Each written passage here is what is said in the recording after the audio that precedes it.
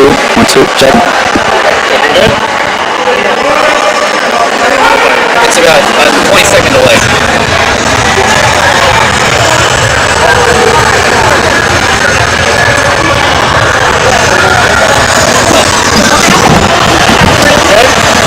Yeah, audio's good, but I gotta connect the headphones somehow. Thank you.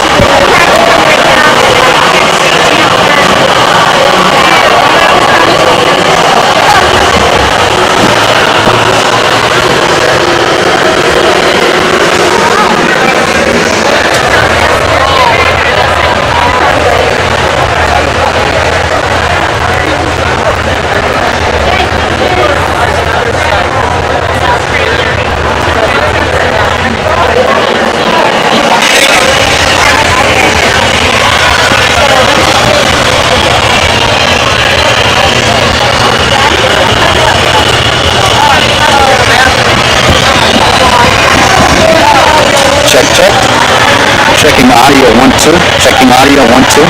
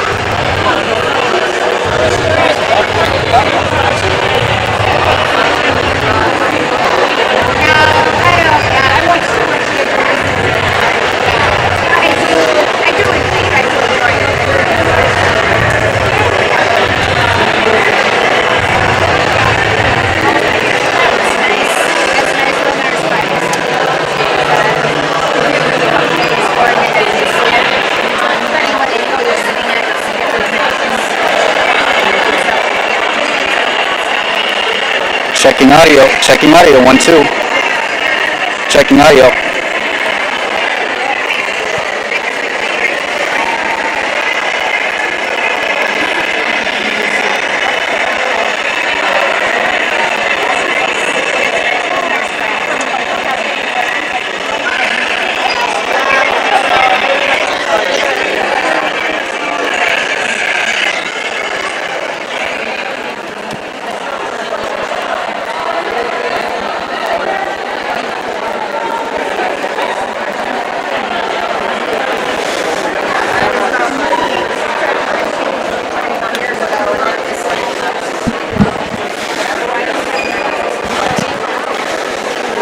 Good afternoon, sports fans. My name is Ryan Scott, reporting to you live here at the Vic Gustafson Pool.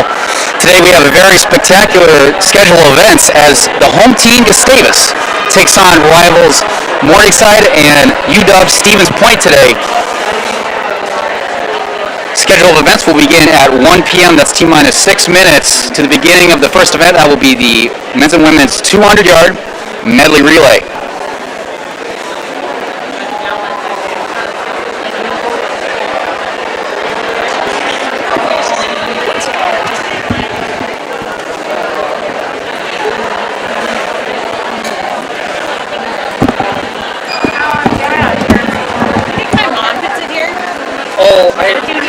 Sorry, I have another.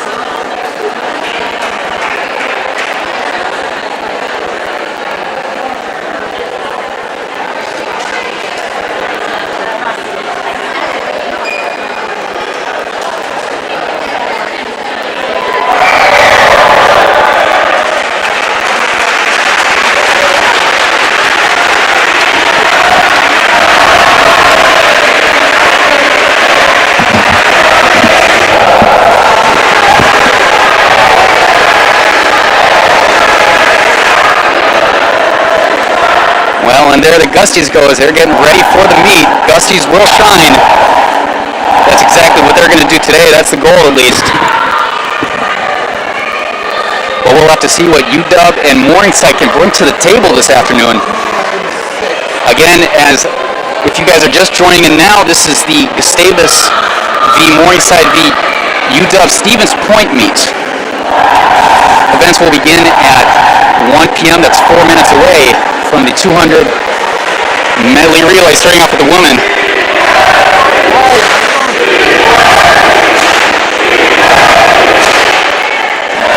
I'm Ryan Squaw, your head reporter, bringing you live updates of this entire championships here.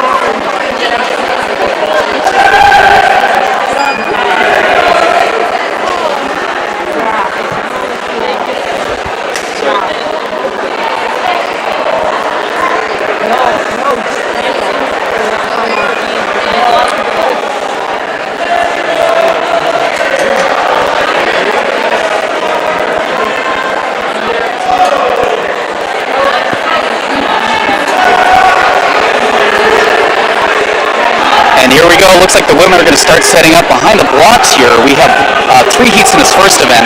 Again, that's the women's 200-yard medley relay heat 1, starting at exactly 1 p.m. Stevens Point, Wisconsin E-relay will be in lane 3. Gusties G-relay in 4. D-relay for Stevens Point in 5. And the H-relay for the Gusties in lane 6. In lane 3, again for Stevens Point, we have Trinity Hall, Libby Damon, Madeline Krasowski, and Regan Kelly.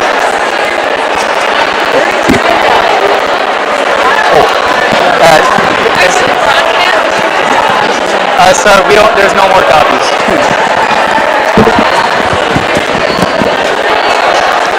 In lane 4, the Gusties, we have Amelia Voss, Anna Gamble, Reese Sprout, and Bella Vanda Hubel.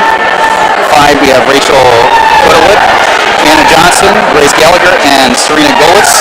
And in lane 6 for the Gusties, Rachel Sukup, Maddie Stokesbury, Kaylee Cookman, and Mercedes Phillips. They're setting up there in lanes 3 through 6. This can be heat 1 of 3 for the women's 200-yard medley relay.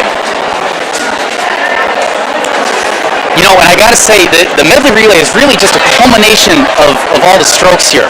You have to take all 4 strokes. Each swimmer gets 1, and they have to specialize in that. It comes down to the interchanges as well as the turns in making things smooth and efficient between all 4 swimmers. This is where the swimmers really shine, and it also shows how the coaches build and develop their team. Each swimmer is specialized in their own stroke, and so they need to know exactly how to swim it, how to get the timings right in between the turns and also the interchange. And honestly, that's all it comes down to. We're definitely going to see that today as the three teams go head-to-head in this event. And that's especially so between the back to breast as well as the breast to fly interchanges. You're going to be really looking closely at those. Think about it. You're doing backstroke, you're coming in on your back. You need to know exactly when you're coming into the wall, and then the next person goes off. We'll definitely get to see that here. We'll explain that a little bit further.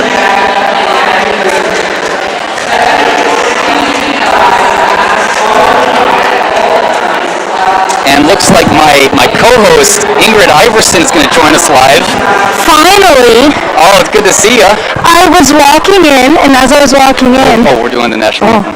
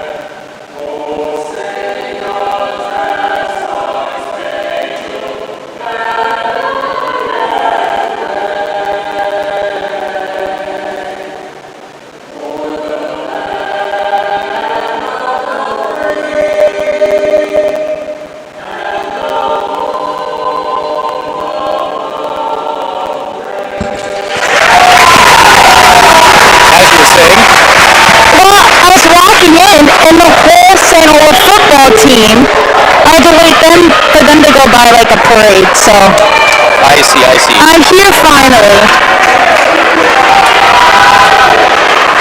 Well, looks like we're getting off into the first event. As I've stated earlier, this is the women's 200 medley relay.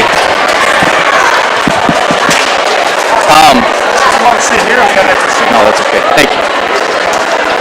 Heat 1 of 3 is getting set up. As I've stated the names earlier, they are looking really pumped into this first event.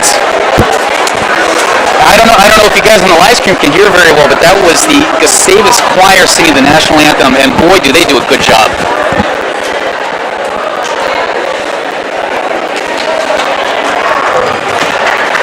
Okay. And there's Heat 1.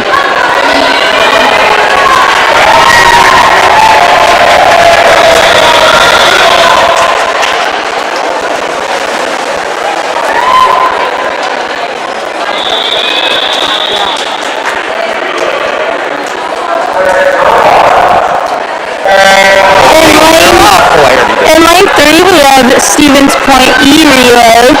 In lane 4, Gustavus G relay. Lane 5, Stevens Point D relay. And in lane 6, Gustavus H relay.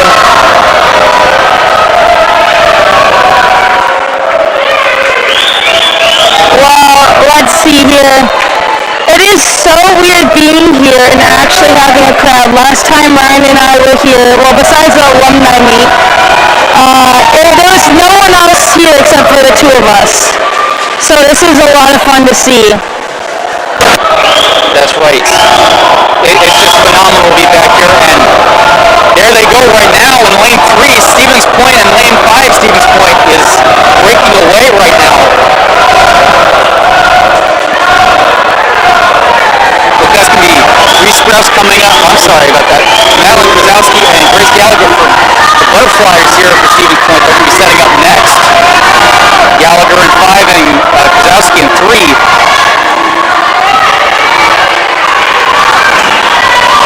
And they're off. Gallagher in the lead right now.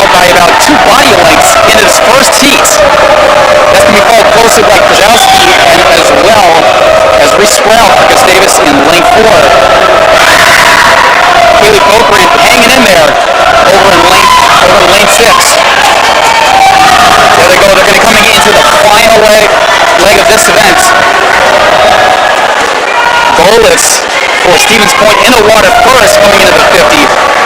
She is looking really strong, still maintaining that body length lead.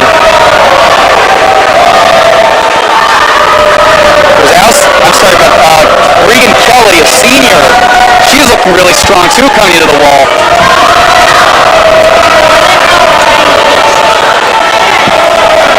Okay, and looks like Stevens Point's going to take first in his first heat.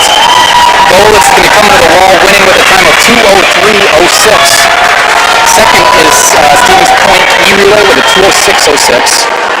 For the Gustavus D relay with a 2:08.36. And in fourth, Gustavus H relay with a 2:20.00. Up next is going to be Heat 2. Gusty's in 1, E relay, Gusty's D relay in 2, Stevens Point in 3, Mavericks for Morningside F relay in 4, Mavericks G relay in 5, Gusty's C relay in 6, Stevens Point C in 7, and Gusty's F in 8. There they go. This is Heat 2 of 3 of the women's 200-yard medley relay. Mavericks in lane 4 and 5, sorry, off to an early lead in the backstroke. There's the flip. Lane 4 is going to take it first. That's going to be Liv Meinberg, followed closely by her teammate, looks like Brooke Miles. And you can't forget about the pointer, Casey Friss, there to the wall. Friss takes first, actually. Scoreboard's acting up. There's the times. Friss was a 29-14. That's going to be a really good split for her. After Friss, that looks like it's going to be Maddie Taylor. She looks really strong. It looks like Emily Taylor for the Mavericks in lane 4 took the lead away from her.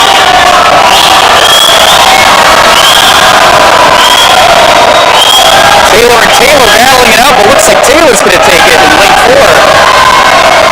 Now next in the water is Tiana Kashuela. I'm sorry about that. That's Elizabeth Missouri. And there's the fly leg. She looks so good right now, keeping that body length lead. There's a turn. That was a spectacular open for her. Good underwater. She's going to come up right at the 5-yard mark. Now coming into the final leg of this event. It's going to be Olivia Hudova for the Mavericks in lane 4. A little rough of a start for her. It looks like the pointer in lane 3. That's going to be Haley Dean. She's going to try to catch up, but it might not be enough. Mavericks in 4 looking to keep that lead. But watch out. Here's lane 7 for Stevens Point coming in. It looks like it's going to be Mavericks 1, Stevens Point 2-3. And so forth and so on.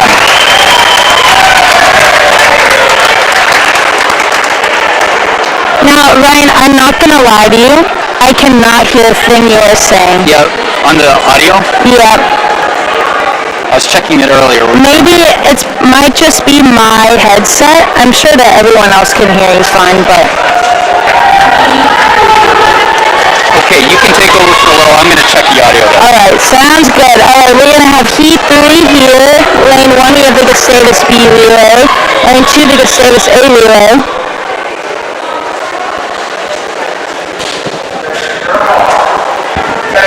Lane 3, we have the MSU-C relay. Lane 4, MSU-A relay. Lane 5, MSU-B relay.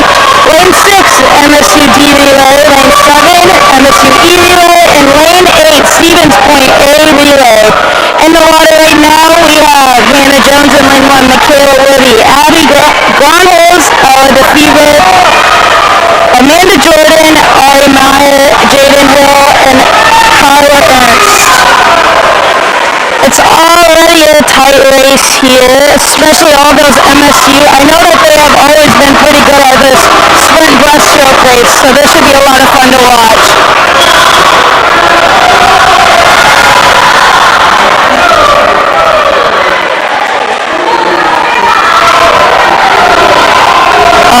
Haley Teichmiller said it's just my headset. That is very unfortunate, but that's okay. Alright, in the water here, the third leg, we have some butterfly. In lane 1, we have Emily Pearson. Ellen Hofstad in lane 2, Nicole Beckman. Katie Strife, Catherine Cronin, Kendall Gonzalez, and Kira Godkin. Tight race for first here from lane 4 and 5, the MSU girls. And also Gustavus out in lane 2.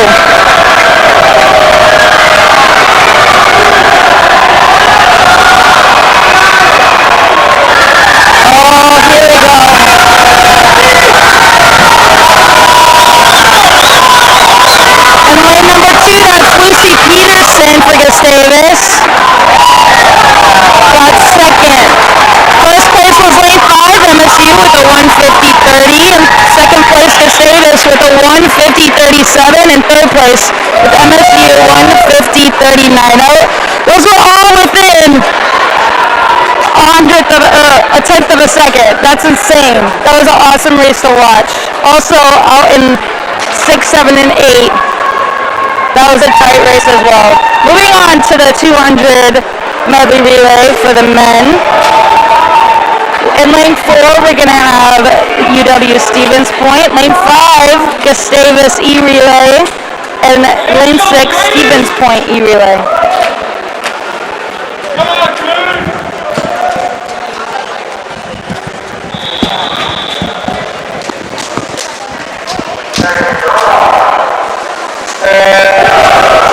Swimming for Stevens Point in lane 4, we have Rise Gibbs.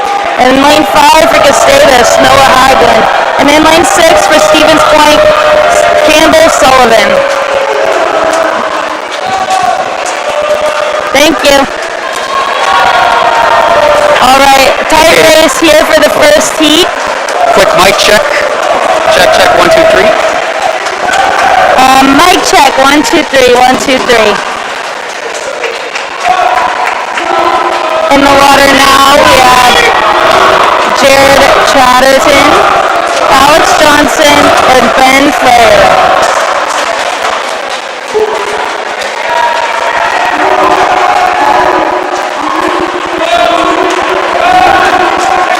All right, coming into the wall here, Stevens Point with the lead, Gustavus and the other Stevens Point relay closely following. In the water now we have Thomas Daniels in lane 4, Marcus Wynn in lane 5, Grayson Marcotte in lane number 6.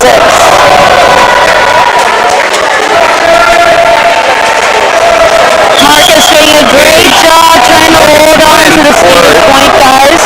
Oh, sorry about that. That's Grayson Marcotte. Looking super good. Coming into the final leg. Marcus Breakhammer for Stevens Point, keeping the lead right now.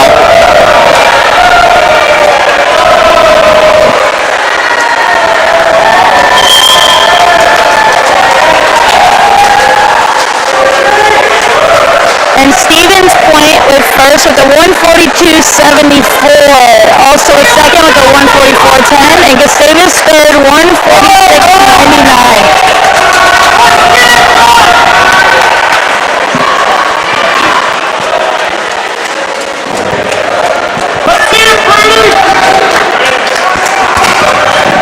Going into the second heat here of the 200 medley relay for the men. In lane number 1, we have the Gus Stevie relay. Lane 2,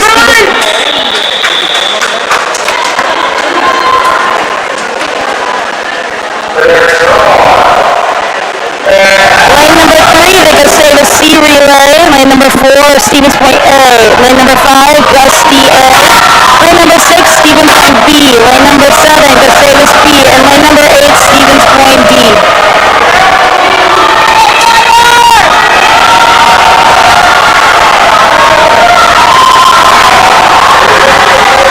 Alright, another close race here. That was Dane Hudson and Jake Larson going head-to-head in that fast stroke race. Now in lane number 1, we have Tyler Teichmiller. Lane number 2, Noah Casey, Knighton Hill, William Bueller, Taylor Vanderjoot, Sam Young, Farouk Hussein, and Cooper Paz. Fours on deck. Taylor is doing a great job here. We also have Farouk out there. number 7, racing those Stevens Point boys. These boys have a reputation of being awesome sprinters, so these relays are always pretty close here. Right now we have Gus Grinstead and Peyton Richardson out there racing. Jumping in the water now, we have Owen Miller and Andrew Becker. Lane number 1, Joe Ricker.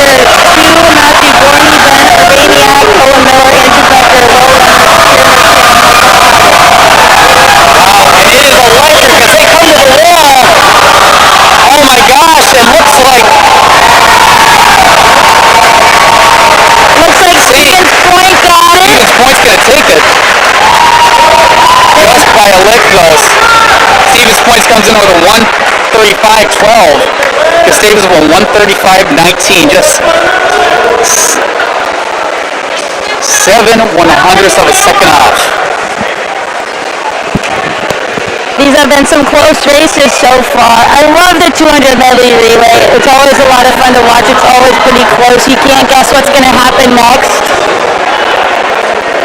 And a lot of these kids are now going to have to cool down quick and get ready for the next event that comes up pretty soon here. But first, we have the 1,000 freestyle.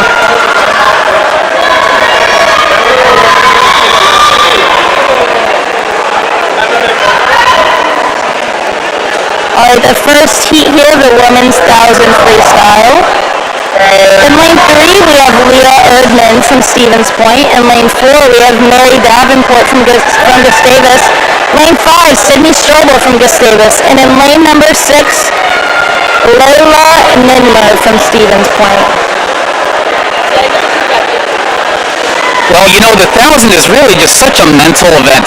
Like it's about mental toughness and mental strength. Yeah. Going into this. And you know, when you think about it, that first 400 yards, it's all about making good pace, trying to maintain about 80%, and then building it as the event goes on. Letting yourself be able to make a move in the future and closer to the end of it. Exactly. Yeah, from what I've been hearing from a lot of my friends who are still a part of the swim team is the distance crew here is even bigger than it ever has been in the past. Oh, absolutely. The distance crew for Gustavus is just phenomenal.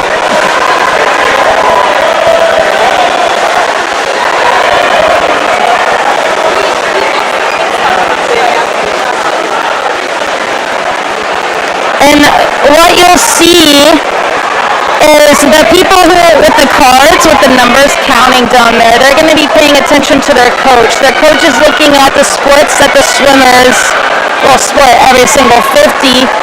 And based on the technique, their turns, and their times, they're going to be communicating with those people with the cards. And you'll see some code language happening down this to be able to communicate with everyone. So whether they turn it to the side, shake it up and down, do it in a circle, who knows? We'll see some funny things happening down there.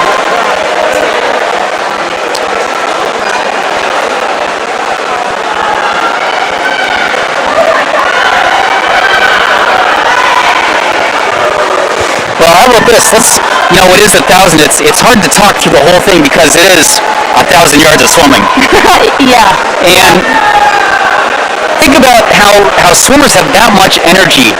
Swimming, like, think about that. That's 1,000 yards of swimming. That's almost a mile. Yeah. And in fact, the reason we probably don't do the mile is because it takes so long. Yeah. No offense to the swimmers, but it's just such a tough event to go for 16 minutes, usually upwards of 20 sometimes, for that event. But going on inside of these swimmers right now, what are they using for energy? Well, think about a chemical composition standpoint. Yes, I'm going to talk some science. Mr. Biology here. When you think about it, humans don't use gasoline, right? We don't use any kind of fuel. We use something called glucose. And what this does is the combination of glucose plus delta H, you produce ATP, adenosine triphosphate. And when this breaks apart, that third phosphate group produces so much energy. That is what the cells and muscles use to fire. And hundreds and billions of these ATP molecules produce so much energy energy. This is how these swimmers can maintain a good pace over 10 minutes of swimming. So I have a question for you because you're talking a different language to me right now. Well, okay? How do people build up endurance, like train their body to be able to do this?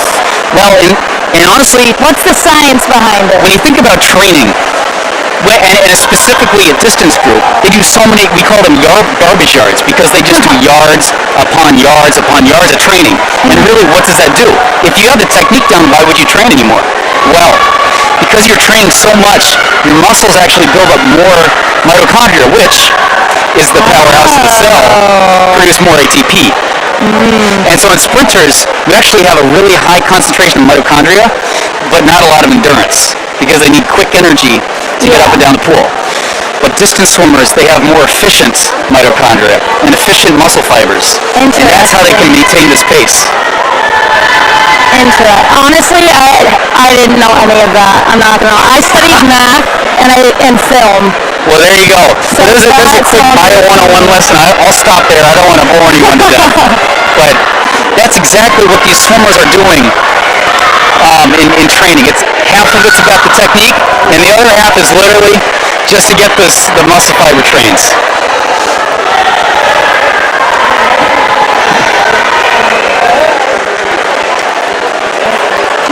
Well, it looks like they're about, I'd say, is this the halfway point or almost there?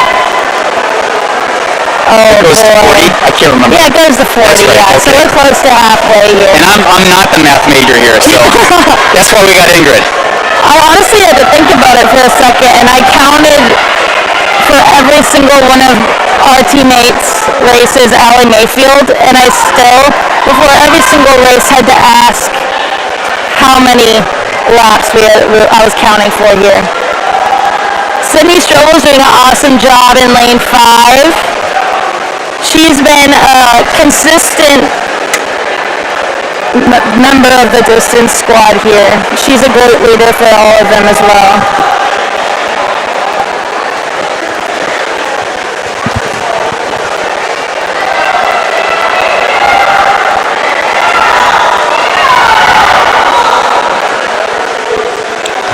Okay, coming into the halfway point now. Sydney Strobel still keeping that lead, but actually it looks like Mary Davenport is now neck and neck with her. Yeah, they're kind of pacing off of each other a little bit here. And look at that, just about less than a tenth of a second apart. They're neck and neck into this 50% point.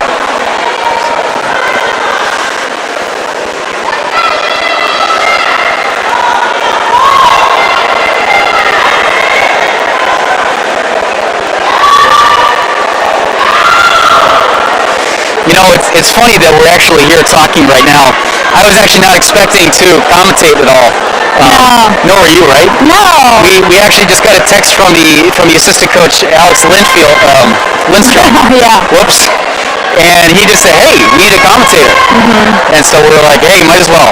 Might as well. It gives us free seats, too. Yeah, well, I was already coming down to St. Peter to see my sister today. Oh, And that's so right. it worked out pretty well. I mean, I love home meets. Like, just being in this atmosphere, it's so electric. Yeah. The team just brings the energy. Yeah. And it's fun to be a part of that in person, too.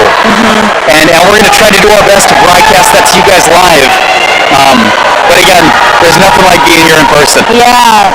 Well, and that's why it's so exciting to be back here. I think that this is probably, I mean, the alumni meet, like I said, I wasn't here last weekend for that meet, but this seems to be a pretty crowded meet. It's fun to see all of the spectators. We have some students even from Gustavus walking by cheering their friends on.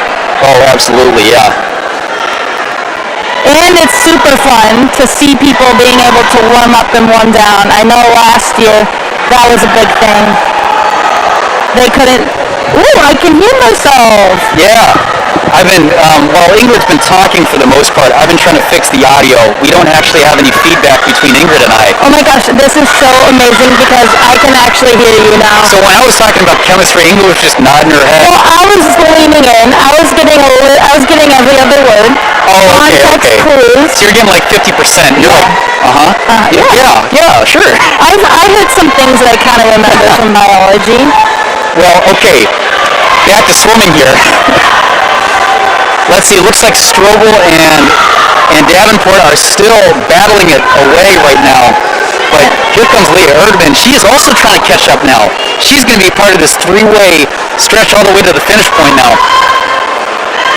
Look at that. Erdman is now catching up really quickly, actually. Her last split was a 36, I believe. Yeah. When I'd watch her kick, too, she's barely kicking right now. Her pull looks great, but I wonder if she's going to kick it in gear with the kick here pretty soon. Exactly, and that is the secret of distance swimming, is that you really want to save your legs until the last moment. Yeah. Also, going back to biology, your quads are some of your biggest muscle groups, and you want to save those as much as possible until the last second, because they consume so much oxygen. And your lungs can only take up so much. Yeah.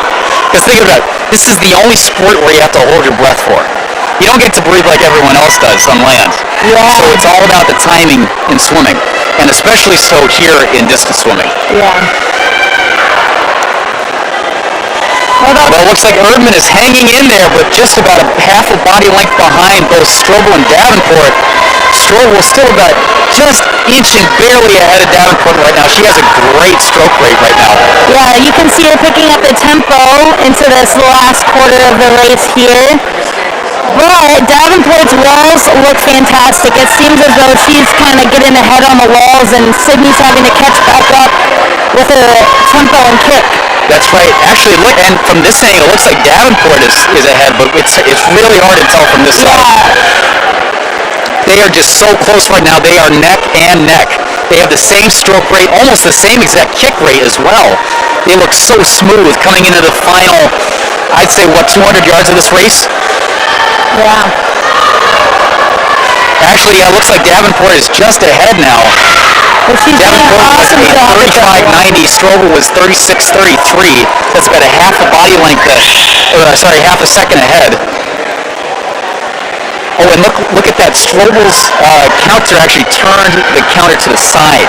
Now, I still never understood this because I never swam distance. Yeah.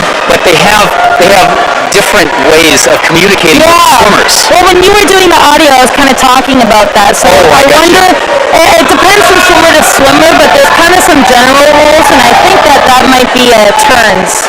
So Davenport, like I said, is beating her on the turns. Right. And John just sent a signal to Julia Gordowski to say, hey, let's pick up the turns. Let's make them look a little prettier. Or something. Yeah, I honestly have no idea. So. Wow, well you got the inside scoop then. Yeah, well, counting for Allie Mayfield, like I said. Oh, that's right. Because you guys were so close when it comes to this. Yeah. Yeah, you were always the counter. Oh. And there's the bell for the final 50 coming in. Davenport still has that body length lead now against Strobel, followed closely behind by Erdman there in lane 3 for Stevens Point. Davenport now is starting to pull ahead, but here comes Strobel's kick rate. She's going to start to pick that up a little bit.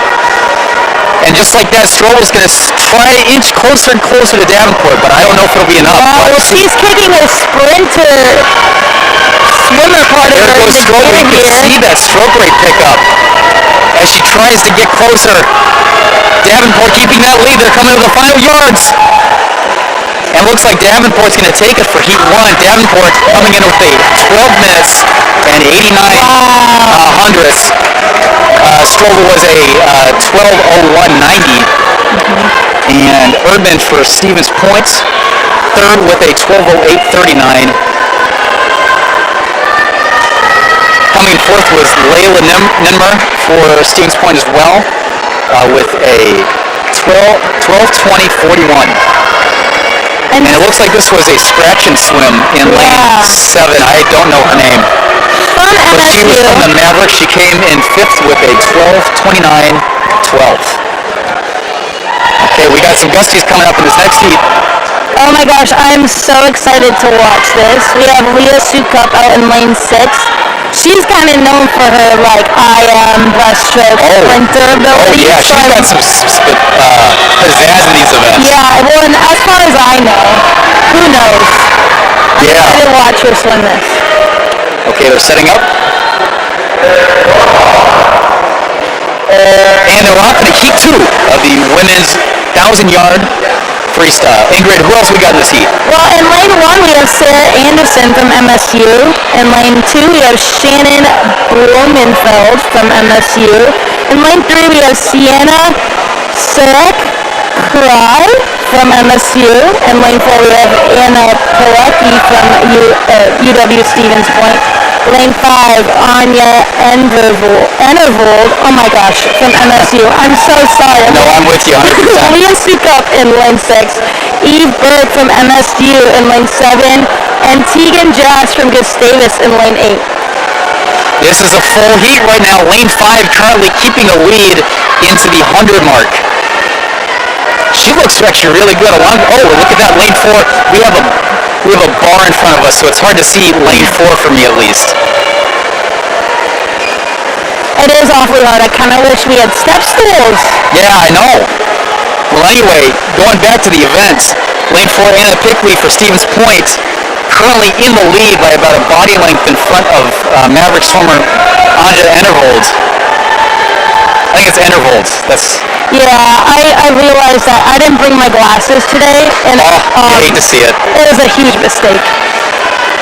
But she's doing a great job of keeping up the tempo with the arms, but kind of keeping the kick to it looks like a 2-beat kick, so for every one stroke, she's only doing about 2 kicks. Yeah. For sprinters, you'd see like about 6 or 8 beat per stroke, yeah.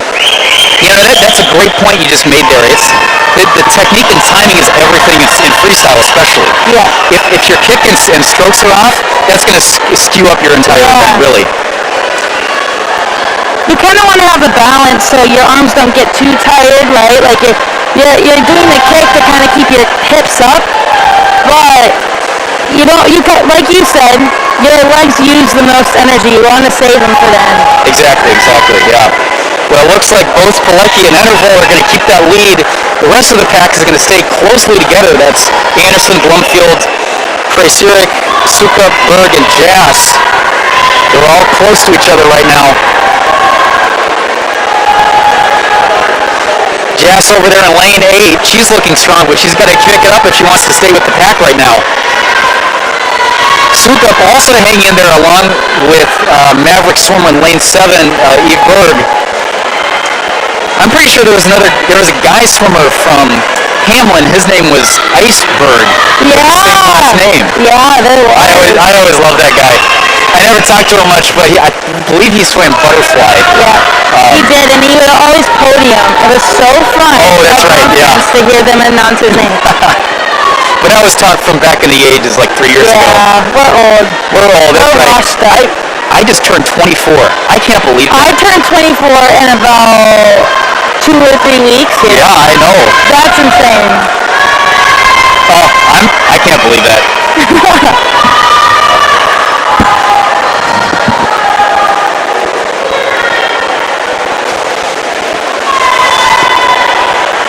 Well, in lane 4, Anna Pilecki, I'm so sorry, is the only one in this heat from Stevens Point, and she's doing an awesome job of representing her school here.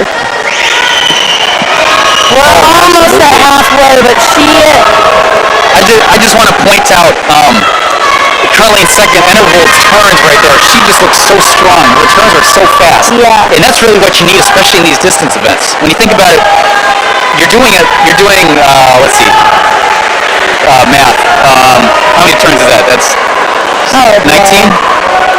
No, wait. No, it's like 39. Yeah, that's right. No, 38. Okay, Final answer, 38. you're doing N number of turns. 38. Think about that. That is a lot of turns. And so you want to make sure you're good at them or else you're going to lose time. Every millisecond counts, especially in this event. Yeah. Well, and it's an opportunity to use a different muscle group than what you're using That's in true. the actual swimming portion, right? So trying to make sure that you give certain muscles a rest, but also use muscles that aren't tired at all. Exactly. And I'm going to go back to biology again. Oh, I'm so excited. When you think about it, you have 2 types of muscle groups in your body. You have smooth muscle, and I think it's called static muscle, I can't remember.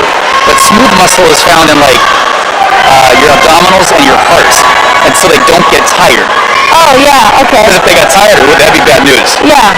And static muscles, or skeletal muscles, that's what they're called, are like your arms, your legs, all of those. And they require a lot of oxygen and get tired easily. And so here, exactly as you're saying, you want to use all your muscle groups and kind of interchange them so you're not getting overly tired. Yeah. And that's exactly what they're doing here. Actually, you can start to see here in lane 3, let's see, Sienna is starting to pick up her stroke rate a little bit. And this is about that halfway point when you really start to drive the gears a little bit more.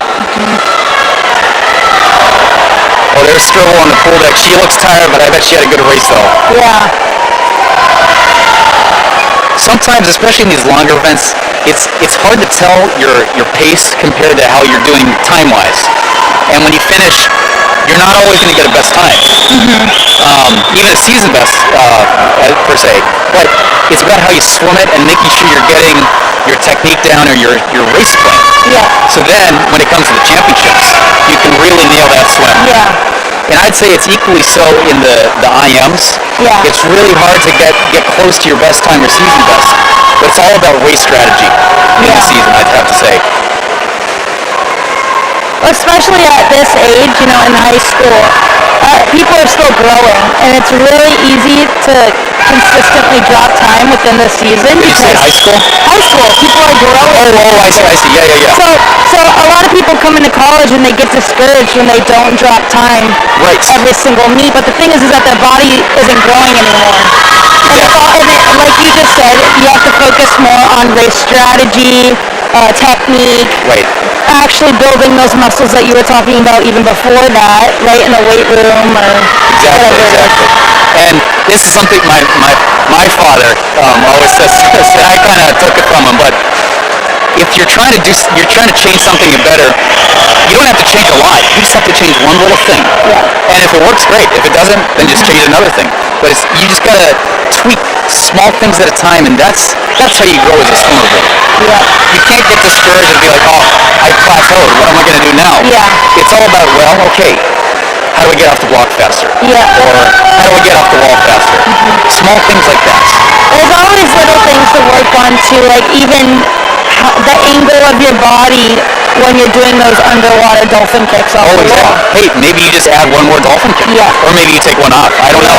Or That's even changing your breathing pattern. I know that Matt Allison, when he swam the 100 freestyle, everyone else was only breathing only a few times during that race, but he would breathe every single time. I always hated him for that. But it was because he did it the other way and it didn't work out for him.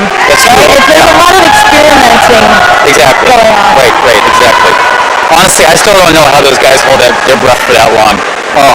Yeah, well, think about how much lactic acid that is. Well, something that I do know, biology here, muscle talk in here. It takes 20 seconds for the oxygen that you inhale to get to those muscles.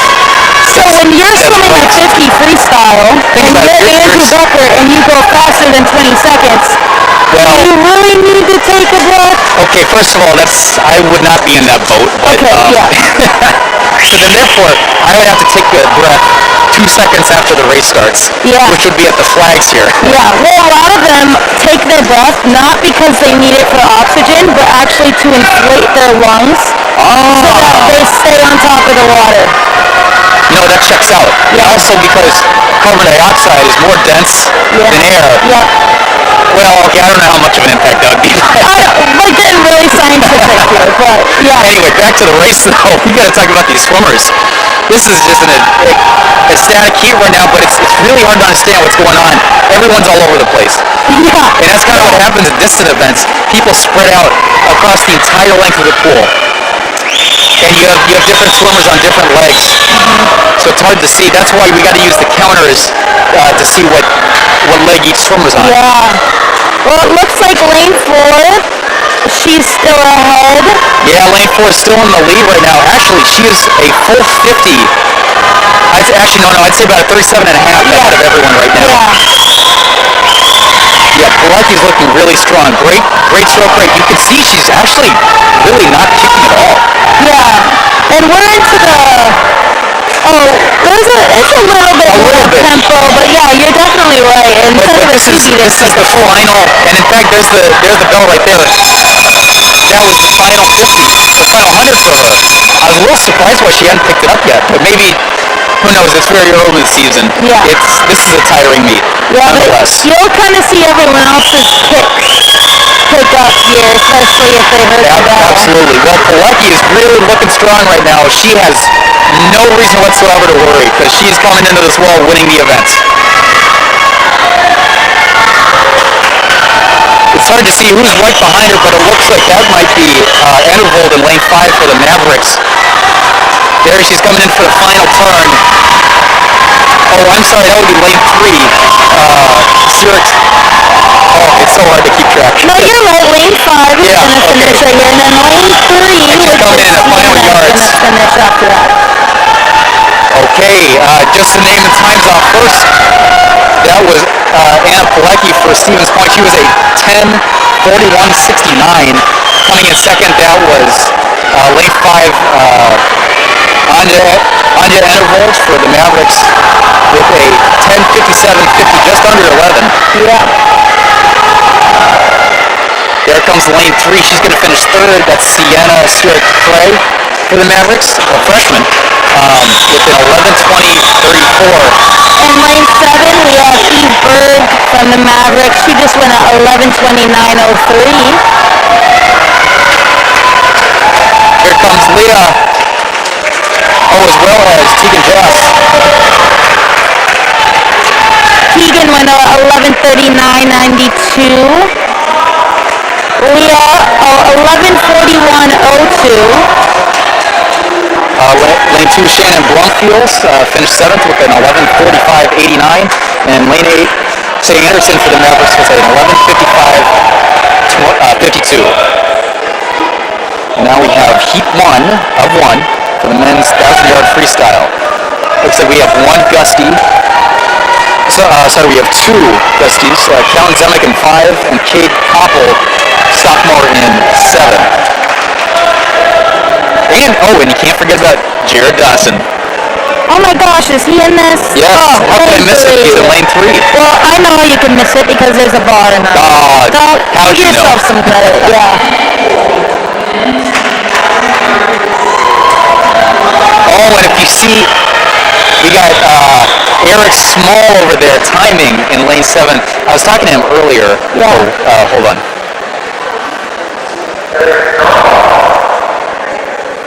And they're off. Heat 1 in the water.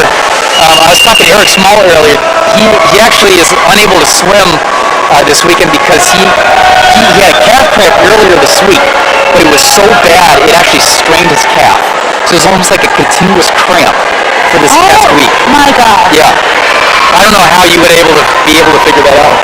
I don't.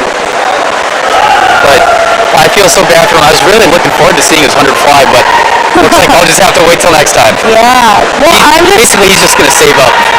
Oh my gosh. Well, I'm just thinking about how bad that must have hurt. Oh, well, actually, he said it didn't really bother him until later, and he's like, man, my calf's really bugging me. Yeah. So he's recovering, and he's getting ready for next time, but stay tuned for Eric Small, because he's going to have some good swims coming up. Hopefully, yeah. I'm excited to see him race. But anyway, back into this 1,000 free. Zemek currently about a 40 body length lead ahead of any other swimmer. I forget about lane 4 there because of the bar.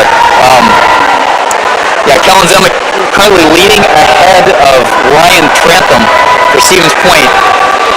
Yeah, I suppose we should say, did you say all the names for this? No, I realized I didn't. All right, well, in lane number 2, we have Joe Spitelnik from Stevens Point. In lane 3, we have Jared Dawson from Gustavus.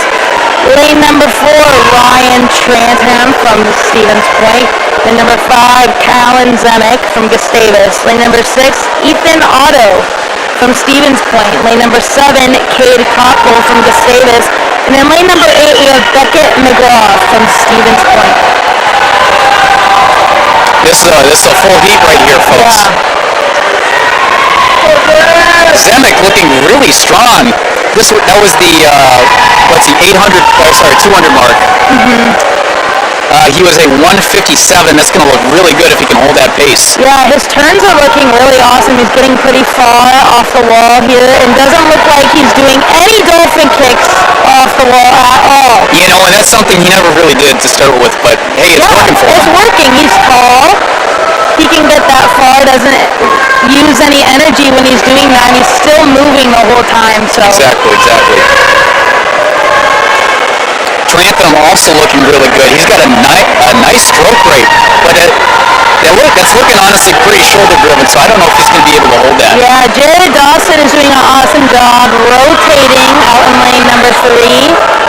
Yeah, and actually, when you look at both Zemek and Dawson, they're so smooth in the water.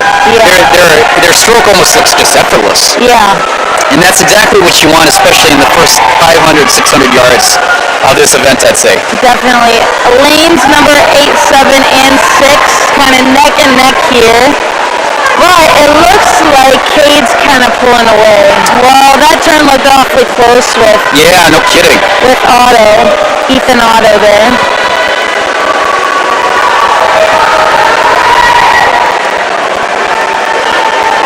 Now watch challenge walls. Watch this.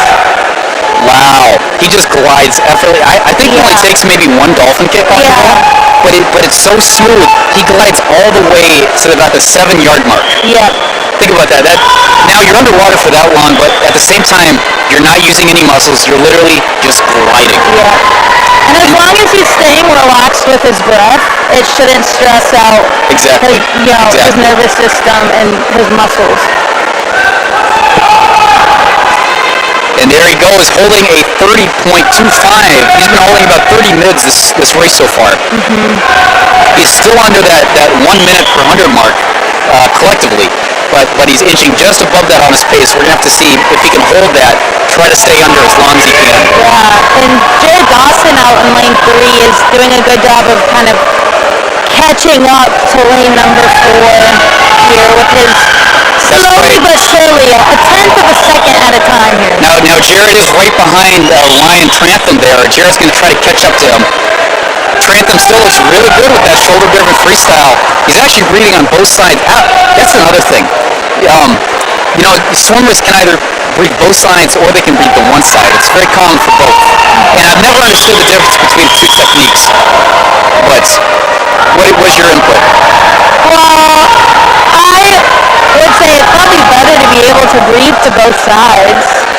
That's what I think, because it'd be more like uniform. You're balanced on both sides. Well, that and just race strategy. What if you can only breathe on one side and then you end up in lane number 8, right? Exactly. For half of the race, then you can't see anybody. Exactly. You don't even know what the other side of the pool looks like. Yeah. The other thing I was thinking about is if you breathe on one side, you start to tend to develop a technique called the gallop. Oh, yes. And no one was more successful at the gallop than good old Scott Nimke. Oh my gosh, yes. Can't forget about that guy. Oh my gosh, I think he got maybe, a 2-3 foot vertical out of the water? Yeah. See, well, that's the thing. Scott, if you're listening, I'm sorry that we're absolutely roasting you right now. Hey, but he got it coming. But that causes shoulder problems too, right? Like, No, that's also true. as long as you're breathing, if you can breathe to one side, as long as you keep your technique looking like you can breathe to both sides, I think it's fine. Exactly. But we don't want to lead to injury here. Wait. We're past the halfway mark here. So I'm gonna check back in. Oh, thanks for bringing us back to the actual event here, swimming. Yes. Yeah, Zemek still looking really strong. Still in the lead by about, I'd say, maybe 25 yards now. Yeah. Well, and Cade Coppo doing an awesome job in lane 7, kind of pulling away from his pals from Stevens Point in lane 6 and 8. But in lane number 6, we have Ethan Otto again. He's kind of catching back up here. That's right, yeah. Still maintaining that shoulder-driven freestyle. He's really reaching out. Now, actually, when you look at his left arm, I'm still talking about Ryan here. Yeah. Lane 4. He actually isn't reaching out that far, but he has a lot of power with every stroke. Now, a distance, that's not quite the strategy most swimmers have. They usually reach out a lot longer, try to grab more water. Yeah. Ryan's employing a little bit different of a strategy, but it seems to be working out for him so Yeah, far. it looks. I mean, The only other person I can compare this to would be Mac Christensen. yeah. He also had a very short but powerful stroke, and it really paid dividends for him. Dawson still hanging in there in lane 3, also looking strong. And you can't forget about Cade Copper there in lane 7, also leading against, Ethan Otto for Stevens Point in 6, and Beckett McGraw in 8 for Stevens Point as well. Copper has a great kick. Yeah.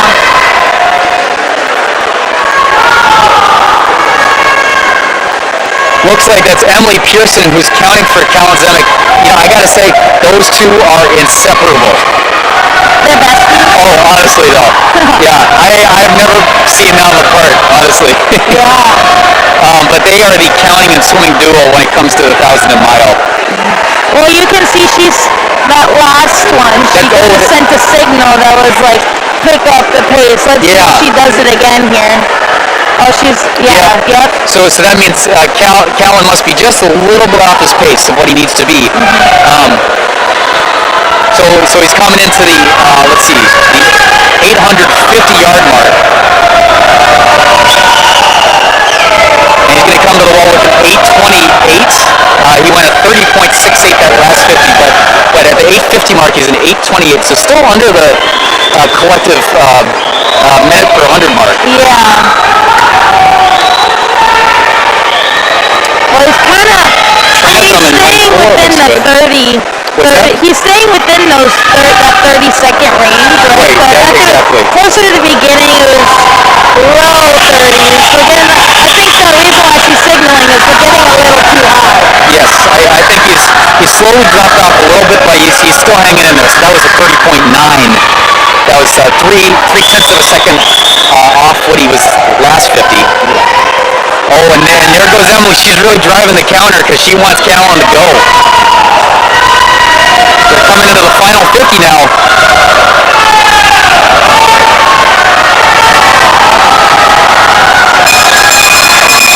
And there it is, Callan coming into the final 50.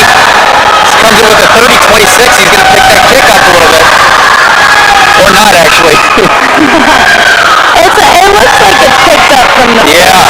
There goes Cade Copper over there. Oh, Cade just lost his cap.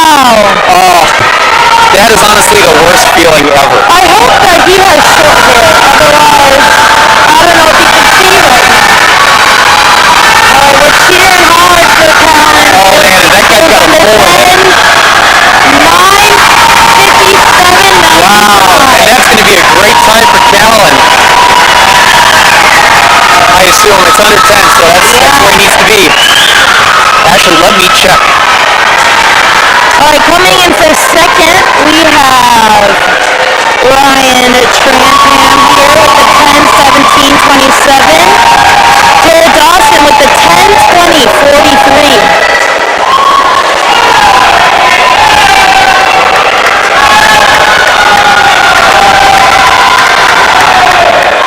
Cade Copple's coming into the wall.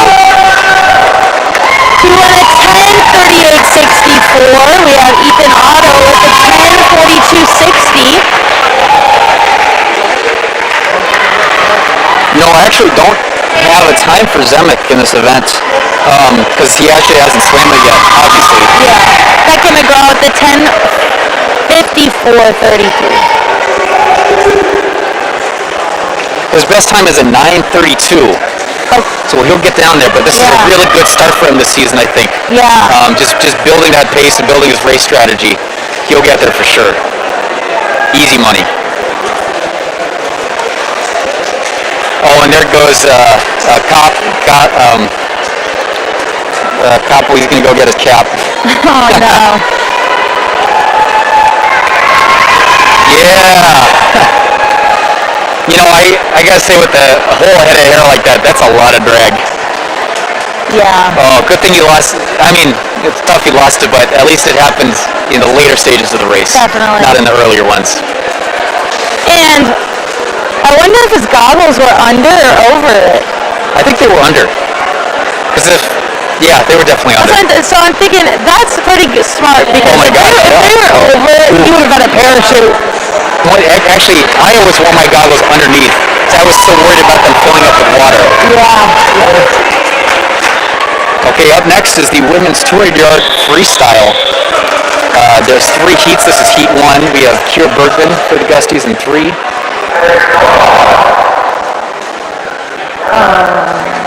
Oh, good save by Kira there.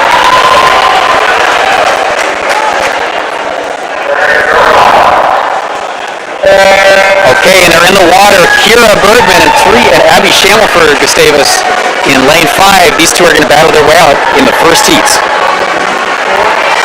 You know, completely switching. We went from the 1,000 free, which is a full distance, to now the 200, which I'd say is almost a sprint in some regard. Oh yeah, I would agree with you.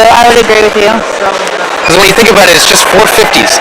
How do you break it up so you maximize stroke rate, maximize efficiency, and get to the wall first, right? But at the same point, it's a 200. That's 200 yards of swimming that you're doing.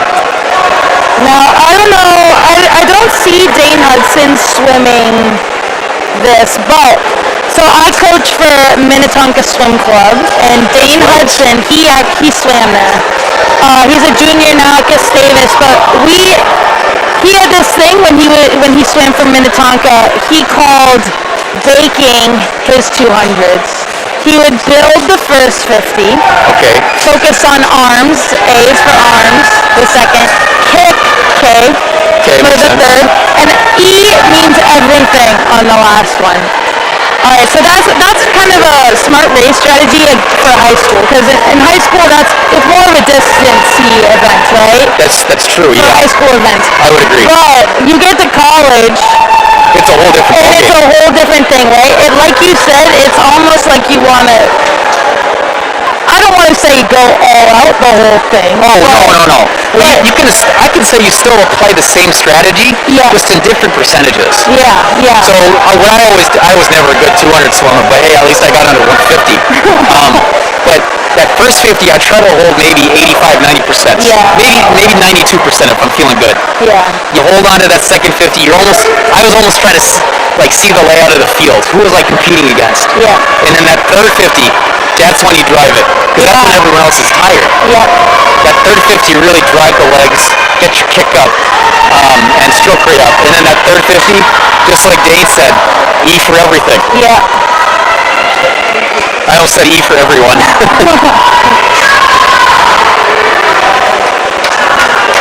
EA Sports. Okay, Shannon's going to come in with a 225.51. Kira coming next in lane 3. She'll finish with a 231.68. Both no time so far in the season, since we only had 2 meets so far officially. Up next is heat 2. Who do we got, Ingrid? In lane 1, we have Bella Vandenheuvel from Gustavus. In lane 2, we have Natalie Jansen from Gustavus. Lane 3, Olivia Hudova from MSU. I'll wait till we get started here.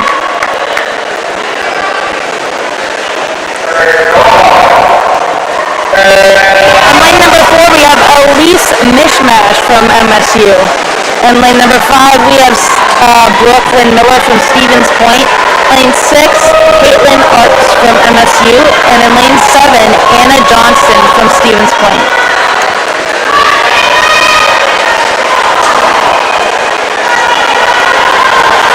Yeah, we got 2 Gusties there on lanes 1 and 2. That might be a little bit hard to see on the live stream, but we'll try to give you updates. We have 3 Maverick swimmers and 2 St. Stevens Point swimmers. Right now, it looks like the Mavericks are going to have an early lead coming into the 75 mark. Both Hudova and Mishmash. Oh, that's a cool last name. Isn't it? They're going to keep that lead just by about a quarter body length ahead of Stevens Point. They're in lane 5. That would be Brooklyn Miller there. She's a sophomore, I believe, right? Okay, that's the 100 points. Both Mishmash and Hudova still holding on. But Mishmash, though, really driving that. She's now going to pull away from her teammate now, coming in the 125 mark. She did a great job of doing exactly what you said the last 100 kicking in the Exactly. gear. And look at her go. There goes the kick rate as she really drives the legs. She's now almost a full body length ahead of anyone else in the field. Mishmash in the wall with a 31.45, fall closely behind by her teammate. But you can't forget about the Gusties there in lane 1 and 2. Both Van de Heuvel and Jansen both looking strong. Jansen really needs to kick her stroke rate up and kick if she wants to stay in this crowd. But coming into the wall first, looks like will be Elise Mishmash for the Mavericks. That'll be a 2:04.04. Second, oh my gosh, second will be Brooklyn Miller for Stevens Point. She's snuck in there with a 2:05.58. Third will be Hudova with a 2:05.60. Yeah, Caitlin Arps from MSU, fourth place, 2:09.83. In fifth place, we have Anna Johnston from Stevens Point, 2:11.77. Let's see, sixth place, lane 1, 2:14.63, Van den Heuvel, and then lane 2, 2:19.23 for Natalie. And now up is heat 3 of 3, the final heat in the women's 200-yard freestyle.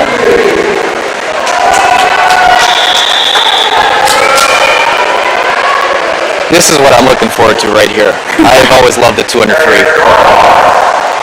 Lane 1, we have Paige Anderson from Stevens Point. She was actually Gustavus swim camper. Oh. Yeah. Lane number 2, we have Brooke Buck from Stevens Point. Lane number 3, Ellen Hofstad from Gustavus. Lane number 4, Kendall Gonzalez from MSU. Lane number 5, Merritt Isaacson from Gustavus. Lane number 6, Alexa O'Loughlin from MSU. Lane number 7, Nicole Adeline from MSU. And lane 8, Haley Dees from Stevens Point. It looks like Merritt's out to an early lead, followed behind by Hofstad, both Gusties. Merritt in 5 and Hofstad in 3. Merritt was I didn't see her split actually. I missed it. But they're at the 75 mark now. Kendall Gonzalez in lane 4 doing a great job of keeping up with the two of them. Oh, absolutely. Here comes Isaacson over in lane 5 for Gustavus. At the 100 mark, she's going to come in with a 30.36. That was a 57.103 for her first split. All right, and we can see Ellen is now kicking it into gear, that last 100. Oh boy, here we go. We're coming into the 125-yard mark. There's the flip. That was a great turn for Hofstad. She's going to try to take it from Isaacson, but I don't know. Isaacson has a great kick. But here comes Hofstad. She's going to take it. And in lane 4 there, we still have Kendall Gonzalez for the Mavericks. Yeah, also lane 2, we have Brooke Buck fighting for third place, it looks like.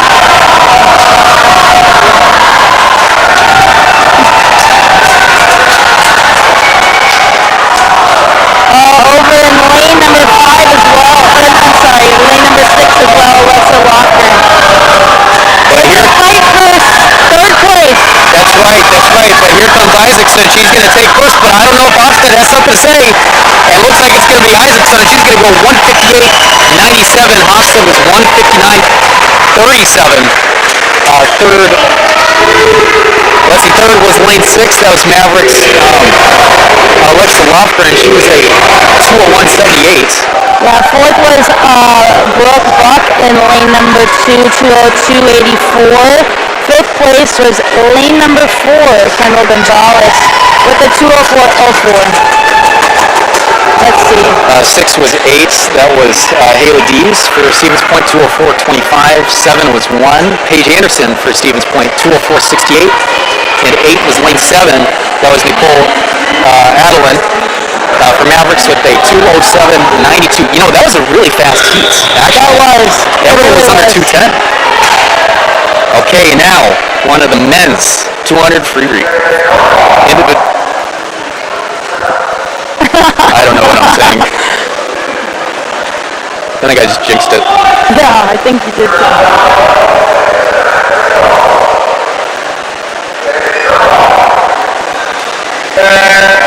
Okay, they're off. Heat 1, we have Michael Fitch in lane 2 for the Gusties.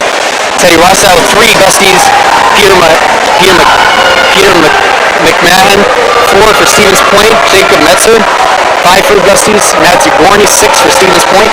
Chase Bristad, 7 for Gusties. And Alex Horgan, 8 for the Gusties as well. I almost said 200 individual free relay. Yeah, I heard you about to say that. I was like, what is And I caught myself like, what am I saying? I just went for 4 years, I'm pretty sure, last time I checked. Even before that. Well, it looks like, let's see, lane 4 for Stevens Points.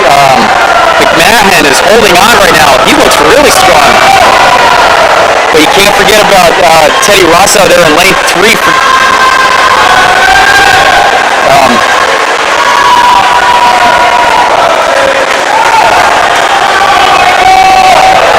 who was that? Michael Fitch. Sorry. Lane 2 for Gustavus. I thought you were looking over by lanes 5 and 6 there. Yeah, lane 5 also holding in there. Jacob Metzer for the Gusties.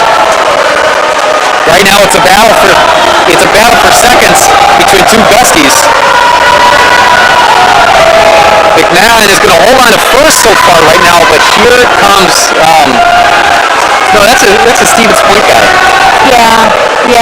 I think that we just need to take a reset at the end of this. Reset our brains. Yeah.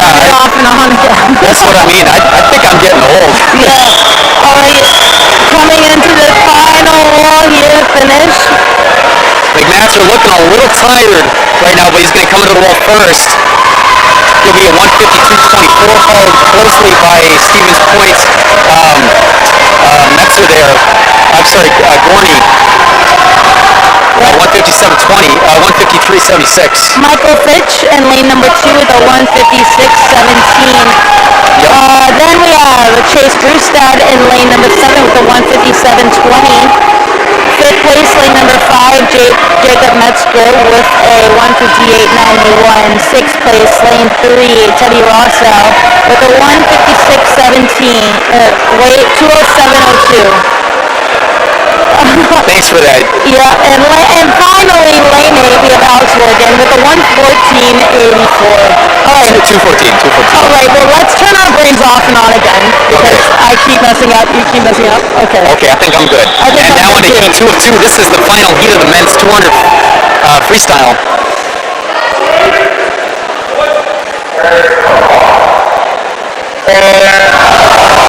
Okay, 1 we got Bryce Malika for the Gusties, 2 Owen Powell for Stevens Point, 3 Adam Thornburg for the Gusties, 4 Jake Larson for Stevens Point, 5 Matt Strong for the Gusties, 6 Will Leonards for Stevens Point, 7 Joe Ricker for the Gusties, and 8 Caden Cohn. Well, someone to watch right now is going to be Matt Strom in lane 5 for the Gusties. Last weekend, I believe he was under 147. I can't remember, but that's a quick time, especially this early in the season. Wow. Matt Strom, he's right then neck and neck with the Stevens Point guy, Jake Larson there in lane 4. Look, they flip right together. Lane 6, Will Leonards for Stevens Point, also trying to hang in there. But here goes Matt Strong coming to the 100 mark. He's going to take that lead away from the Stevens Point guy at 4. Strong with a 27.2 for that second 50. Well, let's also keep an eye on lane number 2. We have Owen Powell from Stevens Point. He's also making Matt Strong work for his first place lead here. Oh my gosh, but look at this. We got Powell in lane 2, Larson in 4, and Strom in 5. They are trying to battle their way towards first right now. They are all about a body length in between each other. They look so strong. Here comes Powell. He's got a kick like no other. Oh my gosh, look at this. Who's going to take first? Strom's really trying to hang in there. Strom just about a quarter body length lead. Keep an eye on him bringing this way. It might be Larson, but here comes Strom.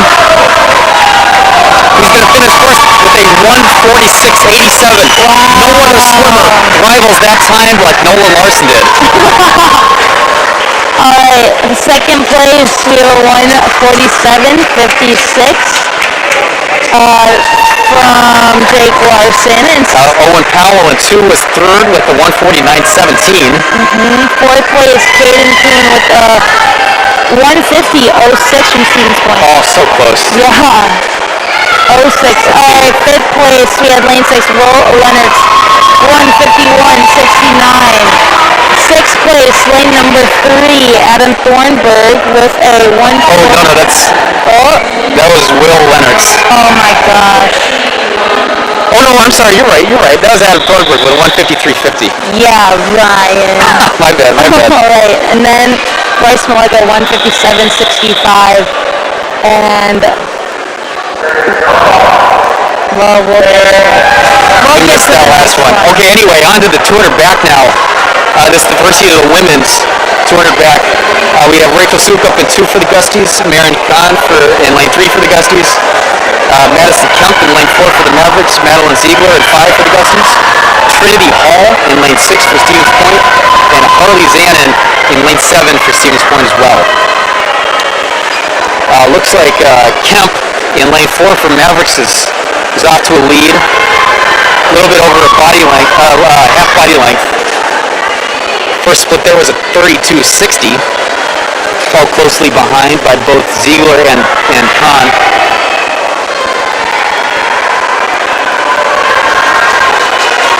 You know, the 200 backs are a really tough event because it's almost all legs. Yeah. And you really got to maintain that mental strength, mental toughness throughout the whole race, or else you're going to burn yourself out. Yeah. And especially, like in the 200 free, that third 50.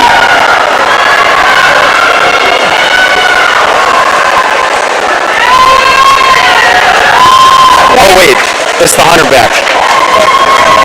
Oh boy. Wow, we are really off today. Either way. Hey, that was still a great race. Yeah.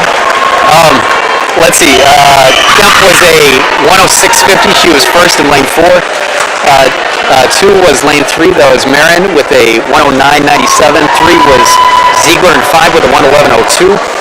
4 was lane 6. That was Trinity Hall with a 111.06. 5 was lane 2. That was Rachel Sukup with a 119.30. And lane 7 was 6th. Harley Zanin with a 129.62. Now is heat 2 of 4 of the women 100-yard backstroke. Yeah. I'll get to the names once we get started here, but it looks like we have some people missing. Lane number 1, we have Emily Pearson from Gustavus. Lane number 2, we have Ava McGee from Stevens Point. Lane number 3, Brooke Miles from MSU. Lane number 4, Casey Frisk from Stevens Point. Lane number 5, Katie Strife from MSU. 6, Kaylee Silverston from MSU. Lane 7, Shannon Blumenfeld from MSU. And lane 8, Hannah Jones from Gustavus. Okay, another big heat.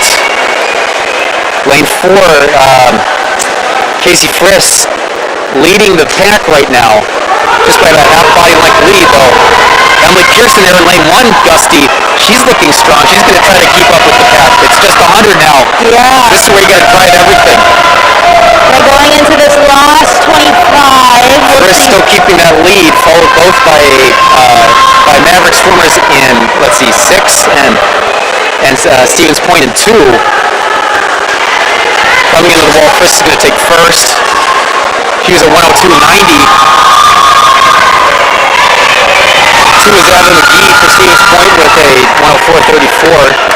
3 was lane 7. That was Shannon Blumfield with a 105.93. 4 was 8. Hannah Jones for Gustavus, 106.29. 5 was 2. That was Ava McGee, 106.35. 6 was Emily Pearson, Gustavus Jr., 106.86. Nice work, Ryan. Okay, heat 3 coming up. It looks like a lot of MSU in this heat. It's one Gusty and a sea of MSU. Yeah, well, I see one Stevens Point. Yeah, one. Oh, yeah. Nikki Alt in lane 1 from MSU. Catherine Cronin in lane 2 from MSU. Lane 3, Kyla Ernst, Stevens Point. Lane 4, Ari Meyer from MSU. Lane 5, Abby Yards from Gustavus. Lane 6, Liv Meinberg from MSU. Lane 7,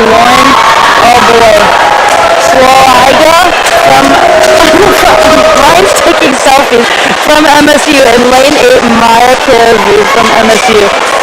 I was not ready for this. Don't send that to No, me. it was okay. It was okay. It was to my mom. Okay. All right. Okay, it's the final 50, the 100 back. Man, things are neck and neck right now. Yeah. Everyone's super close. Abby Yards currently looks like she's third, I believe, for Gustavus. It looks like lane 6. Liv Meinberg. Yeah. She's going to hold on to first right now, but here comes Abby Yards. I think she might take it. The last 25, that was an awesome last 25. And look at that, looks like she does. Abby Yards for Gustavus Jr. takes the win with a 102.52. Yeah, second place, that was Liv Meinberg from MSU with a 102.71. Third place, lane number 1, Nikki Altman from MSU with a 102.78. Fourth place, lane 4, Ari Meyer with a 103.31. Fifth place was a 103.65. That was Kyler Ernst. Sixth place, that was Maya Caribou with a 103.79. Catherine Cronin, 104.02. And Lauren with a 105.15. Okay, this is the final heat. All right, this really is a seal. Okay, I can take it. Game 1, Kayla, oh boy. Linder next, lane 2, Abby Grunholtz in 3, Ella DeFever 4, Lucy Peterson, the favorite apparently, in 5, Amanda Jordan in 6, Jaden Hill 7, and Mary Dougherty in 8. I just saw that huge sea of black jacketed Gusties cheering on Lucy Peterson there in 5. Yeah. She must be a pretty good contender in this event. Well, only Gusty in this last heat. The rest are MSU girls. The MSU girls have always been really good. I remember with backstroke and breaststroke. So there's no surprise here. But I love what they're doing for Lucy. She's doing a great job keeping her tempo up. Oh, absolutely. Everyone's fighting on, but looks like it might be lane 4 right now. Let's see. That's the fever for Maverick. She's looking really strong. Really smooth, especially for 100. Coming into the final yards. And she'll touch with a 1:00.47. That's so close. Wow. Let's see. 2 was Grunholtz with a 101.51. 3 was lane 2. That was Rinderknecht with a 101.68. 4 was lane 8. That was Dougherty with a 102.57. 5 was 6. That was Jordan with a 102.72. Let's see. 6 was 5. Lucy Peterson, 103.19. 7 was lane 7. That was Jaden Hill with the 104.55, and lane. I don't think we had an 8th swimmer. No. All right, going into this first heat of 2 for the men's 100 backstroke.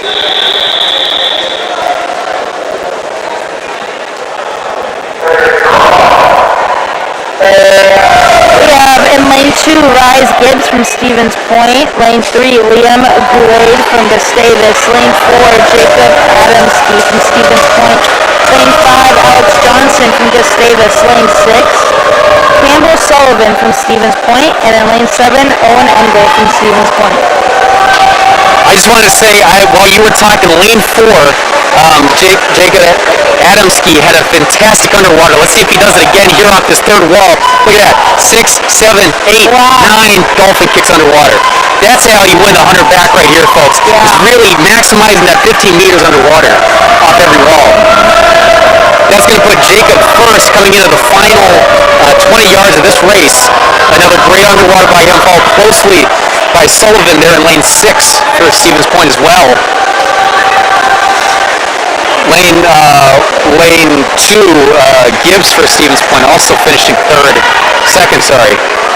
Well, yeah, in lane 4, Jacob Adamski, first place, 57.08. Second place, lane 2, Rise Gibbs with the 58.73. Third place, lane 6, Campbell Sullivan with a 59.70. Fourth place, Alex Johnston, Johnson with a 102.73. Fifth place, lane 7, Owen Engel with 103.01. Sixth place, lane number 3, 104.84. Okay, now heat 2, the final heat of the men's 100-yard back. This is going to be really good. to watch.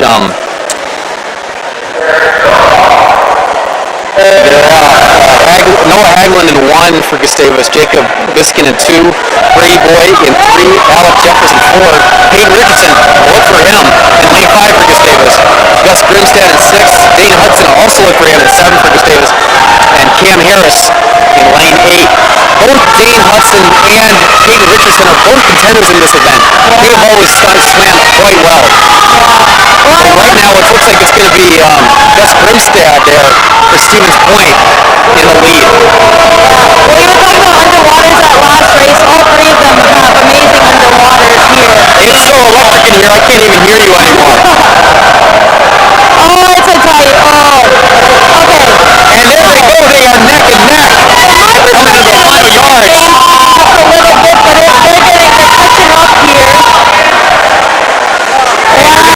Strong. That was an amazing race. Dane Hudson with the 53.66 wins it. Peyton Richardson with the 53.71. And then, let's see, in Gus Grimstad, 3rd place with a 53.75. They were all within a hundredth of a second of each other. That's amazing. All right, 4th place, lane 4. Alec Jeffers, 54.50. 5th place, lane 8, Cam Harris, 56.02. 6th place, lane 2, Jacob Biskin, 56.23. 7th place, Brady Bowie, 57.73. And 8th place, Noah Hagelin, 58.13. Wow, that was just an electric event right there. 253. So fun to watch. That's amazing. And now on to the women's 100-yard breaststroke. We just have 3 GAC swimmers. It looks like a scratch in lane 7 there. Maddie Stokesbury in 3, Reese Sproul in 4, and Anna Gamble in 5. Anna Gamble is the only other swimmer in the MIAC, I'm pretty sure, don't quote me on it, Yeah. who's from Oregon. The two of you? Yeah. And since I was also from Oregon, we always connected over that. It's like, oh, a I fellow love that. PNWer.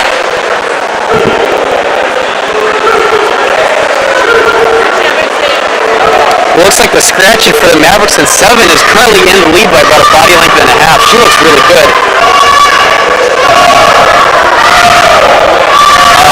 I don't know what that was. She just hit a 50. Is she gonna finish? It doesn't matter. Oh well.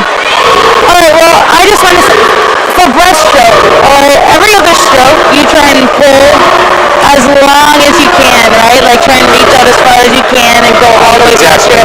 Breaststroke is the only stroke where you want to keep your pull small and out in front of your chest. And I think everyone here is doing a pretty good job of that. You can see.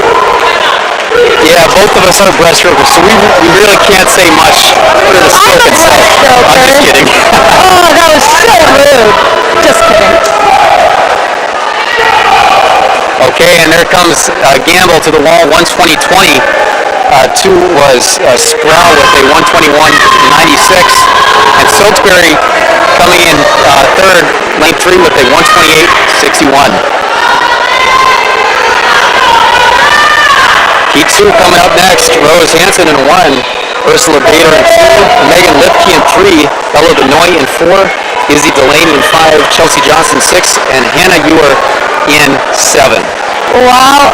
Almost all Guskies, yeah. I love to see the sea of gold.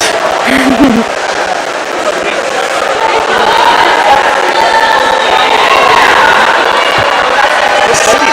What? Where's Heidi? She's always here. Tennis. Oh, well, I don't know then. Well, we had to fill in somewhere. So. Yeah, do you want to say anything to the live stream? Well, Guskies from Athletic Director Tom Brown. Awesome.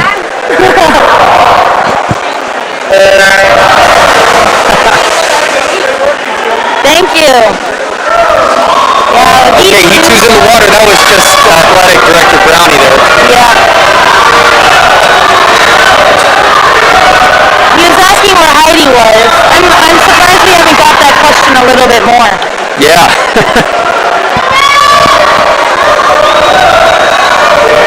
Well, okay, things are pretty tight so far. Lane 3, though, looks like Megan Lipke is holding in there, but also lane 5, Izzy Delaney, she looks really strong. She's got a really fast turnover rate. Yeah, it looks like her stroke is really focused on the legs there. Yeah, absolutely. She has a really strong kick, which allows her arms to be a little quicker. Illinois, lane 4, also hanging in there. She's going to try to see if she can find some advantage as here on this last 25. It looks like it's just going to be Delaney there in lane 5. She's looking really strong into the final yards of this race. Man, look at that. She has just a high turnover rate, especially for breaststroke. I know that must be tiring. Delaney first to the wall with a 1:14.29. Let's see, 2 is going to be Lipke with a 1:17.22. 3 is Benoit, and 4 with a 1:17.38. 5 is lane 2. That's going to be Bader with a 1:18.80. 6 is going to be lane 7. That's going to be Hannah Ewer, 1:19.88. And 7, lane 1, Rose Hansen with a 1:23.47. Heat 3 coming up next. Who do we got? In lane number 1, we have Allison Gillis from Gustavus. Lane number 2, Sydney Prowse from Gustavus. 3, Julia Godowski from Gustavus. 4, Maddie Taylor from Stevens Point.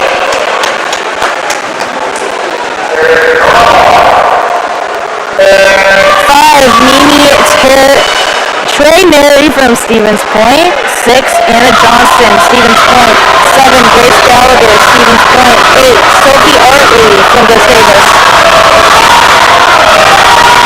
Wow, with Elsie and Hartley looks like fan favorites here because we got a lot of cheerleaders for them. Yeah. Right there in the middle, we got 4 Stevens Point swimmers. They look really strong right now. Yeah, they're doing a great job of keeping their tempo up. Lane 5's got a very interesting stroke right there if you watch her. Yeah. I've never seen breaststroke It looks like she's pulling straight back, right? Yeah. At the beginning of her stroke, so it's almost like a butterfly stroke, and then throws her hands back forward. Exactly, yeah. I don't know how efficient that has to be, but hey, it's working for her. Well, yeah, it looks fast. It's just whether or not you can do that in a 200 breaststroke. If that works for this race, then do it. Exactly. Well, and it looks like it is because they're coming into the wall now. That's going to be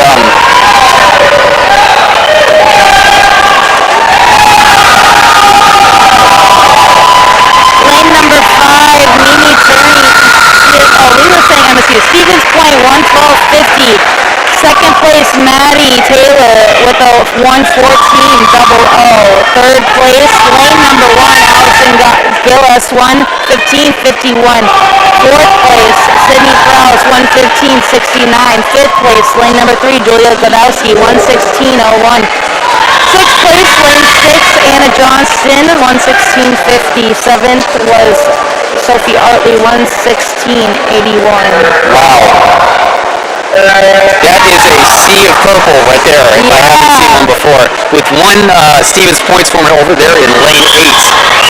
Taylor in 1, Bennett in 2, Flynn in 3, Coleman 4, Goodman 5, Brookshell 6, Stegmeyer in 7, and Powell in 8. Powell is a Stevens Point swimmer. The rest of them are Mavericks. Well, and this is what I remember from this meet, like I said during the backstroke. The MSU girls always dominate the 100 breast and the 100 back. Absolutely. And these girls look good. They are really making their way down the playing field right now. Now into the second 50, the final 50, I should say, of this race. 3 through 5 looking really strong. They are battling their way for first right now. Looking at lane 3, Kate Flynn is right there with lane 5. That's going to be Emily Goodman. Goodman up first from the underwater. Goodman's really making her way down the field right now. And it looks like she's going to come in first. Goodman will finish with a 1:07.65. 2 is going to be, Derek Goldman with a 1:08.52. 3 is going to be lane 3. That's Kate Flynn with a 1:08.65. 4 is Ellie Bennett with a 1:10.21. 5 is lane 7, Julie Stegmeyer, 1:10.81. 6 is Brooke Shell with a 1:10.83. 7 is lane 8, Gerald Cowell with a 1:11.01. And you can't forget about lane 1 there, Emily Taylor with a 112.46. Now onto the men's 100 breaststroke.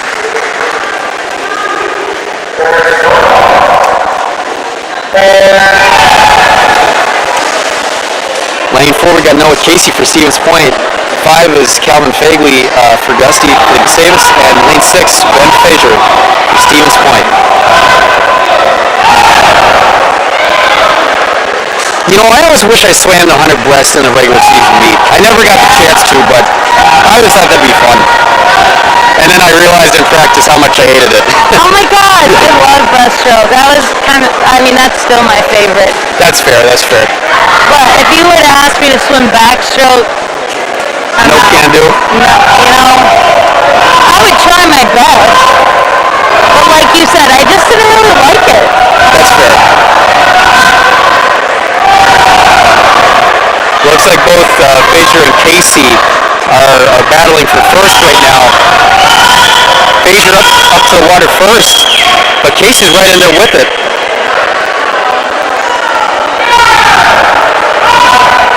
It looks like Ben Frazier's going to come in first. He'll be at 103.69. Noah Casey second with a 104.30. And here it comes, Calvin Fagley for Gustavus, 112.72. That is heat 1. I'm so excited for this next heat. It has a lot of people who I just love watching swim. Well, let's hear who they are. Okay, here we go. Lane 1, Tyler Teichmiller from Gustavus. Lane 2, Sam Young from Stevens Point. Lane 3, Farouk Hussein from Gustavus. Lane 4, Owen Miller from Stevens Point.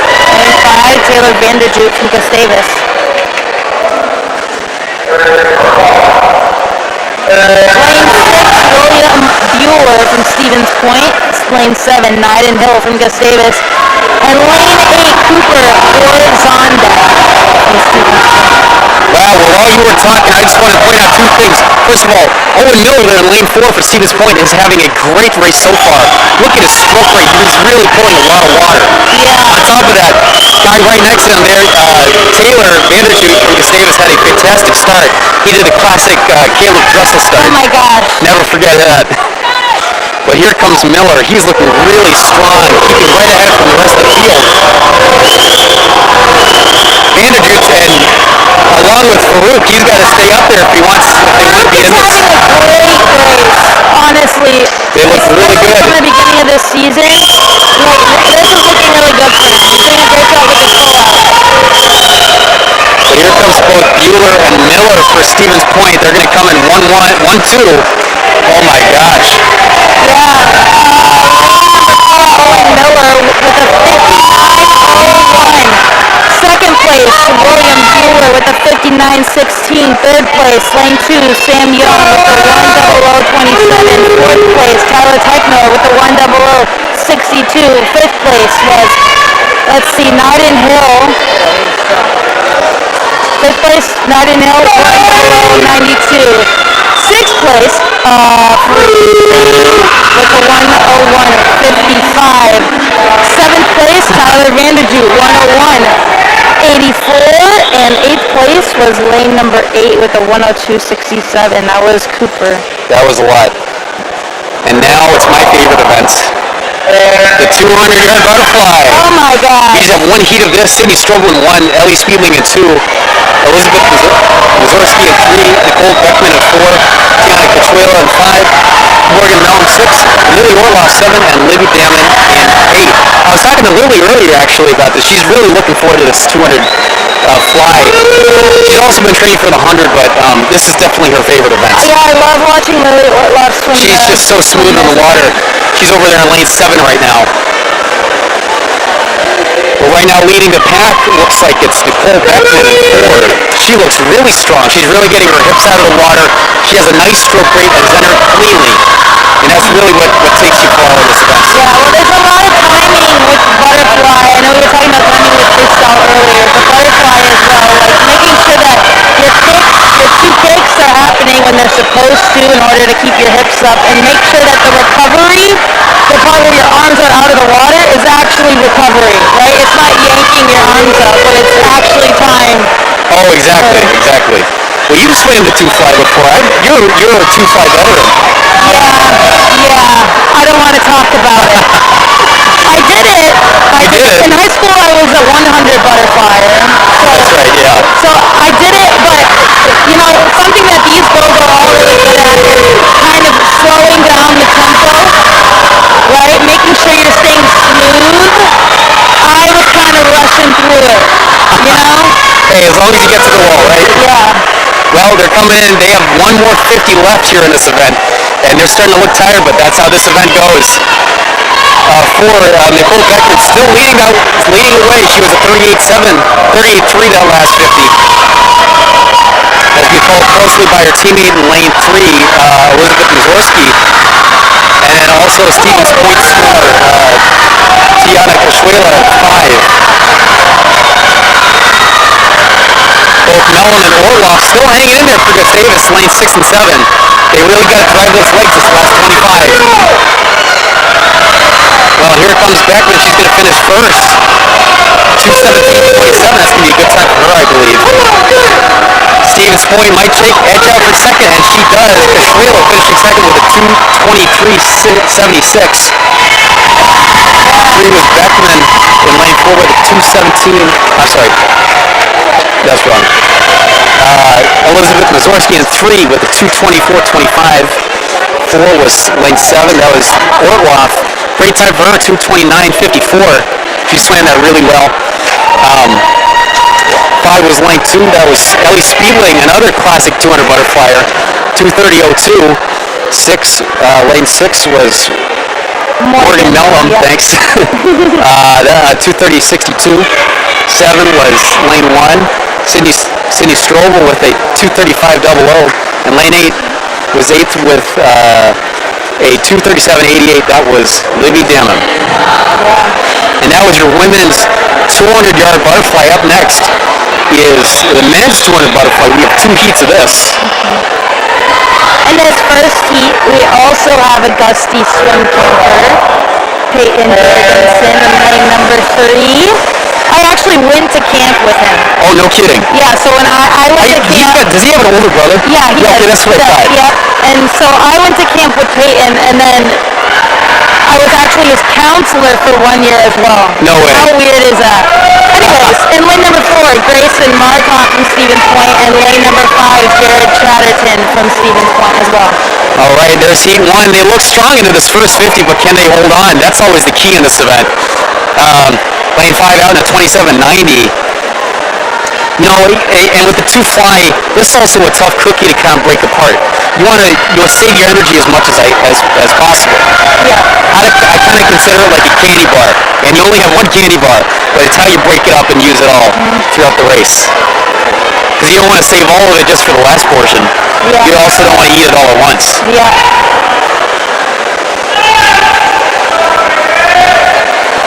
Chatterton in lane 5 is going to stay ahead at the 100 mark.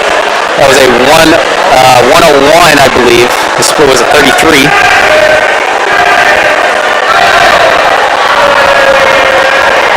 On the last heat, when the girls were swimming, I talked about timing with the kick and the pull. But also watch their breathing pattern, right? You should be breathing pretty early up in the stroke. Absolutely. That way, you get to use your pull to kind of get your chin up, right? Instead of having to use your pull to lift your whole chest out of the water. When especially in this last 50 coming in here now, this is where you want to maintain your stroke pattern. Yeah. Because when you start to crash, and actually, it unfortunately looks like lane 4 and 5 are starting to do that now. You want to avoid crashing as much as possible, because it really just stops your stroke. Yeah, well, trying to keep all the pieces, the timing together is what you mean. Exactly. Yeah.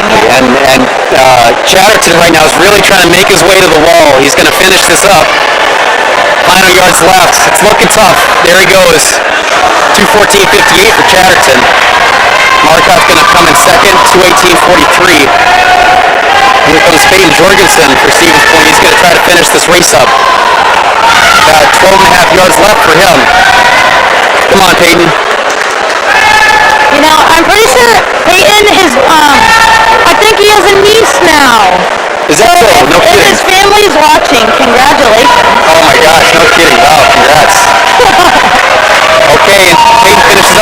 41-86.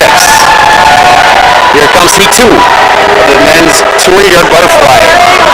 Lane 2 got Beckett McBride, 3 Jared Dawson, 4 Cody Hellenbrands, 5 Jonathan Cordano, 6 Joe Jensen, and 7 Teddy Johnson. Teddy Johnson is one of those people who does a great job of keeping it all together. Oh, absolutely. Absolutely. The timing, the strength of his kick, his pull. And not just that, but the pace throughout the whole event. Yeah. You know, I'll be honest, I don't see a lot of 200 flight returners in this heat. I thought I'd see a few more, but I guess not this time around. Yeah. Right now it's just Teddy. Teddy's hanging in there. Let's see, along with Jonathan Cordano. He is a freshman, I believe. Yeah, and we have Jared Dawson in lane 3 as well. Yeah, Cordano's really keeping that lead right now, coming in at the 100 mark. Good underwater by him. Teddy Johnson up there with him as well. Hellenbrand for Stevens Point also hanging in there. Jared Dawson trying to stay with the pack there in lane 3. He's got to keep it up. But Cordano really looking smooth in this third 50. He looks really good. Lane number 4 with the great underwater and turn, Cody, Helen, and Brad. Oh, but here comes Teddy Johnson, just like you were saying. He held his pace so well. He's now starting to catch up to Cordano. It looks like Hellenbrand for Stevens Point now overtook him. Last 50, wow.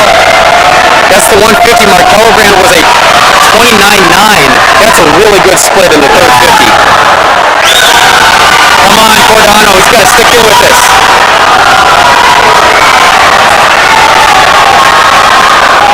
Cordano's starting to slide behind, but he's got to stay in there with them.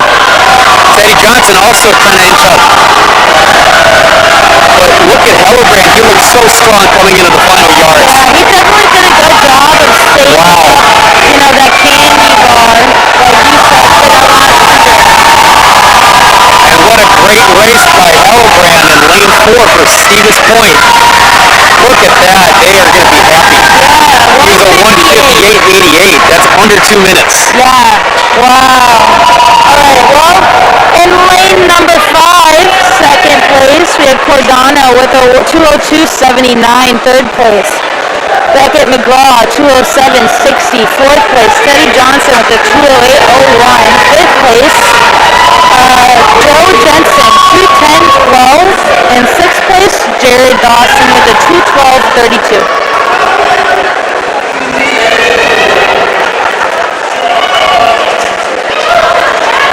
Wow, that was a spectacular heat of the Tour de Fly. And that's the thing about that event. You have no idea how it's going to go. No. Between the first and last 50, I couldn't even tell you. I love watching 200s for that reason. Oh, absolutely. Me too.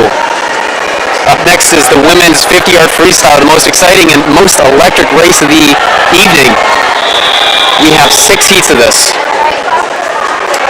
Let's see. Heat 1, Kaylee Pocrand in 3, CC Cervantes in 4. And lane 5 is Gabrielle Enders.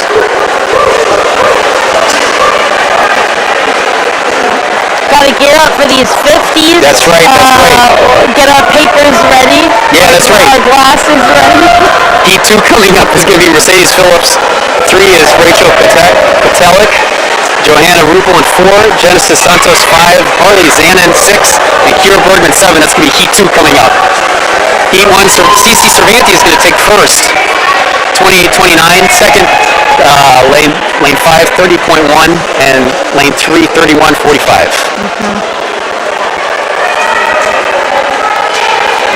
Heat 2 setting up now.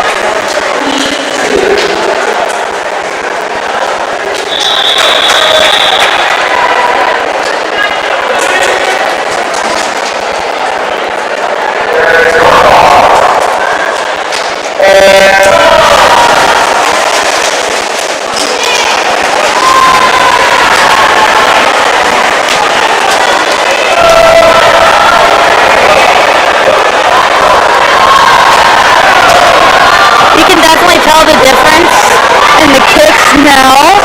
This between this compared to the 1,000, right? Oh, I was absolutely. talking about with the beat of the kick. I can't even count how many they're doing. First place, lane 4, 27.80. Second place, lane 5, 29.19. Third place, lane 2, 29.65. Fourth place, lane 3, 29.73. Fifth place, lane 7, 31.64. Okay, now Heat 3 stepping up now. Lane 1, Natalie Jansen. 2, Amelia Voss. 3, Ava McGee. 4, Michaela Zaski.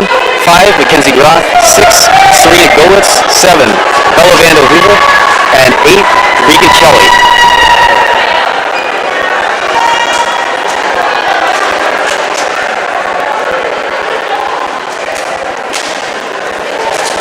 Michaela Zaski looking particularly calm as the 53 looms near. You know, I don't think I'd ever be calm for this event.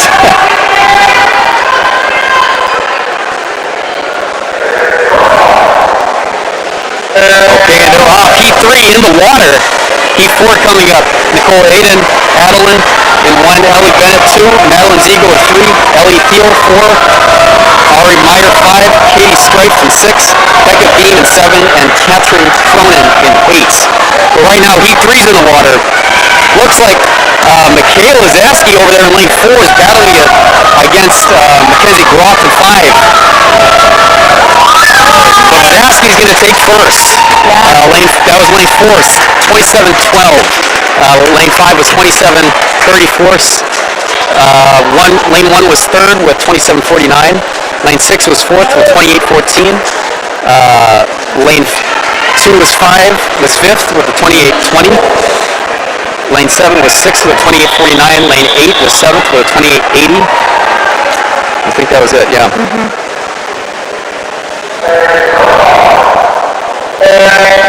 And we have a heat of all Mavericks minus 1 Gusty.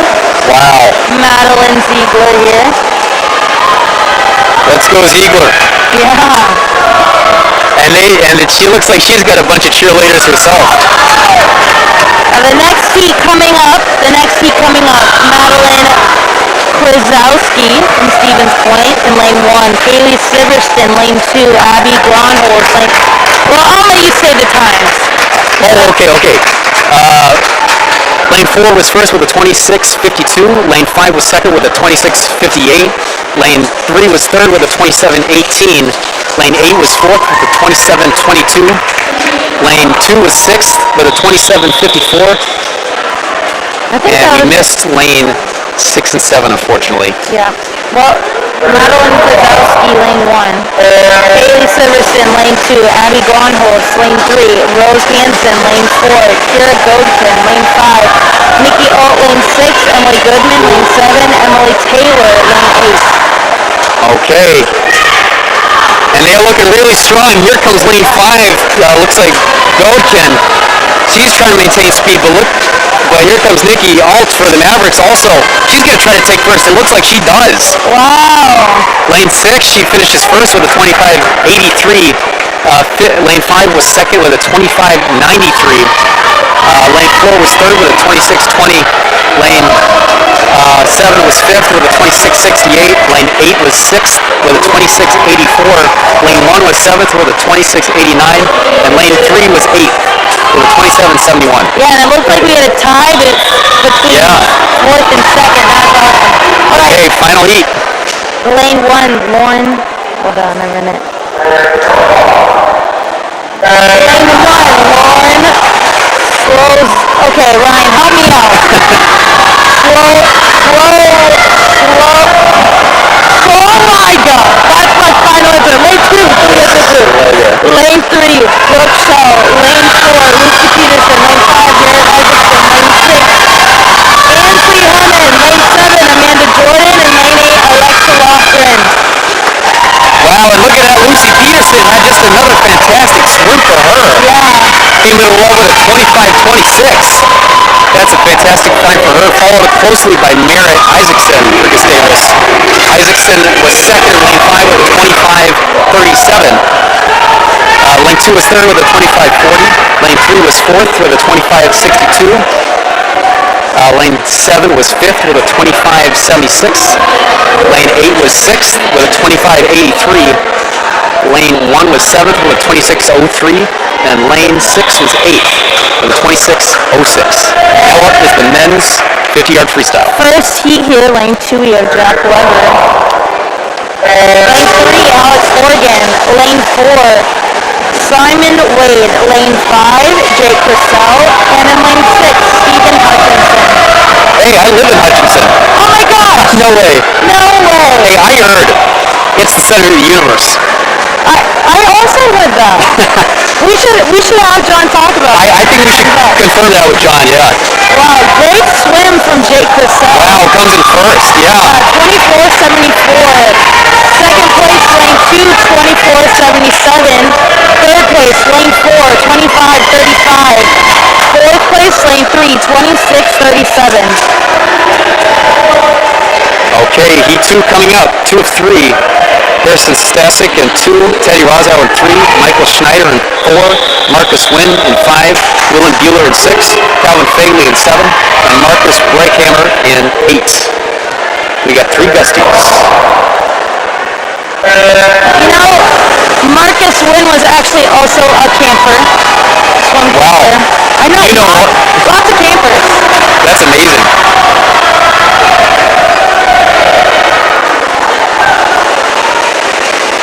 Looks like lane 4 is going to take this one, followed by lane 6, but I don't know.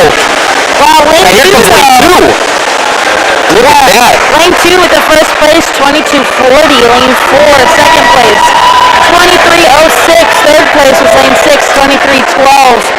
Fourth place, lane 8, 24.16. Fifth place, lane 5, 24.30. Sixth place, lane 7, 24.96. Seventh place, lane 3, 25.05. All right, heat 3. This is the final heat of the men's 50. We got to look for Andrew Becker there in lane 5. He's going to look really strong.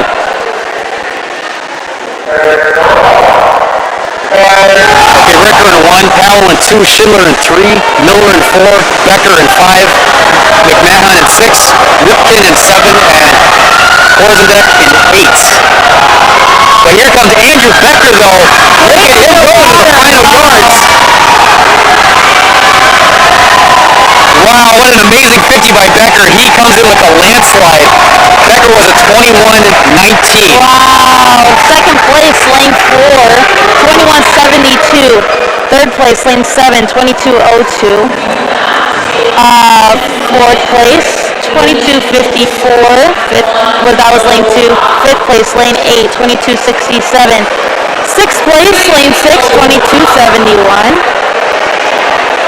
Let me see, seventh place, lane 1, 24.04. And that was a tie with lane number 3. Wow, look at that. You know, that's really not that uncommon here on the 50 free. Oh, yeah. I mean, we saw it just happen twice. That's true, that's right? true. All right, we'll see if Coach John Carlson will be coming up. He might want to come up and give a quick update. Let's see if I can go get a couple swimmers as well. Well, we have a break before the next event, which is the 100 freestyle. It looks like we're going to have a quick 15-minute break right now.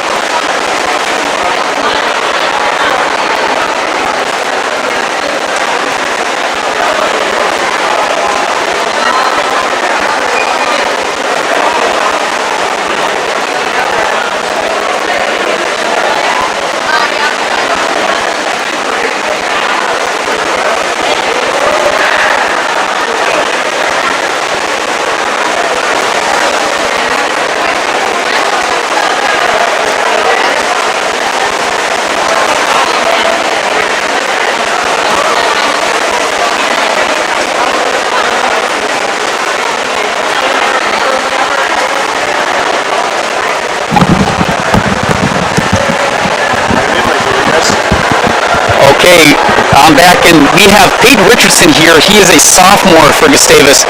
Peyton, you just swam the 100 back earlier this afternoon, and man, what a spectacular race that was. Thank you. You were what, 71. That's right. Yeah.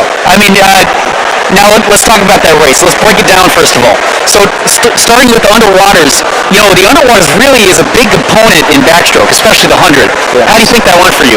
I think it went pretty well. I was really happy with my underwaters. John has really been working with our starts and turns this week, so I was happy with that. Breakouts were a little iffy, but That's fair. That's how it goes sometimes. Yes, exactly, and it was a great race. So, But the fact that you had a 53, you're saying your underwaters were a little tough to work around. I bet you could be a 52 next weekend easy, right? that'd be a dream. So yes, I would love that. Let's make it happen, man. And how about your stroke rate itself? You looked really strong throughout the entire race. I know you get really tired that last, 12 and a half, 25 yards. Yes. How'd that feel? Again, really good. The tempo has been a thing that ever since I came in last, it has been kind of something I need to work on, and so That's fair. Really hammering that out in practice, and working on it has been a huge part of that. And I felt great, really enjoyed it. It was a good race. Yeah. Well, there you go, man. Well, we really enjoyed watching up here. What do you got next? I got the 2 back and then the 4 IM, so still got some distance left. There we go. Well, we're going to wish you all good luck from here on the air for that 4 IM because you're going to need it, man. Oh, thank you. Well, we're looking for you in the 2 back. Good luck. Awesome. Thank you.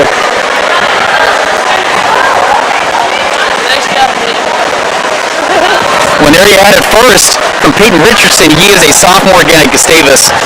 He had that the 100 backstroke. He has the 200 back coming up and then the 400 IM. That 4 IM is really a killer at events. It's 100 of each stroke. I mean, I only swam it a few times in the year, and wow, was that a doozy.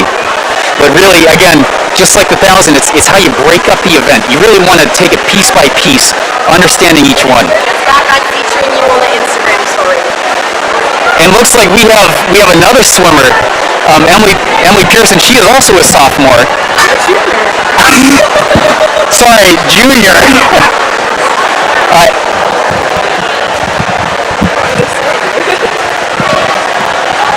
Emily, thanks for joining us on the air here. We've had a great time watching you swim so far. Let's see, you were in the 100 back earlier, correct? Yeah, you were over there in lane 1. You looked really good, actually. It felt really good. John's been working with me on my stroke, so it was really fun to actually swim a race. Oh, I can imagine. Yeah, you look so smooth, especially that last 37 and a half. That's where the race really gets tough. That's where the legs die. So I can imagine. It was fun. You look smooth all the way through. How was the time? It was good. 2 seconds off my best. So no complaints kidding. here. Yeah. In season? Wow, that's phenomenal. It was so much fun. Well, I bet. What else do you have today? I have the 2 back next. Oh boy. And then I have the 100 fly. And that's my favorite event to swim. That's right, me too, because I was also a butterfly. I know. But we're really looking. We actually just interviewed Peyton Richardson. He's have the 2 back coming up too. That's a doozy because it really kills the legs. It does. What do you think your strategy is going to be for that? Just find my stroke early and just hang on to it. Try not to lose the arms there. Keep the legs going pretty steady and just hang on to the end. Well, there you go. You hear it first from Emily Pearson, junior from Gustavus. She's got the 200 back coming up, so we're going to give her props for that. She's going to kill it. Thanks, bud.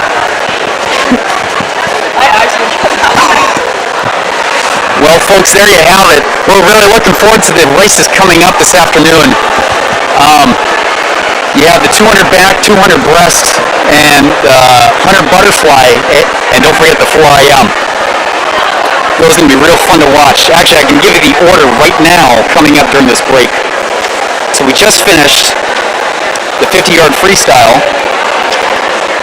We got the 100 freestyle coming up right after the break finishes.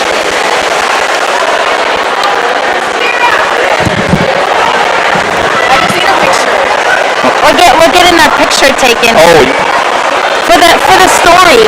Oh wait, Mike, let me put my. Okay. Okay, thank you. Thank you. All right, I'm gonna go. Do you need a water or anything? I'm good. Actually, I got my mate. I was wondering what you were drinking. Oh my gosh. ever since I got back from Argentina. Actually, which was literally, I left for that trip 2 days after the meet when we commentated last time. Yeah, I remember that. But I'm addicted to mate, yerba mate, which is like love that. a Well, more... has caffeine in it. What? Has caffeine in it, right? Oh no, it's got a different compound called theobromine, which is way more potent than caffeine. Okay, wait. I want to hear more about it. I'm gonna go take my break. Okay, there you go. Yeah, you need it.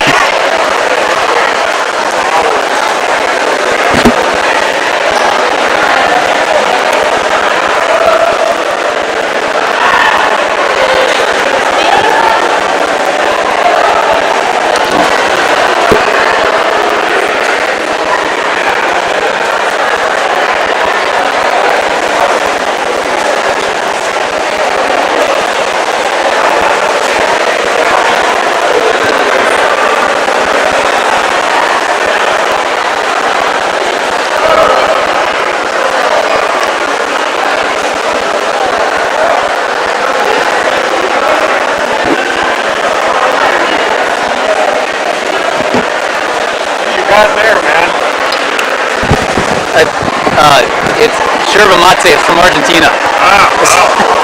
It's like my version of coffee.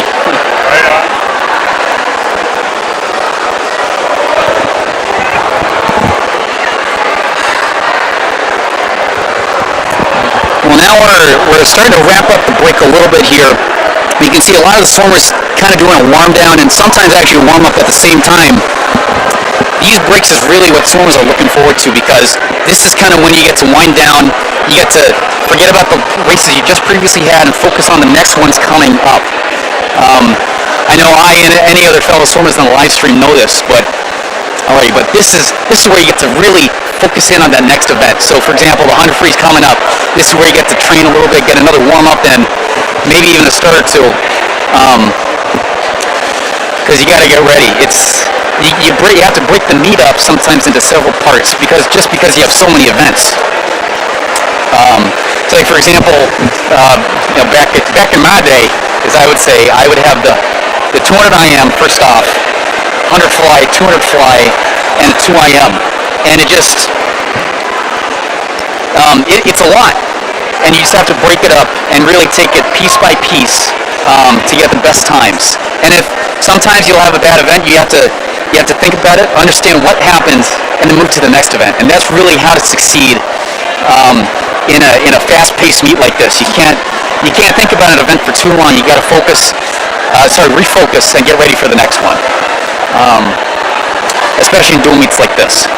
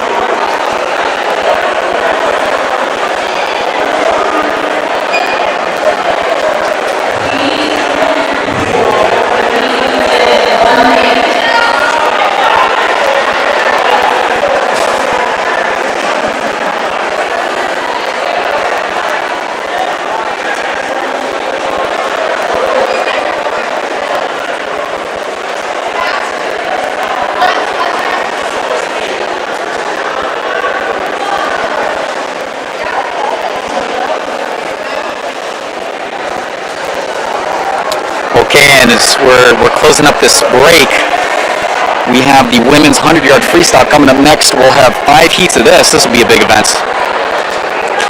Heat 1, we have Mercedes Phillips for Gustavus in 2, Kira Bergman in 3 for Gustavus as well, Rachel Kotelik in 4 for Stevens Point, Gabrielle Enders in 5 for Stevens Point, Kaylee Pokrant in 6 for Gustavus, and Harley Zanin in 7 there for Stevens Point as well. And they are setting up behind the blocks.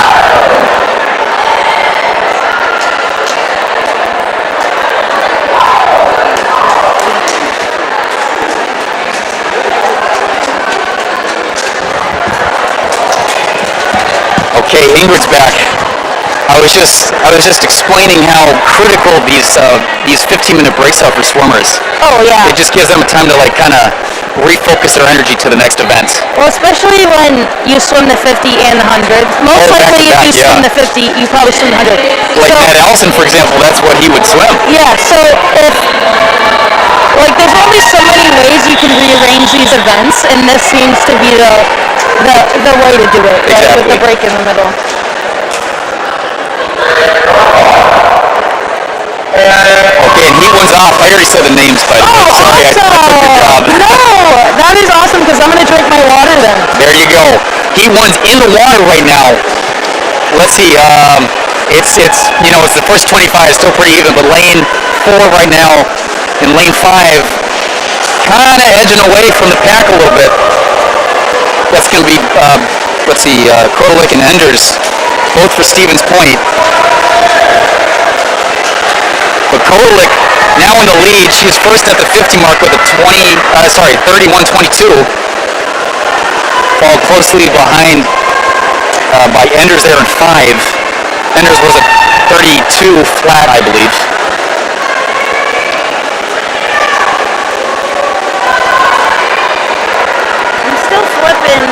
I'm still flipping to the right page here. Oh. Oh my gosh, I'm lost. Alright, so there's 5 heats of this. Yes. Okay, and looks like Kotelik's going to come to the wall first. She's going to be a 104.24. Enders is second with a 106.01. Lane 2, that's going to be Mercedes Phillips for the Gusties. She was fourth with a 109.23. Third was lane 3. That was Kira Bergman with a 108.32. Lane 6 was fifth. That was Kaylee Pokrantz with a 110.82. Lane 7 was sixth. That was Harley Zana with a 111.32. Alright, heat 2 here. In lane 1, we have Cici Cervantes. Lane 2, Bella Vandenheuvel from Gustavus. Lane 3, Johanna Ruppel from Stevens Point. Lane 4, Rachel Sukup from Gustavus.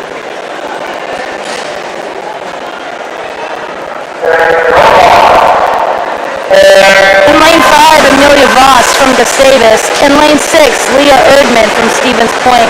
In lane 7, Abby Shamel from Gustavus. And in lane 8, Katie Kohler from Stevens Point. Heat 2 looking really strong, especially lane 3 right now. That's going to be Joanna Ruppel for Stevens Point. And actually even lane 1 for Stevens Point, Cici Cervantes. Yeah, it looks like lane 1 and lane 3 are kind of leading the pack here, but as we go into the second 50, you can see everyone's pick up. And even lane, look at even 6 and 7. This is a really close heat for the 100.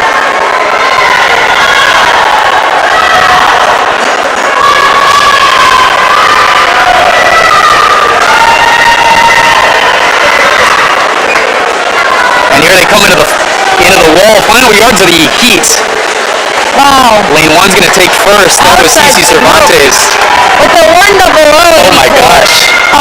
Let's see, second place, lane 3, that was Johanna Ruppel with a 101.42. Third place, lane 7, that was Abby Shamel with a 101.49.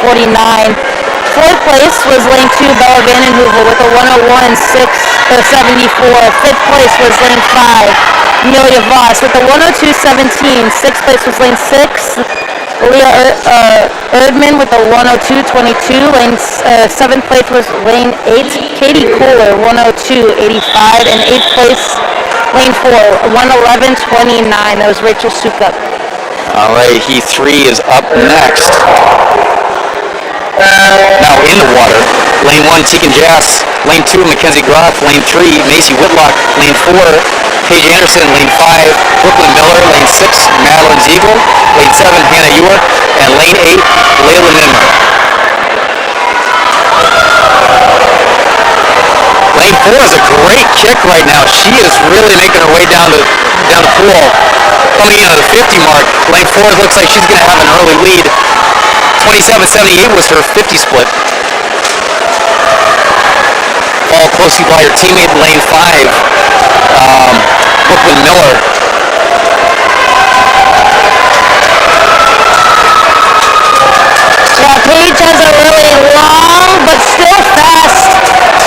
here, which is what's putting her ahead of everyone else. You know, that's not a tactic you usually see in the 100, but it looks like Anderson, she's going to come in first. She was a 56.89, followed by her teammate Miller in 2, in lane 5, sorry.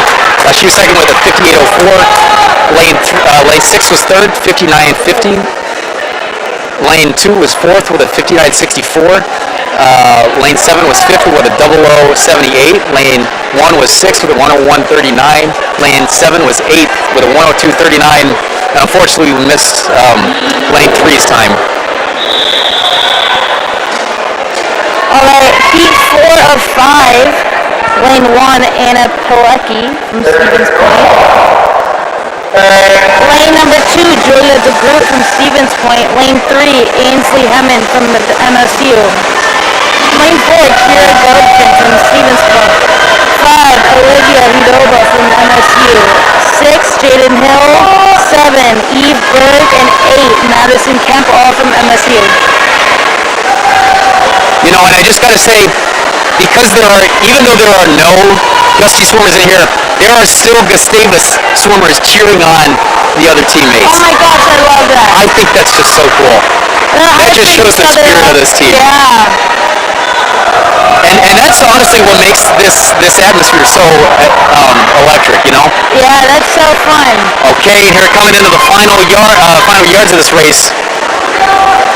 Lane 4 and 5 looks like they're going to battle it out for first right now. That's Godkin and Hudova. Hudova's going to take first. That was lane 5 with a 56.74. Godkin was second with a 56.93. Lane 8 was third with a 57.38. Lane 2 was fourth with a 57.64. Lane 3 was 5 with a 57.76. Lane 1 was 6 with a 57.92. Lane 7 was 7 with a 59.38. And lane 6 was 8 with a 100.36. Now on to the final heat. Yeah, the final heat here, we have a heck of a lot of MSU girls and 2 Gusties. In lane 1, we have Kayla Linder next from MSU. Kaylee Siverson in lane 2. Mari Daughtry in lane 3 from MSU. Ellen Hofstad in lane 4. Elise Mishmash in lane 5. Maya Caribou in lane 6. Nikki Alt in lane 7. And Abby Yards from Gustavus in lane 8. Ellen Hofstad. Multiple body lengths ahead. Oh my gosh, this is one event she just dominates in. It's amazing to watch her. Look at her kick go. And her stroke rate, honestly. This is how you swim the 100 right here, folks. And there she goes into the final turn. Now almost 2 body lengths ahead of the entire playing field. Hofstad is going to take it to the wall. And there she goes. She's going to touch it first with a 52.24. Wow. That's fast. That is fast. Oh my gosh, and Abby Yards got second with a 55.80. Oh my gosh, wow. And her time was, did you already say that? Yeah, 55.80, wow. 55.80. Third place was lane 5 with a 58. Fourth place was lane 6, 56.02. Fifth place was lane 1, 56.21. Sixth place, lane 3, 56.61. Seventh place, lane 2, 56.84. And eighth place in lane 7, 56.94. That was a really that was a phenomenal heat. And we had a great time for Ellen too. I think that's a season best so far. Now in the waters, heat 1 of 4 for the men's 100-yard freestyle. Lane 4 is Alex Horgan of Gustavus. 5 is Teddy Rosal and Jake Cruzel. All 3 are Gustavus swimmers. Cruzel off to an early lead. Also not breathing. That might be dangerous here in the 100. Oh, he breathed. Okay, good. It was just Jake's birthday, so happy birthday, Jake. That's right, he just turned 21. Wow. Okay, Jake and Rosal battling their way out. Alex Horgan trying to hang on there, just about a half body length, full body length behind them.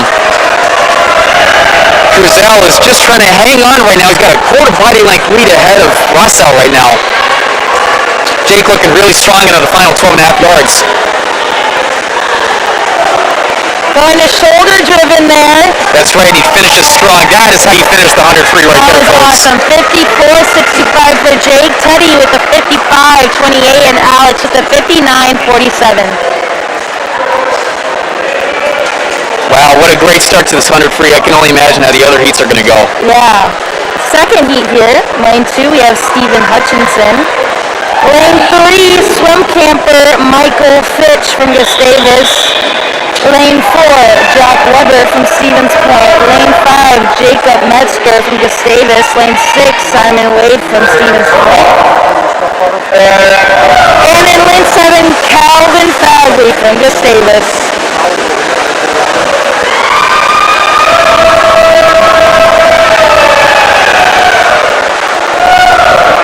Okay, everyone's looking really strong here in Heat 2. Lane 3, Michael Fitch looks really strong. Currently leading the pack right now out of lane 3, outside smoke. Now got a body length lead ahead of Stevens Point swimmer Jack Weaver there.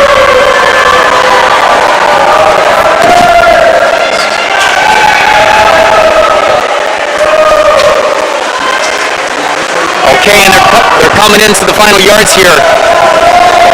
Michael Fitch looks like he's going to take first. Michael Fitch finishes first, but he's going to finish with a 52.54. That's going to be a good time for him.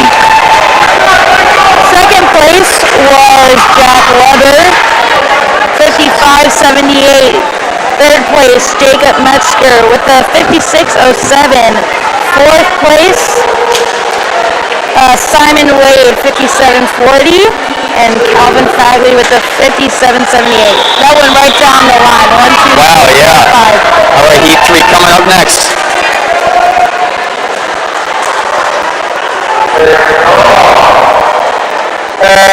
Joe Ricker in lane 1, Harrison Stasek in 2, Logan Schindler 3, Michael Schneider 4, Bryce Malik in 5, Thomas Daniels 6, Calvin Zemek in 7, Marcus Breakhammer in 8.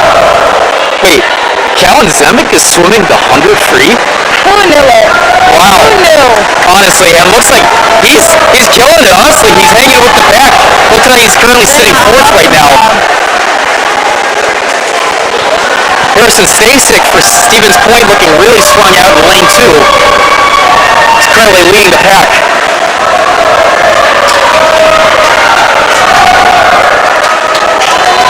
Stasek's going to maintain that lead, followed shortly behind by Schneider for also Stevens Point. Watch Colin Zemek out there in lane number 7. Yeah, that's right. You can't forget about Zemek. Wow. Wow. All right. Well, first place, Michael Schneider with the 50.92. Second place, Harrison Stasek, 51.04.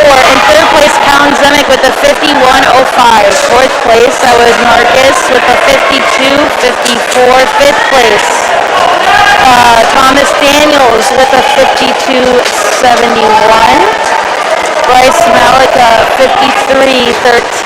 Seventh place, Joe Ricker, 53.69. Eighth place, Logan Schindler with a 53.86. Okay, now to the final heat.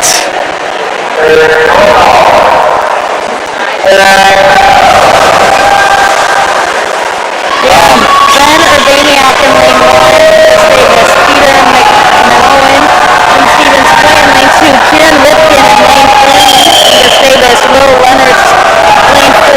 Jonathan Corrado from Gustavus in lane 5. Lane 6, Owen Powell from Stevens Point. Matt Sean in lane 7 from Gustavus. And Jacob Biscamp from Stevens Point in lane 8. Thanks, I lost my place in the heat sheet there. Oh, very good. Okay, looks like let's watch Cordano there in lane 5 as well as Lipkin in 3. Don't forget about Matt Strom in 7 there. These guys are your powerhouses in the 100-yard freestyle. Look at them go. They're coming into the final yards. Lipkin in lane 3. Looks like he's going to take it. Shoulder driven even. And looks like he does. That's going to give him a 49.11. Followed shortly behind by lane 4. Let's see, that was Leonard's actually. Leonard's was a 49.89. Sorry, 49.34. Lane 7 was third with a 49.45. That was Matt Strom, like I said. Lane 8 was 4th, 49.54. That was Jacob Biskin. Lane 6 was 5th with a 49.73. That was Owen Powell. Lane 2 was 6th, 49.89. Lane 5 was 7th, 49.90. And lane 1 was 8th with a 50.31. Now onto the 200-yard backstroke. I love it. Now it's the 200.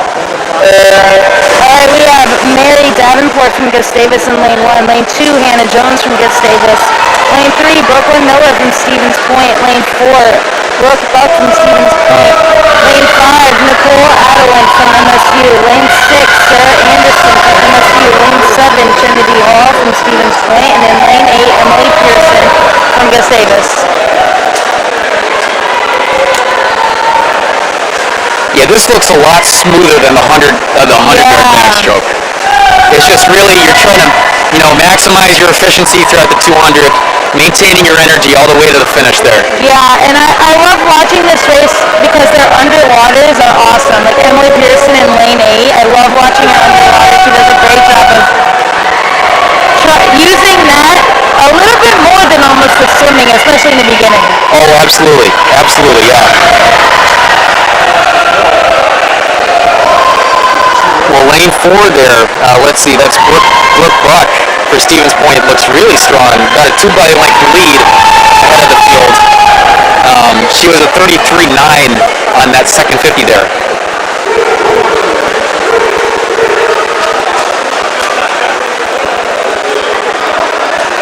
Brooke Buck maintaining that lead, then followed 2 body lengths behind by lane 6, it looks like Sarah Anderson for the Mavericks.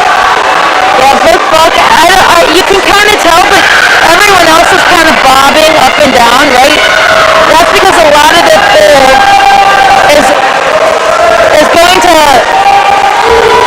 is not pushing them straight forward, is what I'm trying to say. No, exactly. Brooke is doing a really good job of her hands entering the water, her palm gets facing the wall she's leaving, and it stays there through the whole pull. And that's why you don't see her bob up and down like a lot of the other people in this heat. Absolutely. Okay, coming into the final yards, 12 and a half left for Brooke.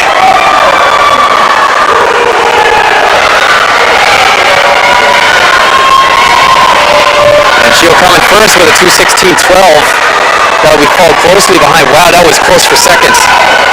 Lane 3 is going to take second. That was Brooklyn Miller. She'll take second with a 2:22.06. Lane 6 was third. That was Sarah Anderson with a 2:22.18. 4 was lane 5. That was Nicole Adelant with a 2:24.34. Lane 8 was 5. That was Emily Pearson.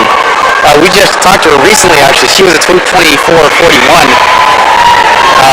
Lane 2 was 6, Hannah Jones with a 2:27.46. Lane 1, Mary Davenport, 2:28.04. And lane 7, Trinity Hall, 2:37.88. All right, going into this second and final heat of the 200 backstroke, in lane 1, we have Casey Frist from Stevens Point.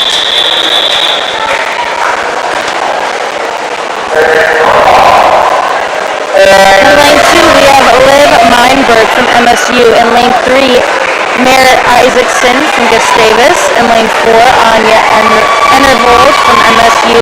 Lane 5, Tyler Ernst from Stevens Point. Lane 6, Brooke Miles from MSU. Lane 7, Abby Gwanholz from MSU. And in lane 8, Michaela Woody from Gustavus. Lane 4, Enervold is currently leading the pack, followed shortly behind by Friss in lane 1. Enervold and Friss are going to battle their way here in the second 50 of the 200. Don't forget about lane 8 there, Michaela Witt for Gustavus, also in that pack. She's currently battling for second with lane 2. That's Liv Meinberg for the Mavericks in lane 2 there. But it's still going to be Enervold and Friss. Enervold still keeps that lead about a body length ahead of Friss though. It looks like it's going to be Enervold, Friss, and Witt for 1, 2, 3. Let's see, Enervold here, I think she's doing a really good job of rotating. You can see the tops of her feet are pointing towards the corner where the wall And is. look at that underwater. She gets to 6 dolphin picks off that wall. Yeah. And in the 200, that's pretty hard. Yeah, she's swimming this really smooth, but as you can see, she's picking up the tempo and still looking that smooth. It looks great. Absolutely.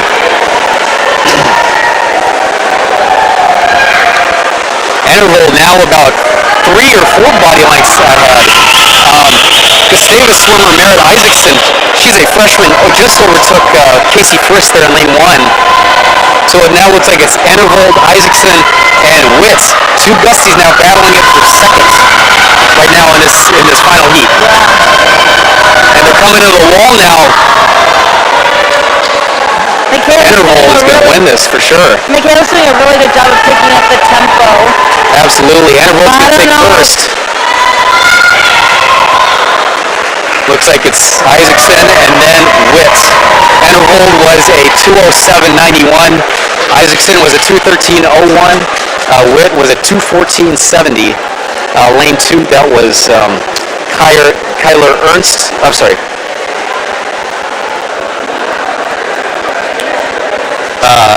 I lost my track. Okay, well, let's see. Sorry, yeah. Fourth place is lane 2, Liv Meinberg from MSU. Fifth place is lane 1, Casey Frisk. They were a 2:15.98 and a 2:16.87. Sixth place was lane 5. That was Kyler Ernst. 2:18.20. Seventh place was lane 6. That's Brooke Miles. 2:19.41. And then lane 7, 8th place. Unfortunately, we didn't get the time. 0.0, the fastest time ever recorded in swimming history. We just had a world record.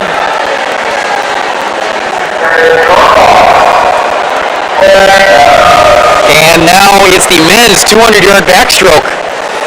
Heat 1 of 2. Lane 4, Owen Engel. 5, Alex Johnson. And 6, Peyton Jorgensen.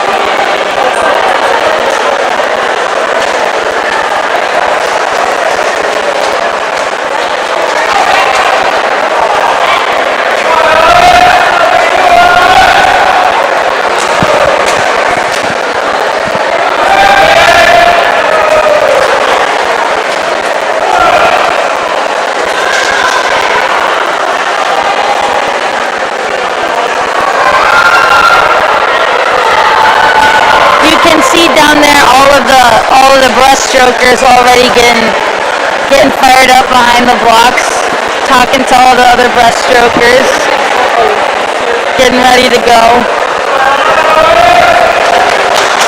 The backstrokers, you mean? No, breaststrokers. Look at that. Oh, I see. Yeah, and actually, there's Sophie Arley Jr. She's getting ready for her 100 breaststroke. She's trying to get pumped up. Yeah, sending love. I can't tell if that was to you or me, but maybe it's to her parents in college. Wow. It definitely wasn't to us. Yeah, most likely. We can think though. Yeah. Let's see. Well, Sophie, she is an out-of-state kid like us. That's right. Yeah. So Ryan's from Oregon and I'm from North Carolina. So we always had parents watching the live stream. Because they were really never able to come visit in person. Yeah. I mean, well, our parents, I feel like they came sometimes. They came sometimes. Yeah. When there was other reasons to be in town. Right. But like I'll never forget when for the conference championships, my dad came from Singapore.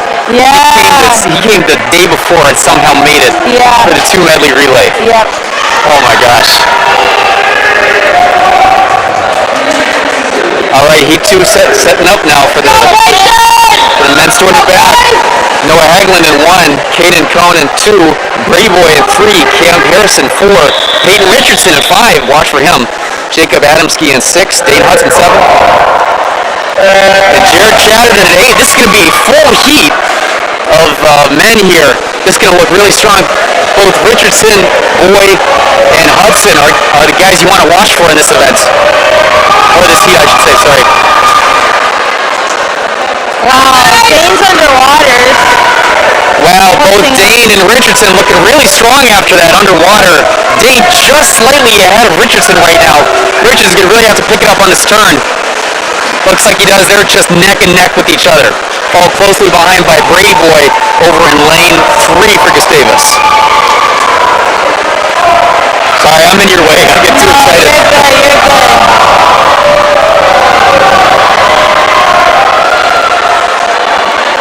Richardson and Hudson right there, neck and neck.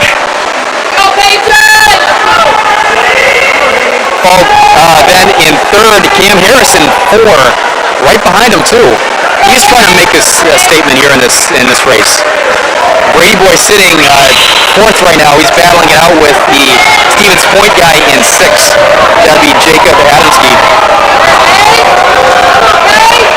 Wow. Now Richardson has overtaken Hudson, coming into the 150 mark. Now about a quarter body length lead. Richardson looks really good. Okay, in the final 50, this is where it hurts. Right here. Well, this is where it's important to let your head back, keep your hips up, but also pick up the tempo, right? Exactly. And look, and that's exactly what Hudson's doing right now. He looks really smooth. There's the final turn. But Payton's going to keep that just by a hair. And it's going to come down to these final yards. There goes Dane, but here comes Richardson. Looks like Richardson's going to take first, a 158.33.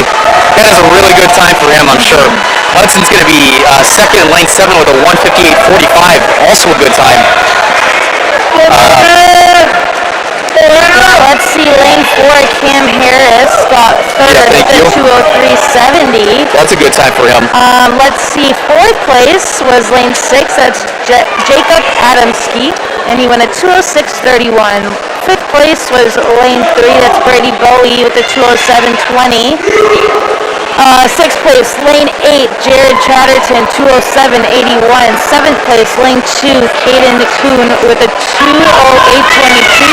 And 8th place, Noah Hagelin with a 210.35. And guess what? Noah was also a camper. No kidding. Yeah. Oh my I have gosh. the whole roster actually just memorized. And now we're on to the women's 200-yard breaststroke. Heat 1 of 3 in the water right now. Lane 2 is Maddie Stokesbury. 3, Megan Lipke. 4, Sophie Yardley. 5, Reese Sproul. And 6, Anna Gamble. This is my favorite event. And this is my least favorite event. Oh my gosh. Well, it's important, just like the 200 backstroke, to stay long and smooth on this event. Absolutely. Right? You can't get too giddy here, and just like the 200 backstroke, like you said earlier, it's a lot of legs. You know, and I don't think a lot of people know this about breaststroke in particular, but there actually is no limit to how long you can stay underwater. Yeah, Because if you're you limited. can do the whole pull-out and the whole 25, it counts. Exactly. But that's the problem. You're limited to 1 pull-out and 1 recovery stroke. Yeah. And that's it. So however long it takes you, great. If you can do it 15 meters, I mean, yeah, you'll be out of breath, but...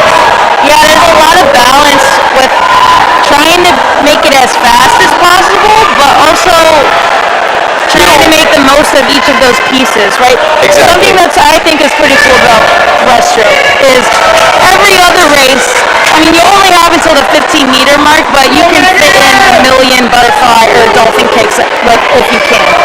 With breaststroke, per 25, you only get 1 dolphin kick.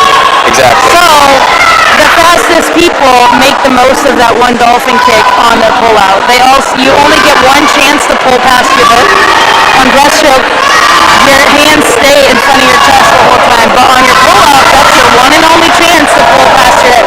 So the pull-out, in my head, is make or break.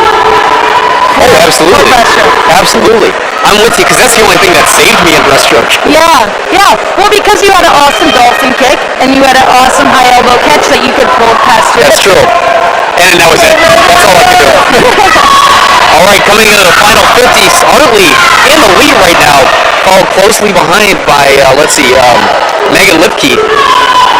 They are neck and actually, they are literally stroke for stroke with each other. You know, I've always loved that, especially at the Olympics, when they can do the side cam. You can see, like, the swimmers stroke for stroke with each other. And I think that is just so cool. Too bad we don't have the budget to provide that kind of coverage for you guys on the live stream here. Not yet.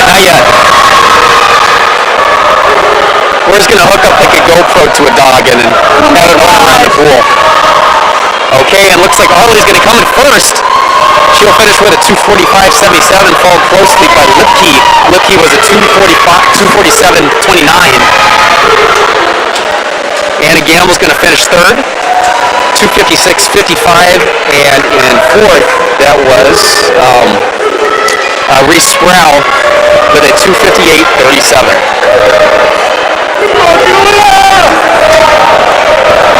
And in lane 2, finishing right now, we have Maddie Stokes-Berry. Alright, moving on to the second heat of the women's 200 breaststroke, we have Ursula Bader from Gustavus in lane 1. Lane 2, Chelsea Johnson from Gustavus. Lane 3, Alvin White from Gustavus. Lane 4, Mimi Trenary from Stevens Point. Lane 5, Sydney Krause. 6, Julia Gladowski. 7, Izzy Delaney. And 8, Allison Gillis from Gustavus. It's either Gillis or Giles. But there's 2 L's. I know, that's why I'm confused, yeah. Usually Giles is just one. Yeah. All right, Heat 2 is in the water right now.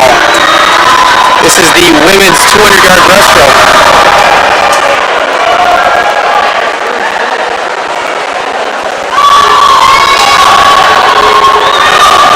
Yeah, and also with that pullout, you want to be pretty close to the surface. That way, when you extend your hands out, finishing, about to take that recovery stroke, as you called it, you don't want to have to wait for that. You want to be able to get right into the tempo you want to be at.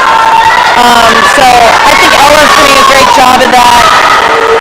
Well, actually, also at the same time, you don't want to be too shallow either. Yep. When you think about it, you're actually going in the opposite direction you just came. Yeah. So when you're coming into the wall beforehand, all that water is coming this way. You actually want to go under that wave. Yeah. Just enough, though, to escape that pressure. Boom, physics. And also because the water's denser deeper down, right? Correct. So that's where you're going to get a stronger kick and pull, high elbow catch and pull past your hip. That's also true. But then at the same time, it's harder to go through. Yeah.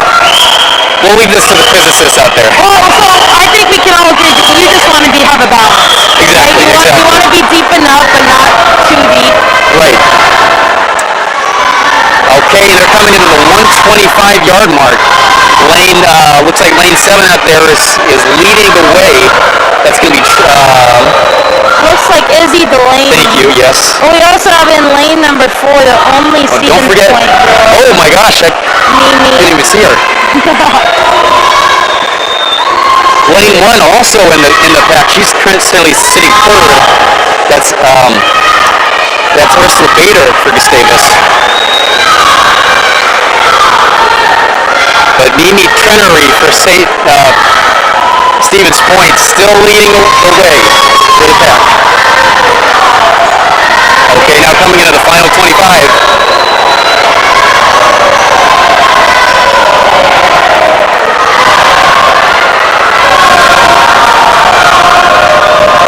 Trenary looking really good. She's coming in, final yards.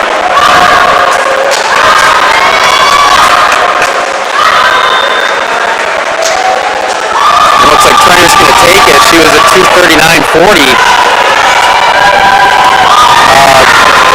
Delaney's going to take second. That's 2:44.88. Lane 1.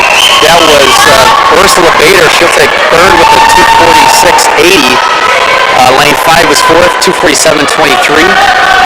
Lane 6 was 5th with a 2:47.43. Lane 8 was 6th with a 2:47.96.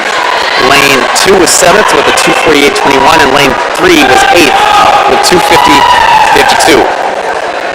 All right, going into this final heat here for the 200 breaststroke, we have Maddie Taylor from Stevens Point in lane 1.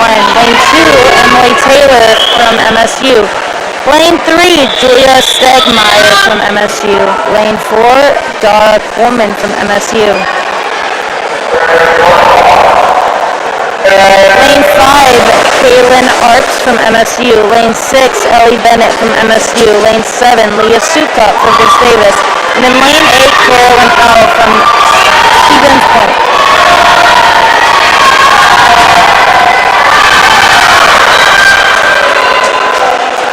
I love the crowd cheering for Leah over there. Oh, I know. Look at that. It's like the whole team's out there for her. Yeah, she's doing a great job of staying long and then speeding up as she gets into the Yeah, wall. look at it. You know, when you think about it, so the recovery on breaststroke is so critical, right? You don't want to spend too much time in this position. No. And I think she just does a fantastic job doing that. She's got a great pull. Her recovery, she comes up out of the water and then pushes that out for the next stroke. It looks like she's taking 3 long strokes and then sprinting like it's 100 breaststroke into the wall. Yeah, no Watch kidding. this, Look at watch. that. There's a pull out, recovery. 1, 2, 3, and then she's going to start picking up the pace here. Look at that, just as you said it. Wow. And that's a strategy I've never seen before in a two breast. Well, a lot of these girls from Gustavus on the 2 breast will build each 25. So they'll do kidding. that, but not so drastically like 1, 2, 3 and then sprint the rest of the way, but we definitely build into a sprint as we get closer to the walls. You know, and I bet that's almost more of a mental thing than actual physically. Just because it helps you get focused. Yeah, well, in the breaststroke, the pole is basically 2 sculls. Right. So if you start just spinning the breaststroke pole, you're not going to hold on to any water. So like a pro for building is making sure you're holding on to the water and then start picking up the speed from there. Absolutely. Okay, now the final 50 here in this final heat. Coleman still leading away from lane, Arps in lane 5 leading the way, followed shortly by Coleman. Stegmeyer in 6th, Bennett in 6th, also looking strong.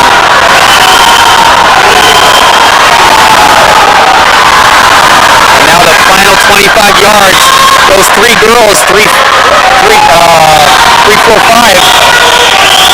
they're in it to win it.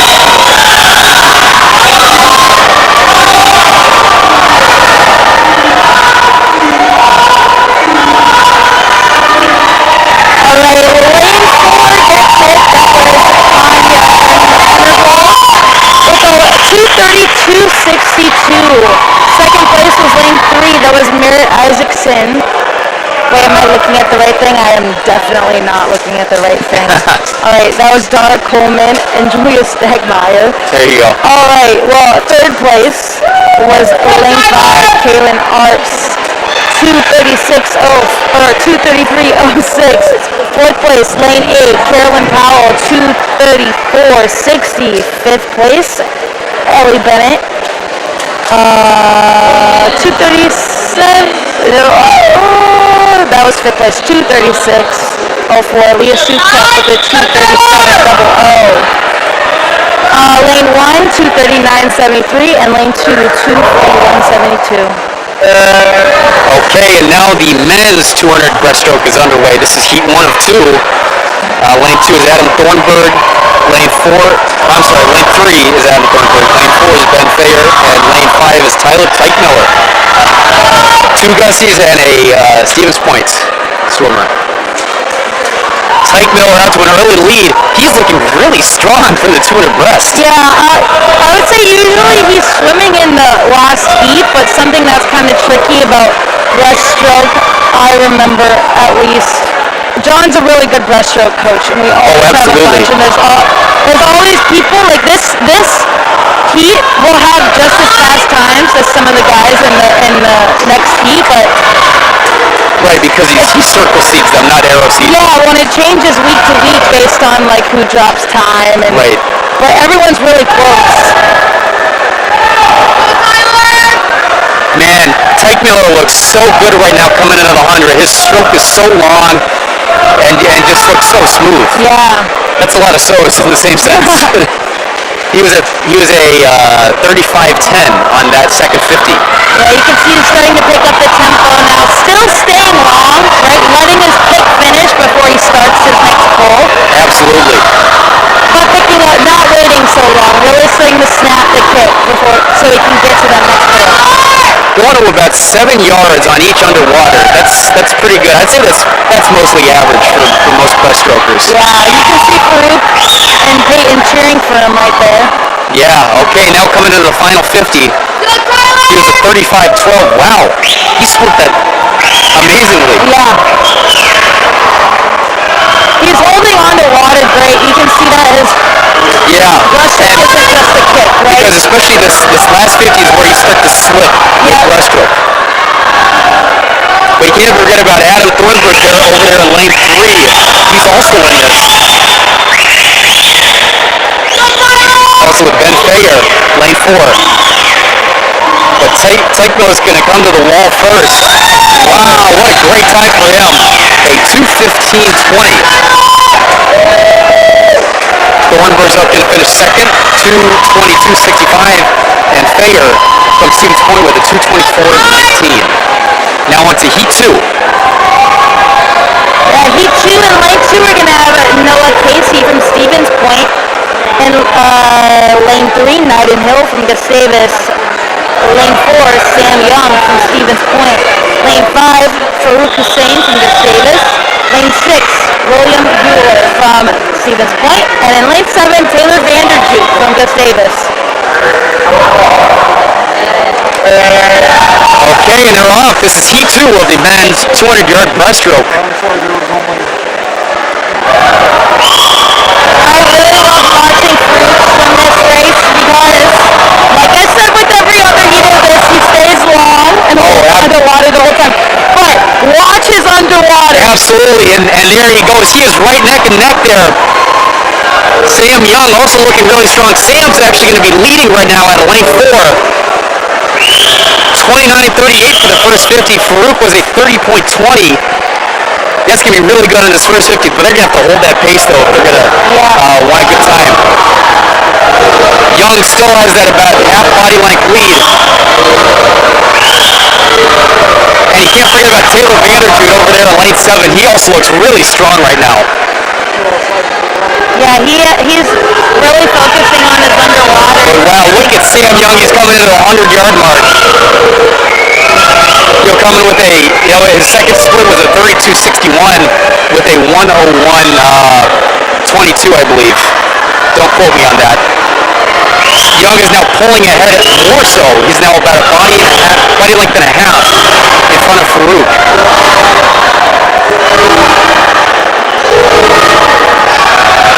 Now coming into the 150 mark. It's Young, Hussein, and let's see, looks like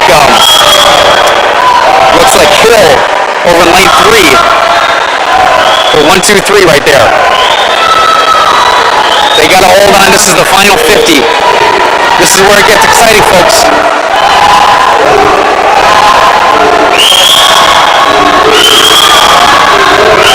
Hill's doing a really great job of staying consistent throughout the whole 200. He's really holding his stroke together, and I think it's paying off here.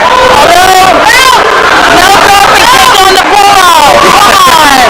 What's up with that? Yeah. Okay, Young's going to come in first. Wow, he finished with a 2:11.79. Hill with a 2:14.60. Farouk Hussein with a 2:16.18. Fourth place was lane 6. That was William Bueller with a 2:18.67. Taylor Vanderjute, fifth place. 2:23.75. Noah Casey, 2:29.18. And that was it for that heat. Wow, that was an electric heat right there for the two breasts. Man, at 2:11, that's a good time, That especially in is. season. I have to That say. was a lot of fun to watch. Oh, his youngest looked so smooth throughout the whole race, honestly, start to finish. All right, now onto the women's. Let's see, 500-yard free, the second distance event of the evening.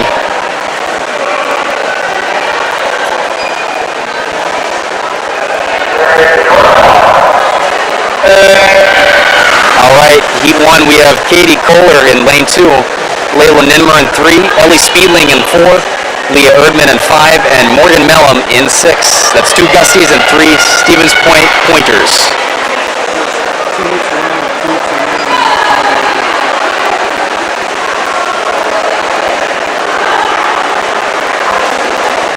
Pointer swimmer Leah Erdman off to an early lead, followed shortly behind by Ellie Speedling. Speedling hanging in there. But remember, that was just the first 50 of a 500. They got so much more time. Oh boy.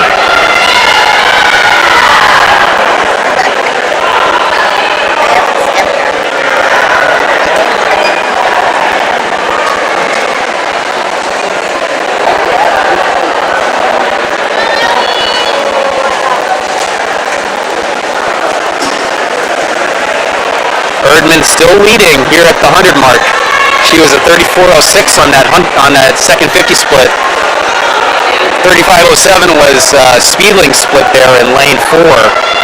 Yeah, I think Ellie's playing a smart move here, staying close to that lane line, kind of drafting off of her a little bit. That's right. That's the one tactic you want to be doing and not receiving from a competitor. Yeah. In fact, I believe that's something John coaches to all distance athletes. You want to make sure that you can draft off your competitors, but not let them draft off you. Yeah.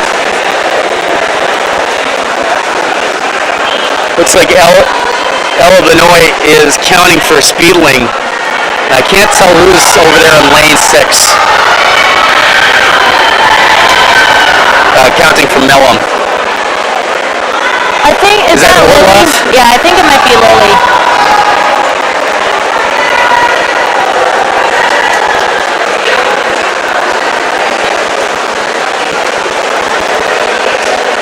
All right, Speedling and Erdman are now neck and neck here at the 200 mark.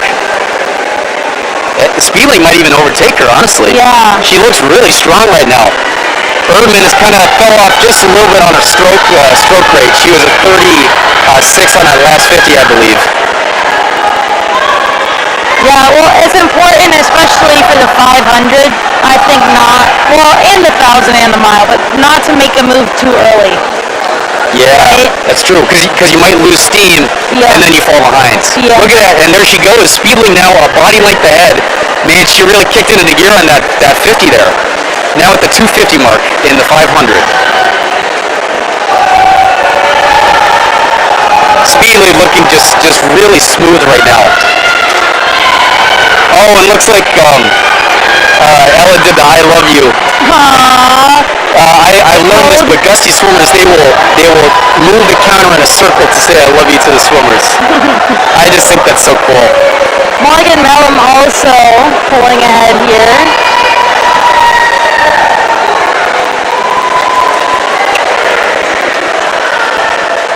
And I think now if you take a look down at the people counting, you'll see them starting to shake. Or That's maybe right. just back and forth a little bit, the counters. Yeah. Looks like Orloff, she put us up sideways. The Maverick swimmer in lane 3 put hers upside down. I don't even know what's going on anymore.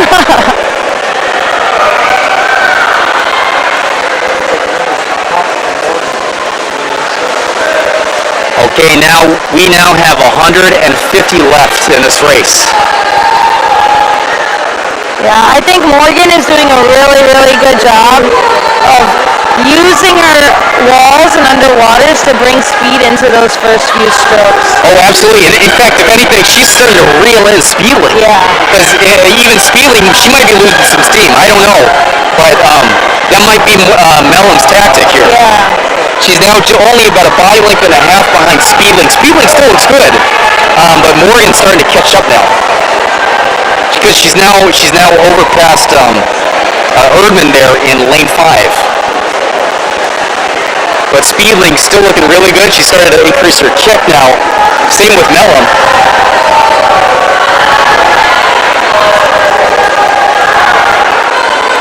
Oh, there goes Orloff. She's shaking it for her.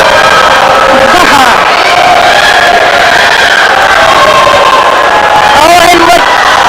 Is that Catherine Grossman? Yeah, Catherine's gonna ring the bell.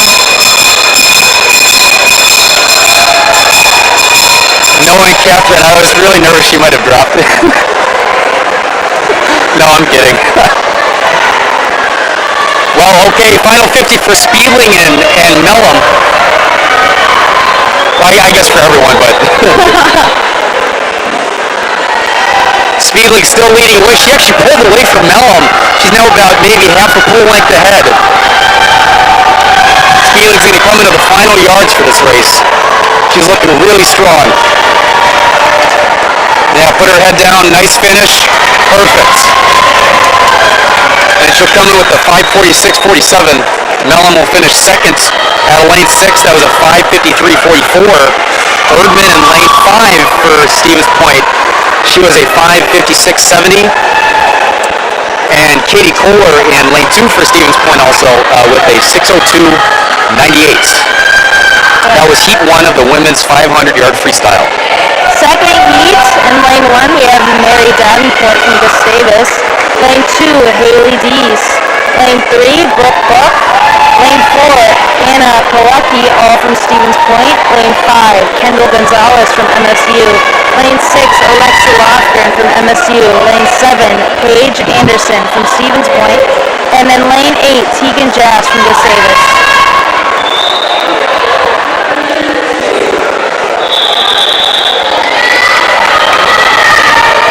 I'll be honest, I really haven't picked out a lot of these swimmers either as distance swimmers. I don't know this crowd.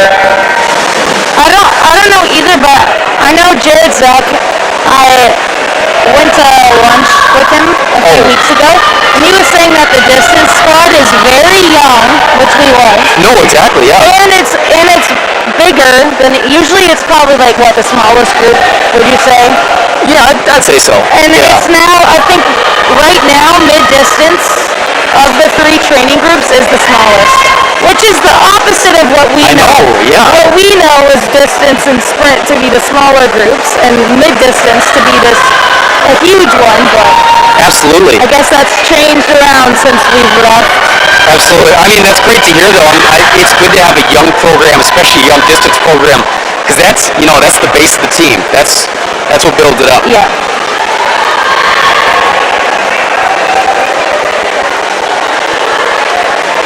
Lane 4, Stevens Point swimmer Pilecki is currently leading by about 2 body lengths now. She was a 30.9 on that second 50. She'll be followed behind by Maverick swimmer Kendall Gonzalez in lane 5 there.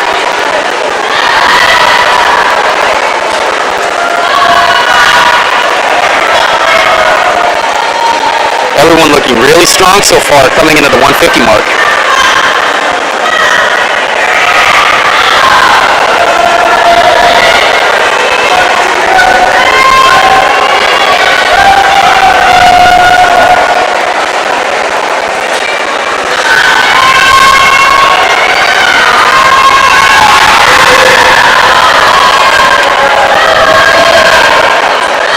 I just want to quickly talk about lane 5 right now. She just has a really nice entry. At least I think so. Not a lot of swimmers do this, but it's hard to actually bring your hand out and catch before you pull. A lot of swimmers, they just enter and glide forward. But lane 5, Kendall Gonzalez for the Maverick, she has a really nice entry, I think. Well, yeah, and what's helping with that is she's entering with her palm facing a little bit down, a little bit towards the wall. Yeah. Instead of kind of entering and then catching. Yeah, exactly. But she's entering with a pitch wrist, but also she's extending over the water on her recovery before she gets there. And I'd say that's actually more common in than sprinting because it takes more energy to actually bring your arm out of the water. Yeah. In distance, you usually just have a lot more glide. Yeah. But I think it's working out really well for her. She's currently sitting fourth right now. So it's doing her good. Well, I think it's But I just wanted to make that point. That was really interesting to see. Yeah, and it's working out because she has awesome rotation, right? Oh, absolutely, yeah. Her hips, when you have a hip-driven freestyle, that allows your recovery to stay long and out front. Right. And actually, right as we're talking about this, lane 4, the leader currently, Pilecki for Stevens Point, now she's started to pick up that sprinting stroke just a little bit more here at the halfway point. There goes her kick. She's going to pick it up just a little bit here coming into the final, the second half of this race. Yeah, stroke rate picked up just a little bit now. She looks really strong. That split was a 32-38 for her out in lane 4. That was Pilecki. Currently second in lane 3 now is Brooke Buck for Stevens Point. She's a freshman, I believe. She was a 33-71 on that split.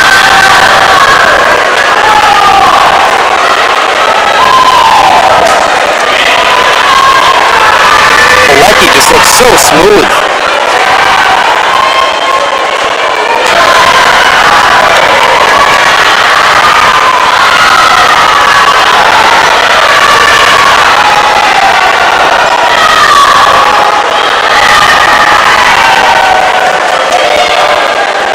Okay, after this turn, Pilecki will have her final 50 coming up.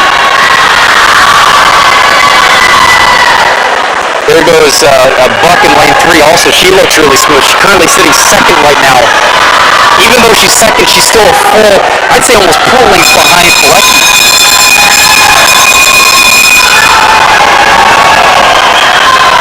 Currently sitting third right behind Buck is Dees in lane 2, also from Stevens Point. The pointers now have 1, 2, 3 filled up in this final heat.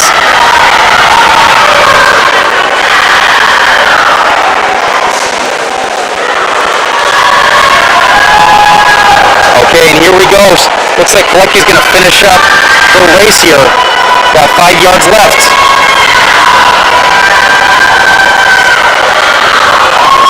Wow, what a great swim for her. That was a 5:15.76 for Pilecki out of lane 4. She looks tired, but I bet she'll be happy with that swim. Yeah. All right, second place here, that was lane 3, Brooke Buck, with a 5:31.44. Lane 2, Haley Dees. Third place, 5:33.05. Fourth place was lane 5, that was Kendall Gonzalez with a 5:38.22. Fifth place, lane 6, Alexa Washburn. 5:39.68. Sixth place was lane 8, Tegan Jass, 5:41.67. Seventh place, Paige Anderson, 5:45.23. And in lane 1, 8th place, 5:51.35. That was Mary Davenport. Man, Bryce looks excited. He's out in lane 5. Gustavus sophomore. He's looking forward to this 500 free, it seems like. Because he wanted the men's 500 free. Setting up right now. And they're off. Jacob Metzer in 2, Chase Brewstad in 3, Ethan Otto in 4, Bryce Malik in 5, Joe Spitalnick in 6, and Michael Fitch in 7.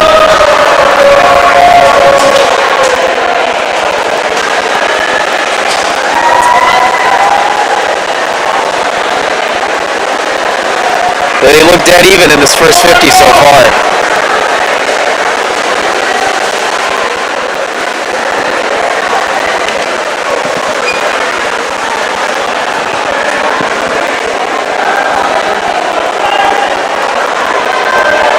I can't see over this railing. It's so hard to see lane 4. I want to move down. I don't want people to trip over cords. Oh, that's true. That's true.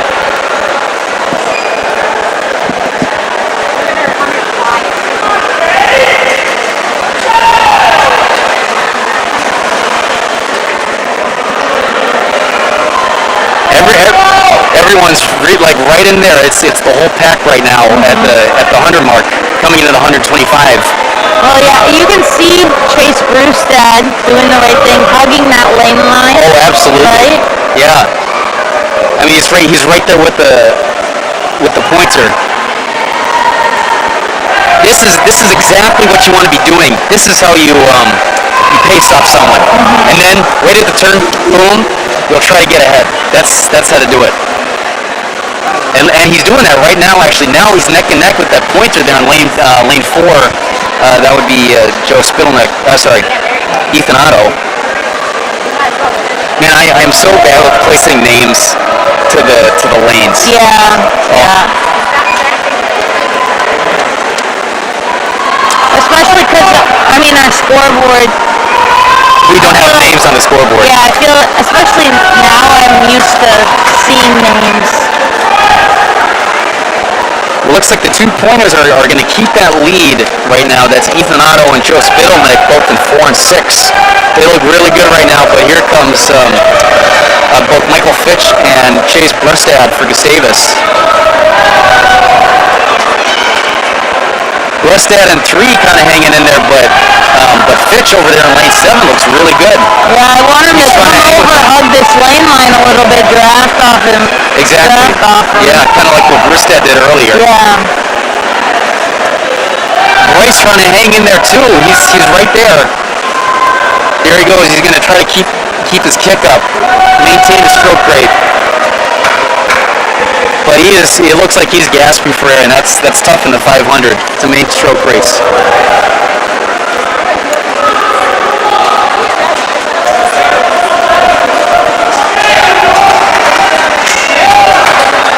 Okay, 1, 2, 3 is neck and neck for both Brustad, Otto, and Spittelnick there. Otto still maintaining that lead by about a quarter body length lead right now.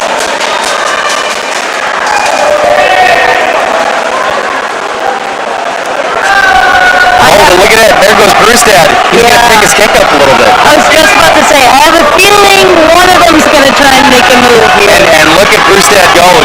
There he is. He's neck and neck with Otto now. Actually, just slightly behind. Brustad was a 31.49. Otto was a 31.57. So he's about actually a tenth ahead on that 50.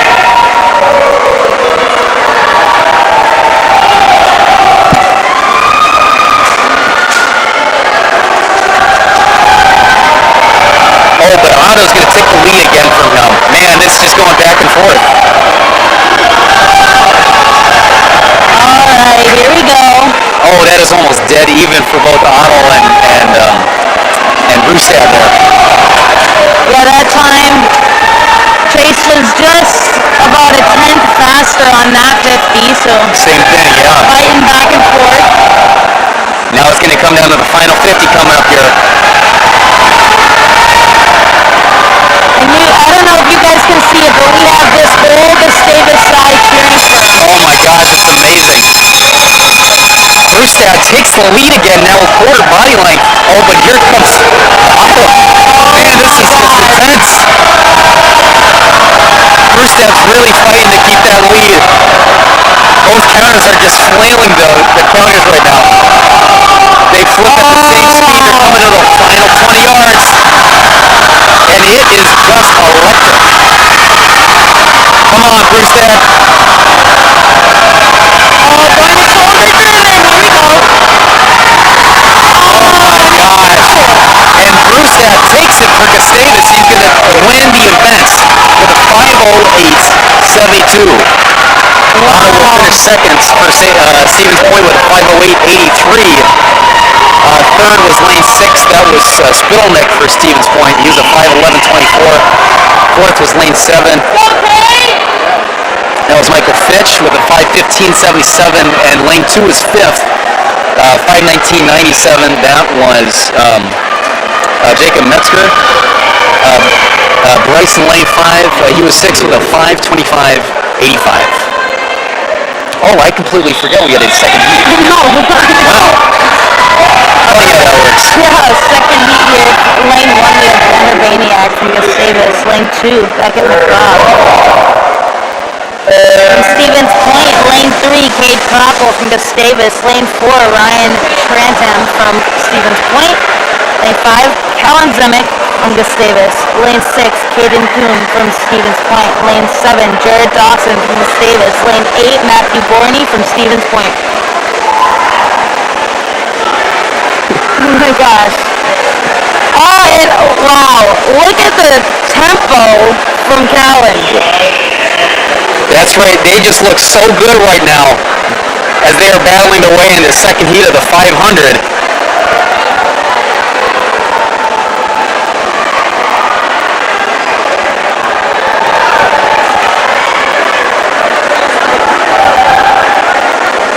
I love the versatility from Callan. Oh, absolutely. Right? Like, he was in the thousands, he was in the 100, and now he's in the 500. Yeah. This guy does everything. Yeah, well, and you can definitely know he knows what he's doing. Right? Like, the tempo changes, and Oh, the absolutely. kick changes depending on the race. How long he's underwater for, off the walls. Is there anything this guy can't do? Zemick still leading away, just followed shortly behind by Cohn in 6 there for Stevens Point. Oh, gosh, I did it again. Trantham for Stevens Point in lane 4. My bad. And you can't forget about lane 1 over here, Ben Urbaniak. He is currently sitting, I believe, 3rd or 4th right now. He's fighting it over with Jared Dawson over there in lane 7.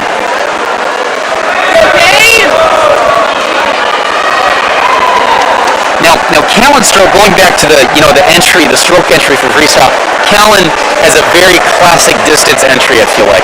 Yeah. Like it's very effortless glide. He's not really wasting that much energy.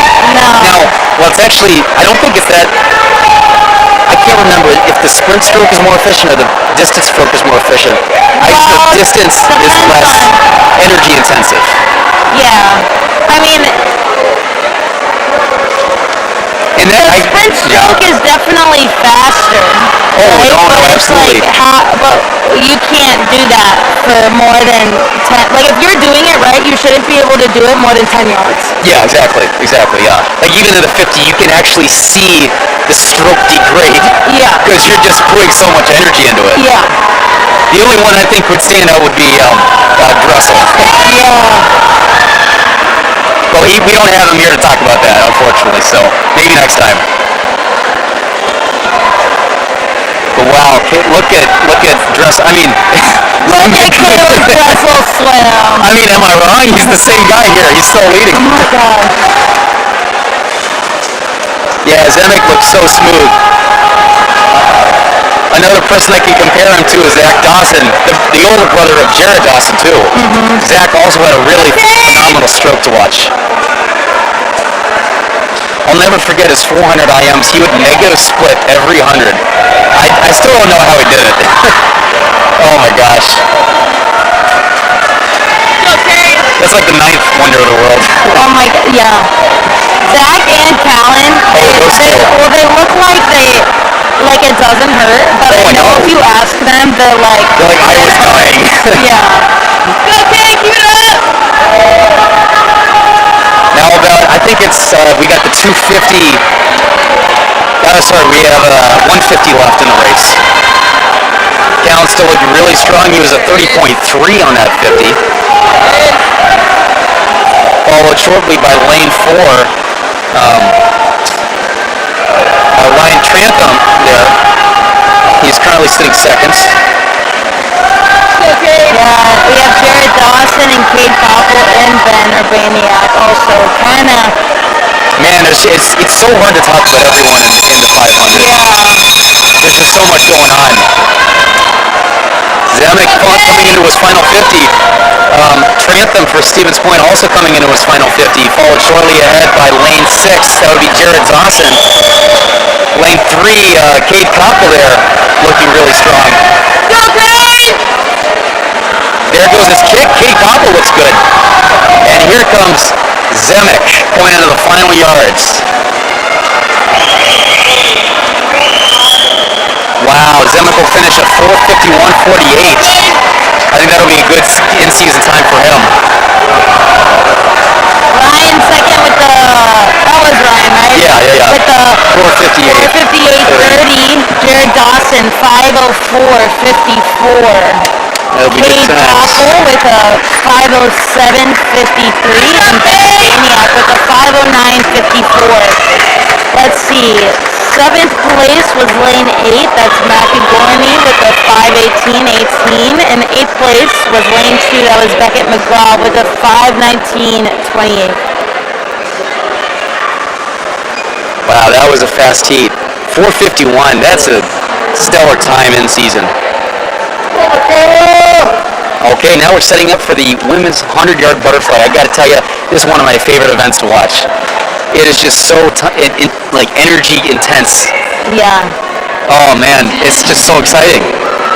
All right, we have 4 heats in this event.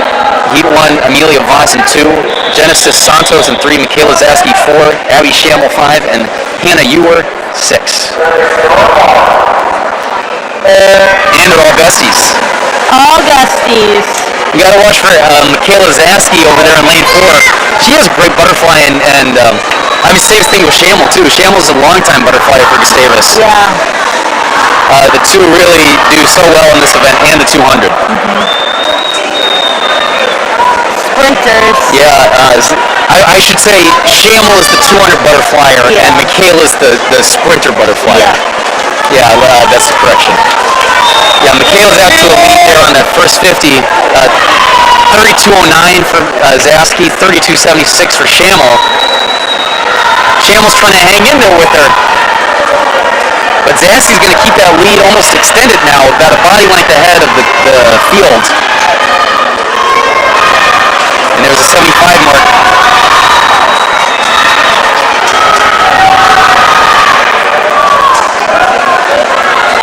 Zaski and Shamel, wow. Yeah, they're both doing a good job of keeping up their kick, right? Shamel might take over, and looks like she's about to. Wow, what a great finish by Shamel. She'll finish in a 109.82. Zaski was a 110.79. Lane 2, that was Amelia Voss. She was a 113.70, and lane 4 and lane 6, Hannah Ewer with a 118.57. That was heat 1 of 4 in the women's 100-yard butterfly. Heat 2 setting up now.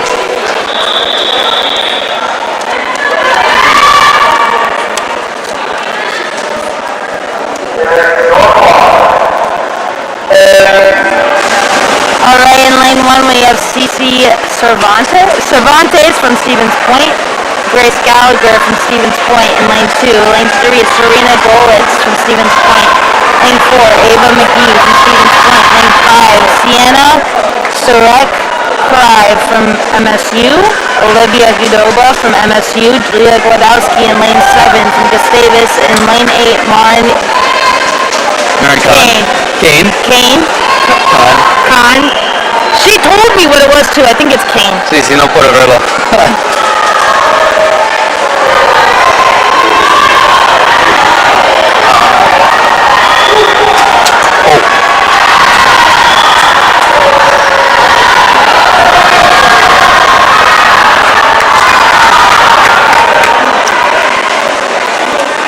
Okay, and they're coming into the final yards here in Heat 2 of the 100 fly.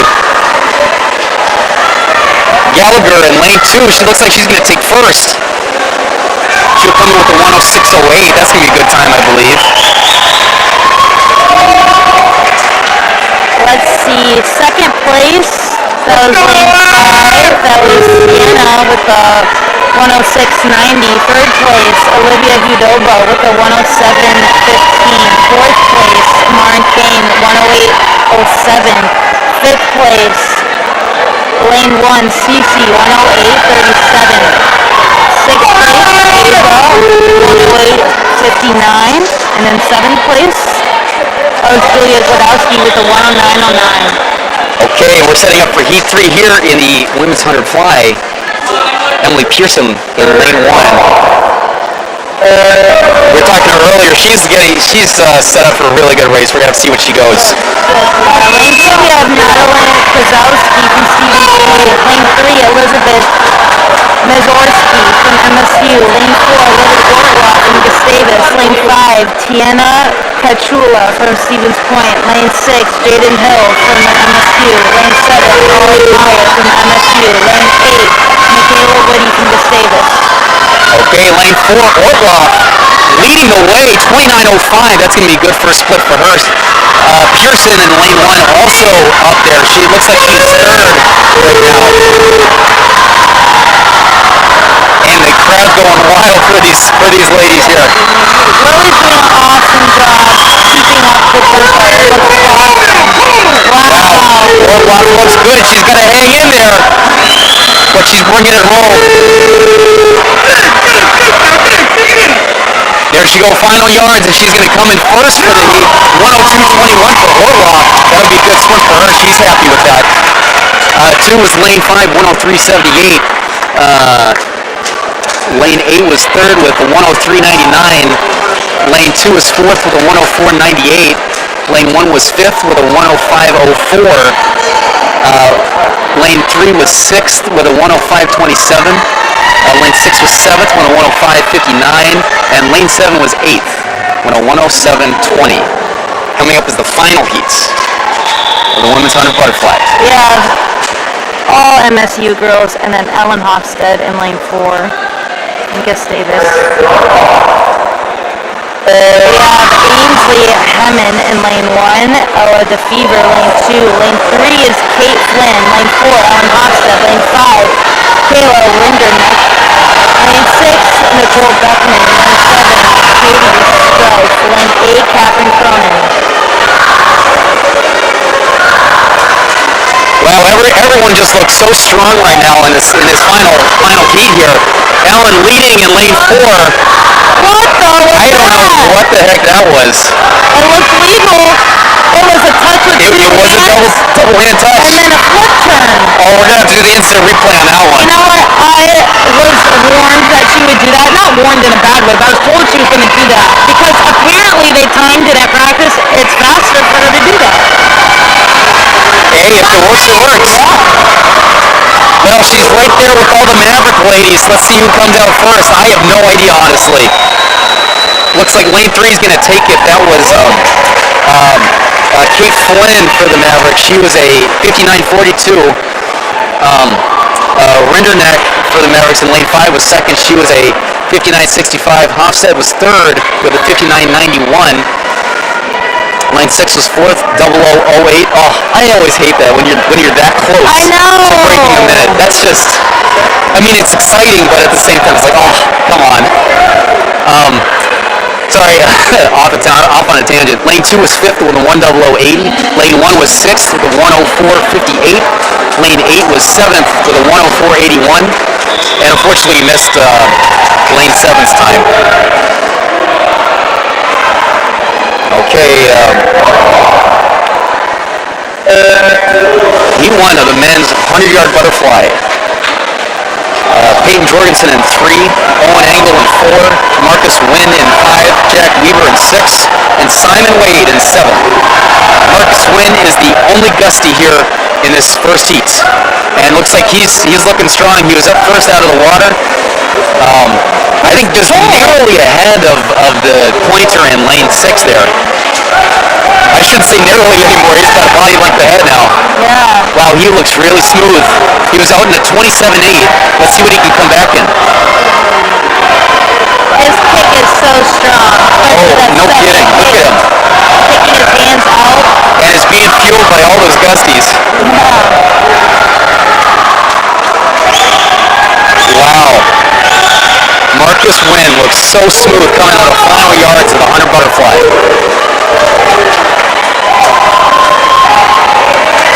10003. That's a good sign for him, I believe. He'll be happy with that. He looks a little surprised. Well, he's shaking his head. He's like, I'm so close. He's like, where'd that time come from? Let's see. In seconds, that was lane 4, 103.83. Lane 6 was third with a 103.93. Lane 7 was fourth with a 104.95. Lane 3 was fifth with a 108.34. Now it's on to heat 2. Is that Taylor Vanderjeu? What is he doing in the 100 butterfly? What? Oh my gosh. Well. In lane 1, we have Jake Cassell from Gustavus. Lane 2, Grayson Marcotte from Stevens Point. You know what? I'll say it after this. Lane 3, Taylor Vanderjeu. Lane 4, Thomas Daniels. 5, Noah Hagen. 6, Rise Gibbs. 7, Liam Goulet. 8, Campbell Sullivan. Well, I'm going to watch Taylor. I know. I'm really shocked to see it. His fly looks good, though. He's been working on it. I know that. Man, both him and Cruzel are neck and neck right now. I was actually in the cap with Cruzel earlier. He was like, man, if Taylor beats me, I don't know what I'm going to do. Oh, no! Looks like he's going to have to figure it out. Hey, he's hanging in there. They're all neck and neck right now. Come on, Jake. Lane 2, though, is leading the pack. Yeah, lane 2, Marcotte's going to win this here in the second heat. He'll come in with a 56.76. Taylor, out of nowhere, finishes third, 57.34. Lane 8, Campbell Sullivan was second. Sorry, I missed him. He was a 57.25. Lane 6 was fourth with a 58.00. Lane 5 was fifth with a 58.70. Lane 4 was sixth with a 59.51. Jake and lane 1 was 7th with a 1.0010, and lane 7 was 8th with a 1.0061. All right, that's the final heat, the most exciting one. We have Brady Bowie in lane 1. Lane 2, Cody Ellenberg. Lane 3, Teddy Johnson. Lane 4, Jake Larson. Lane 5, Andrew Becker. Lane 6, Gus Grimstad. Lane 7, Jonathan Cordano. And lane 8, Alex Shepard. And the atmosphere is just electric here, even after the first 25. Look at Becker go. Both Becker and also, who's that, Gus Grimstad. Well, and Teddy Johnson, too. Don't forget about them. Man, I don't even know who to look at right now. It's just so close. Look at lane 3. What a great underwater by Cody Hellebrand there. But right now, it looks like it's going to be Grimstad there in lane 6. He's going to keep the lead. As well as Jake Larson. They're going to battle it out for first. Andrew's got to hang in there, though. Wow. What a change.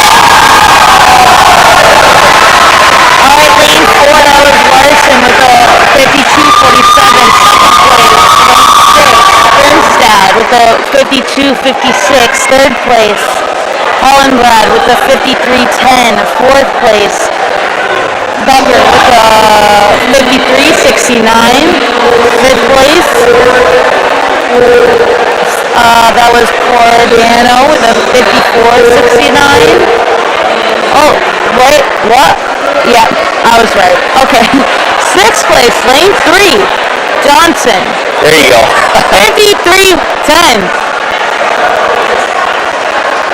Right? Yep. Wait, who are you looking at? 55.01.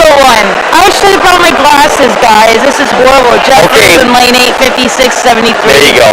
And Brady Bowie, 57.49. Wow, what a spectacular 100 fly for that final heat. That really was something to watch.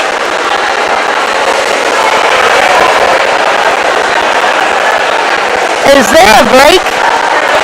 It looks like that. So we're gonna have another. I think it's a 10-minute break. I can't remember. So is John Carlson gonna come up here? Well, I asked him to see if he could give us a recap on how the meet's going, but we're gonna try to get a couple swimmers, see if we can give them an interview. Get an inside scoop on how things are going down on the pool deck.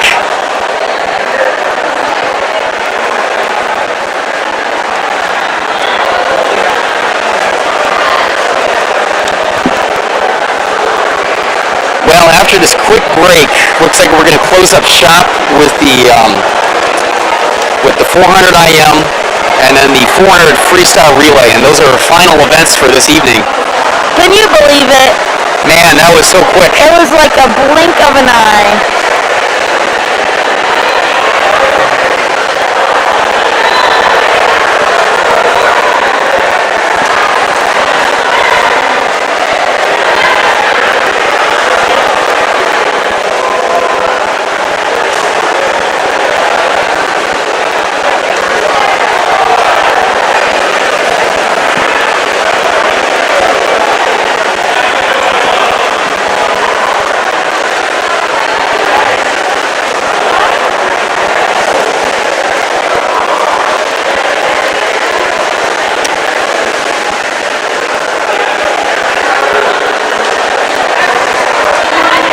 Well, I am just looking at my phone, and we have so many fans listening. We have so many fans listening. Zach Dawson. Oh, no kidding? We have Haley Teichmiller. Hey, yeah, how about this? If you guys want a shout out on the air, oh shoot, there's no number we can text into. Yeah, well, if you have our number, text us. Yeah, text us and we'll give you a shout out. How about that? Yeah, if you want to give a shout out to one of the swimmers, maybe. Yeah, we'll give shout outs to swimmers, parents, grandparents, coaches, Alex Horgan.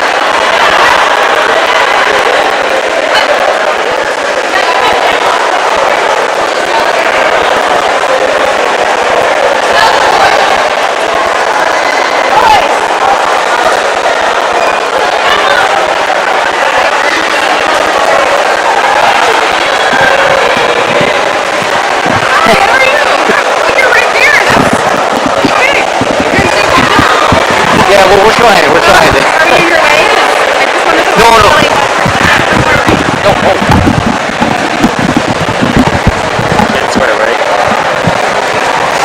Okay, it looks like we have Taylor Vanderjute here with us. He is a junior from Gustavus. Taylor, you just swam the 100 butterfly. Yes, sir. And whose idea was that? Well, I was like, breaststroke's kind of similar to butterfly. So I was like, let's do it. Just see what happens. Yeah, well, honestly, hey, you looked good at 57, man. Yeah, that's a big time, but 3 seconds. I was about to say, dude. Oh my gosh, man. You looked good, especially in the last maybe 37 and a half. You really kept it together. That's one of the hardest points in the 100 fly. What was going through your head? Like, what was your strategy? I saw that pointer right next to me. That's right, yeah. And Jake was in lane 1. I was like, I can't lose to my buddy Jake. So I just had to keep the mental toughness strong and just finish out the race. Oh, man. Well, that was just so fun to watch. The 100 fly is always electric, and you really brought it. Thank you. You got anything else today? No, I'm done for the day. Just some cheering on some people and hopefully get on with my day. Well, there you go, man. Hey, you had a great meet. We had fun watching you. Thank you. Good luck to the rest of the season. Thank you.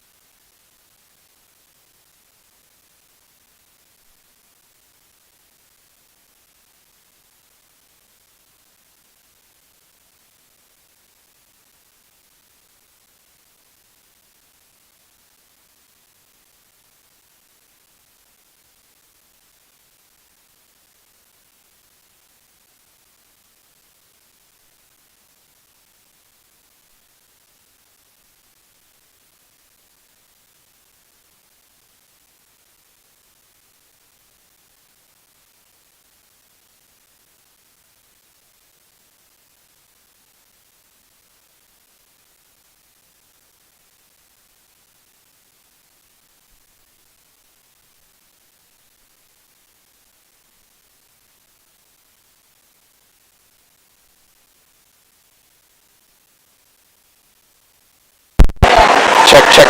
Oh, there we go. Was that off? Yeah, it was off. For how long? I have no idea. Oh my gosh. Well, I hope everyone could hear us. We were just... we had a shout out from Sam Dayak. He wants to shout out all the pairs and also to all the breaststrokers that are crushing it, especially Tyler Teichmiller. And hey, I mean, I'm not lying. That guy had a fantastic race. I have another shout out from Anna Gamble's mom, Natalie Gamble. She says shout out from Oregon. Oh, that's awesome. Hey, I'm glad we have at least one listener from the West Coast. I know, I love it. Okay, I'll be right back.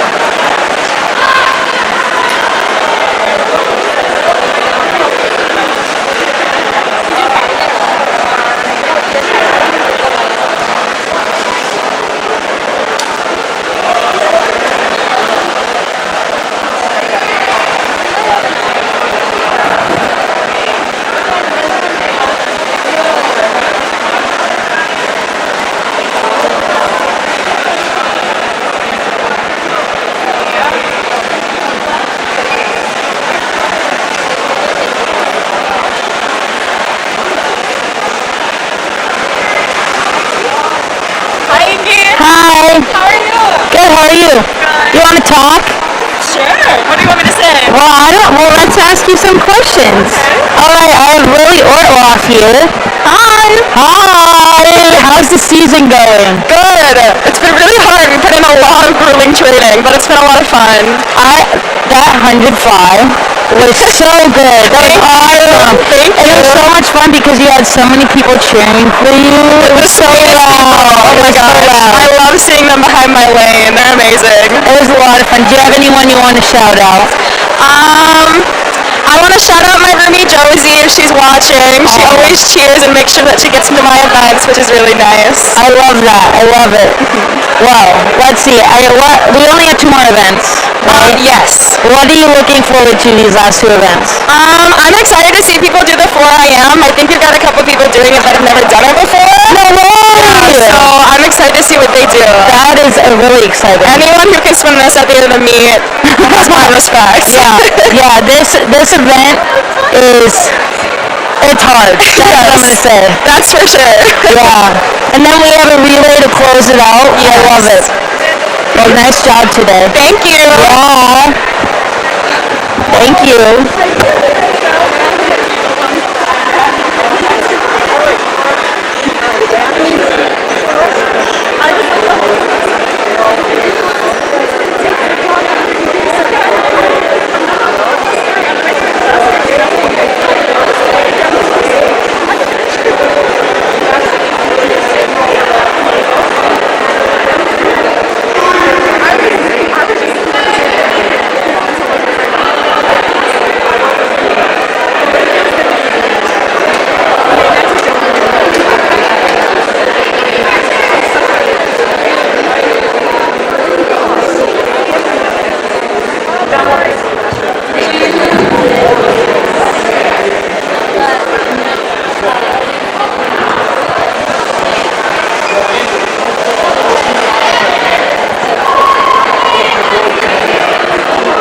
Going into this final stretch here, we're going to start it off with the women's 400 IM.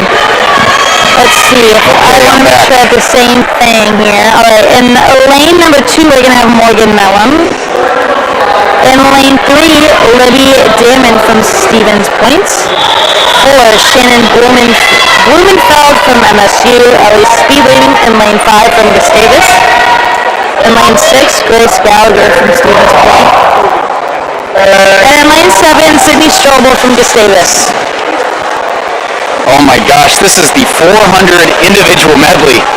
one of the toughest races to ever exist in swimming. Yeah.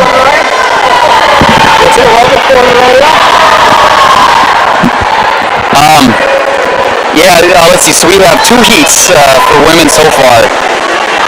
Actually, when you look at this heat, both Strobel and Spiegling are really top contenders in this event. Both of them are really phenomenal. A in butterfly, but also they bring it back pretty hard in backstroke and breast. Yeah, well, and that's something that's really fun to watch in IM. I know I said it last time we were here. Oh yeah. But I love watching IM because you can't really guess what's going to happen next. Right? Like, everyone has their strengths, everyone has their weaknesses, and the spotlight is shining on you. There's no hiding from the weaknesses here. That's right. Well, right now they're kind of hanging back. Strobel and Mellum are hanging in there on the outside smoke lanes. Spiegling is right there with them in lane 5. Yeah, moving on to the backstroke part of this race. All three girls from Gustavus in here, they all are butterflies, right? So it's really important from now on to try and keep their place in the heat that they just worked hard for.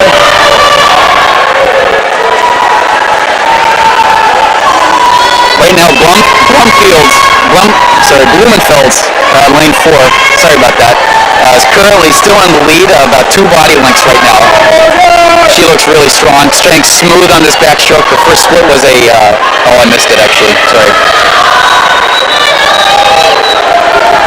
So it's Blumenfeld's, followed by Gallagher, and then Spiegling over there in lane 5. Spiegling looks like she's going to try to overtake Gallagher there in lane 6. We're going to see if she can try to do that here. But also Strobel there in lane 7. Spiegling is slowly inching up ahead of Gallagher. And looks like she's about to do that there, coming into the 100 mark for the backstroke. 200 mark, I should say. Moving on to breaststroke, every single one of them doing an open turn. Yeah, some people do the bucket turns. No one did that. Crossover turns. Yeah.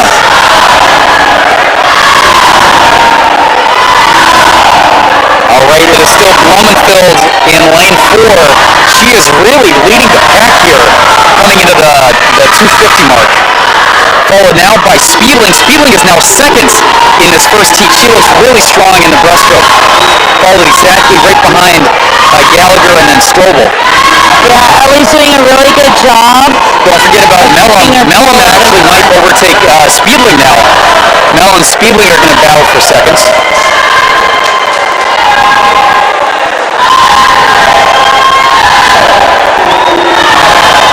But Spiegling is going to stay right ahead of both of them. She is a breaststroker, and that's going to keep her in the pack right now.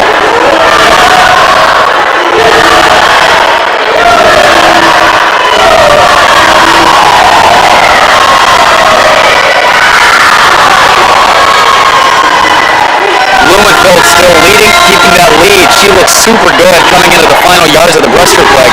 Now going on to freestyle. There's the turn.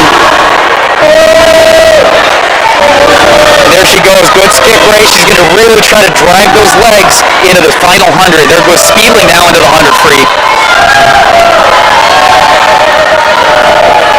Spiegling, she's going to get her kick up if she wants this. She's going to try to stay ahead. But Mellum there in lane 2 also looks good. Strobel over there in lane 7, trying to hang on to 3rd or 4th right now. You know, this is just such a mentally tough race, the 400 IM. I think at this point, it's the moment. Exactly, right? Like you're coming down. You're absolutely exhausted at this point, but you know you only have a 50 left. So Exactly. you kind of get a second, There goes Spiegling. yeah, She's might going get to a try to second finish wave this of up. energy. And talk about that energy. There goes Mellum. Yeah. Mellum's going to try to take this, and same with Spiegling.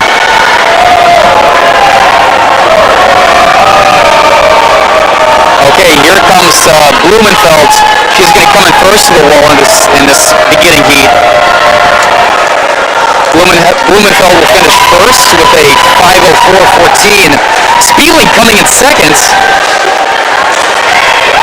And she'll finish with a 5:12.34. I believe that'll be a good in-season time for her.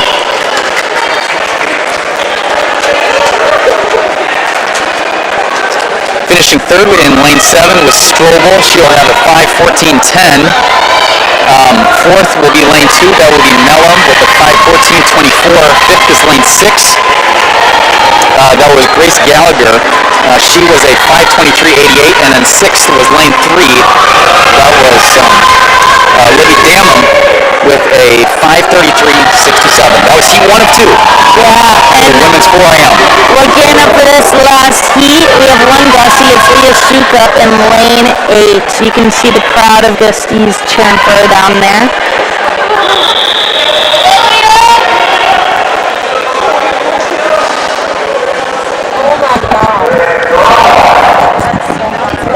In lane number 1, we have Mimi Trenary from Stevens Point. Lane 2, Maddie Taylor, Stevens Point. Lane 3, Tiana Pachuola from Stevens Point. Lane 4, Emily Goodman from MSU. Lane 5, Kaylin Arts from MSU. Lane 6, Becca Beam, MSU. Lane 7, Casey Friss, Stevens Point. And in lane 8, Leah Sukup, Gustavus. Everyone looking really strong so far. I mean, it is the first 50, but still, Yeah. it's how you pace it that matters. And everyone has a really good stroke rate right now. Lane 4 off to a lead. That would be Emily Goodman for MSU.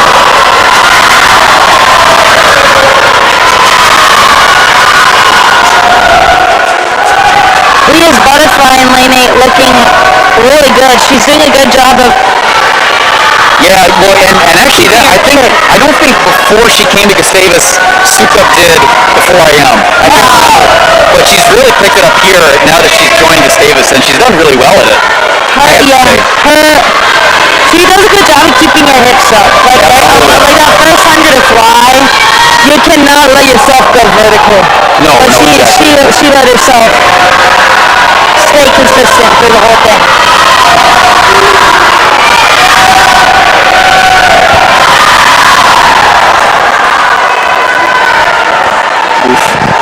I'm on 2%.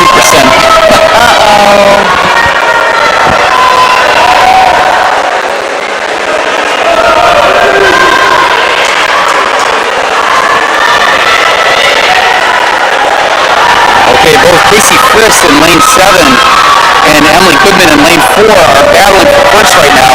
Friss is currently leading, followed by Goodman. Third is a battle between both Sukup and Beam in lane 6 and in lane 8 and 6 respectively.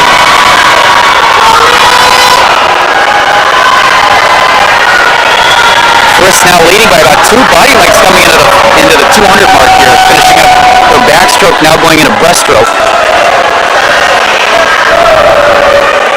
Then followed by Goodman. Sukup did a bucket turn there. That's the first one we've seen tonight. Now watch Leah on this breaststroke.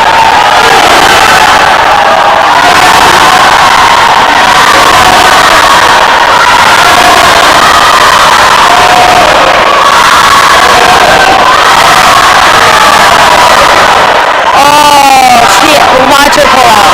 Yes. Okay. Catch him back up. Here we go. She just looks so smooth in breaststroke. I know she's tired, but wow, does she make it look good.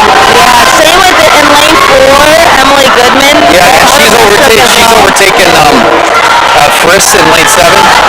So Goodman in lane 4 is now leading the pack going into the second half of this race. It's now Goodman, Friss, and then looks like lane 5, Kaylin Arts is now in this race too.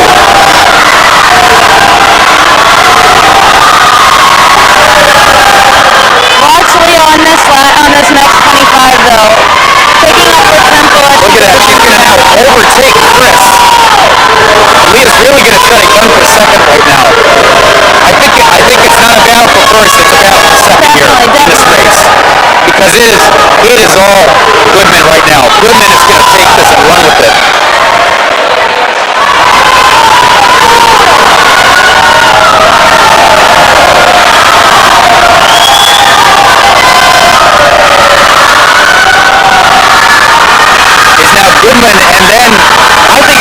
who's now in second place. She's ahead of the two, ahead both the pointer and the MSU swimmer there in 5 and 7. 5 and 7.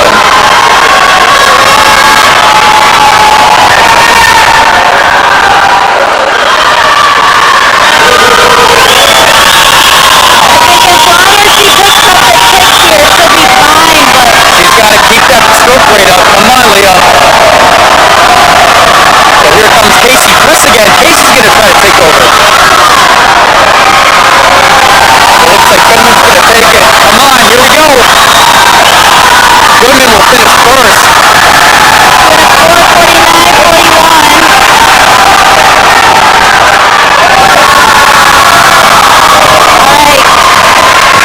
Casey Chris got second with a 4:57.64. Leah Suka third, 4:58.42.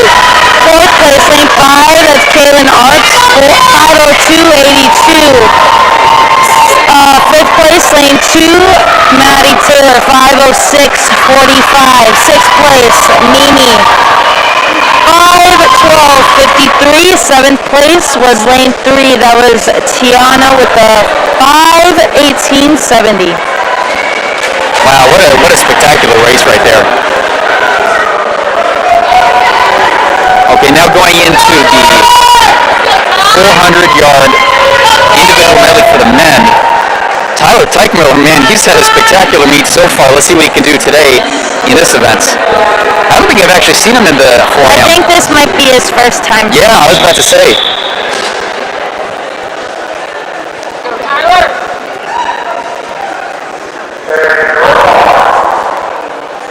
We might be wrong, but I don't know. Alright, lane 2, Liam Goulet from Gustavus.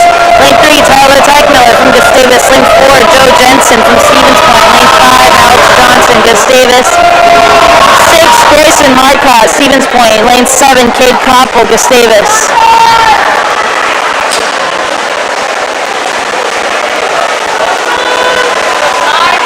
Man, look how smooth both Teichmiller and Koppel are.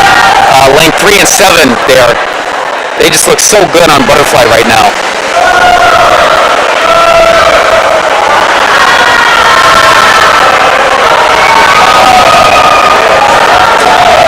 So Teichmiller is leading right now. He's not even a butterflyer. I don't know what he's doing, but he looks so good. Oh, and here comes the pointer now. He's got to hang in there on the final yards. Okay, and that's the 100 fly. That was like a 101. Wow, I've never seen that guy swim that fast a butterfly before.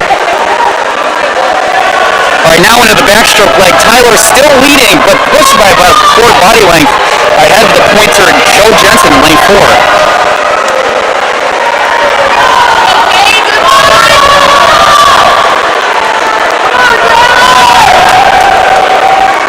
It's now Teichmiller, Jensen, and Koppel. 1, 2, 3.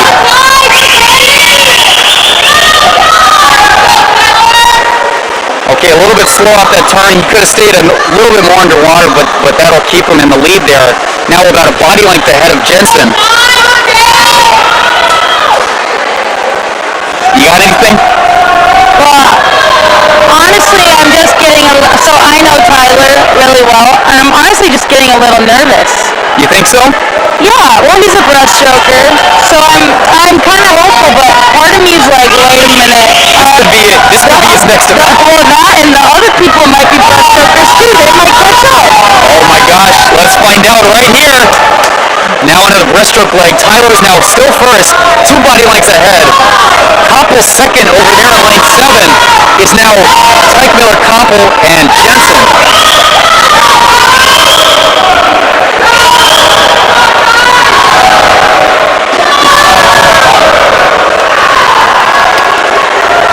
Good underwater by Teichmiller there.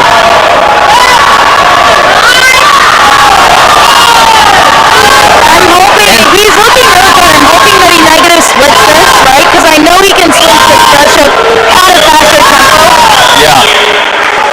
And going back to what you were saying about his stroke pattern, he's so long, he really extends just so quickly on his recovery there.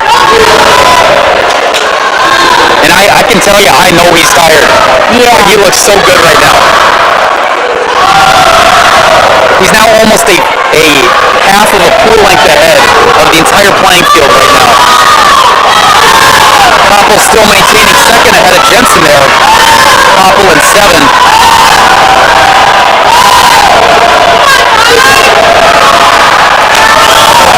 Okay, now Teichno is going to head into the final 100 yards.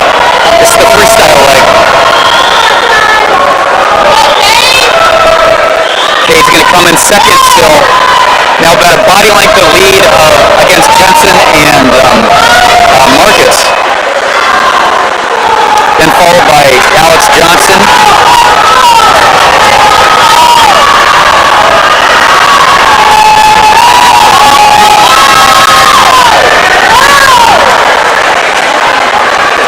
Now the final 50.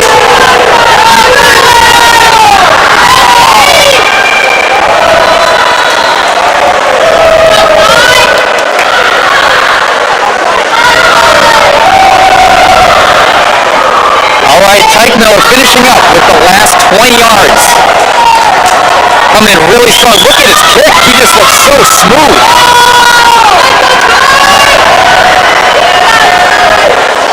Nice finish. Wow, 4:31:08. And that's going to be a good time for him. Koppel's going to come in second out in lane 7. 4:40:19.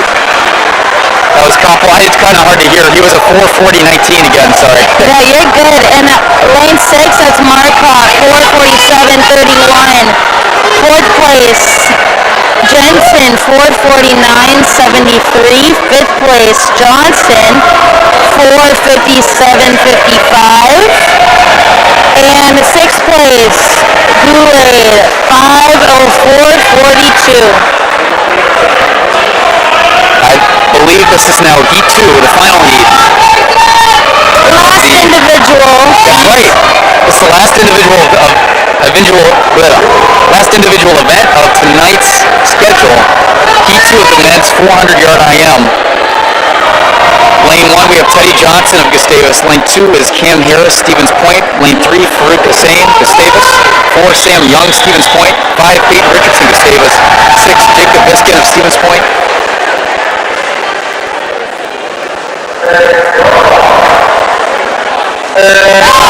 7, Adam Thornburg of Gustavus, and 8 is Ryan Trantham for Stevens Point.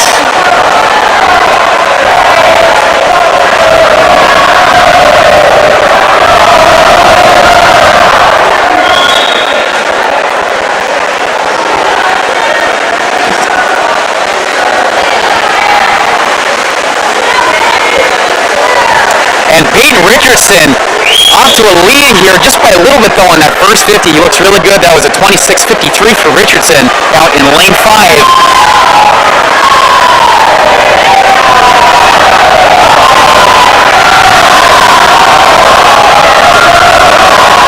Looks he might have taken that a little quick because he slowed down on that last 45 there.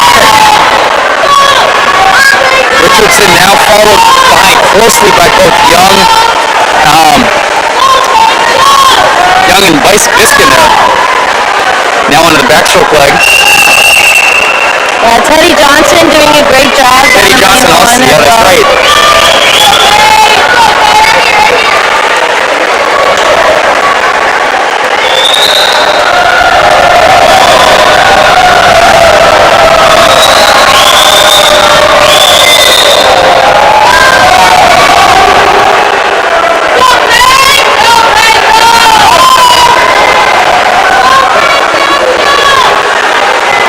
Okay, there's coming into the final 50 of the backstroke leg. Both Young and Peyton are battling it out. Young just slightly ahead of Peyton now. Teddy Johnson also battling it against a pointer in lane 1 and 2. Farouk hanging on in lane 3.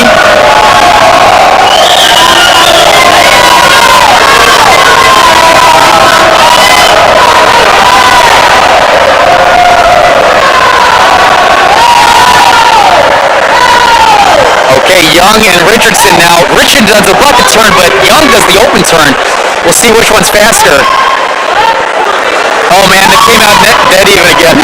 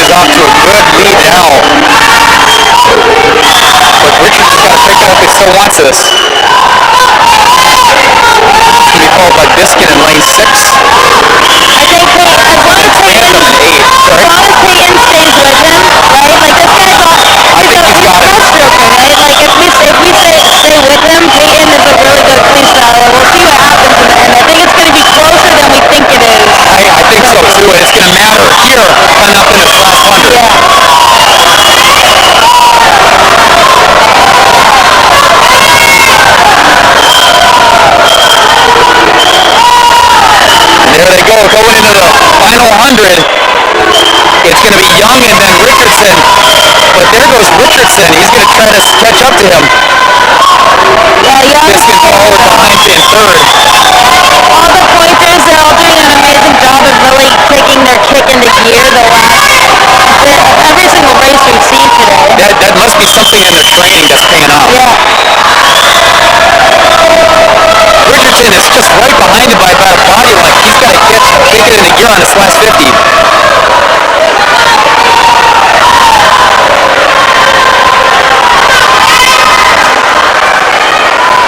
There they go. Young is going to take it away, though. It looks like he might take this one. Richardson's right there with him, though.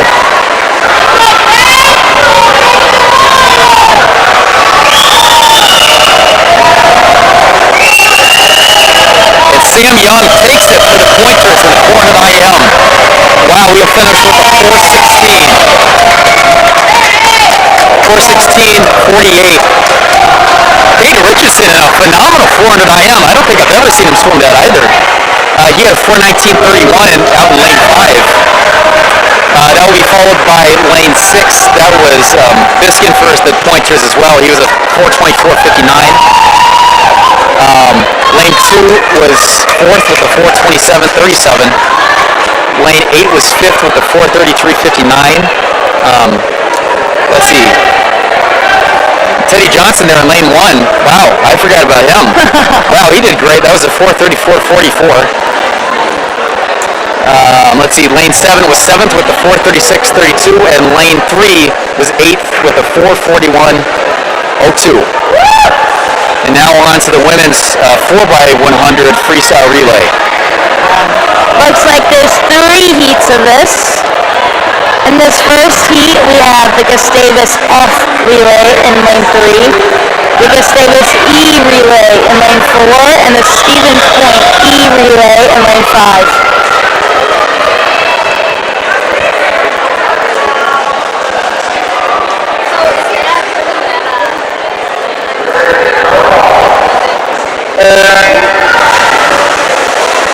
In the water, we have Kaylee Holt-Grant, Ella Benoit, and Rachel Hodowick.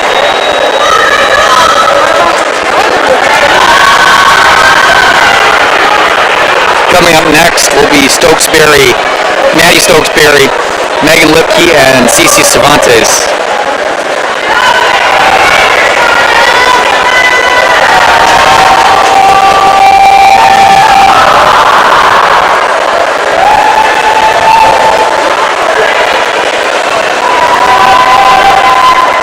Ella's doing a great job of really kicking through this 100. Look at her go. She's right there neck and neck with the pointers right now.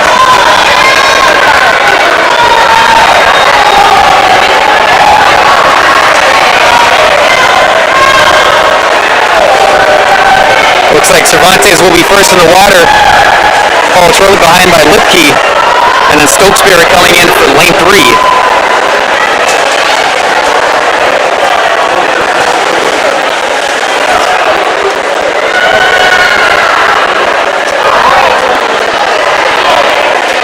It's going to be Lipke and Cervantes now battling it out in lane 4 and 5.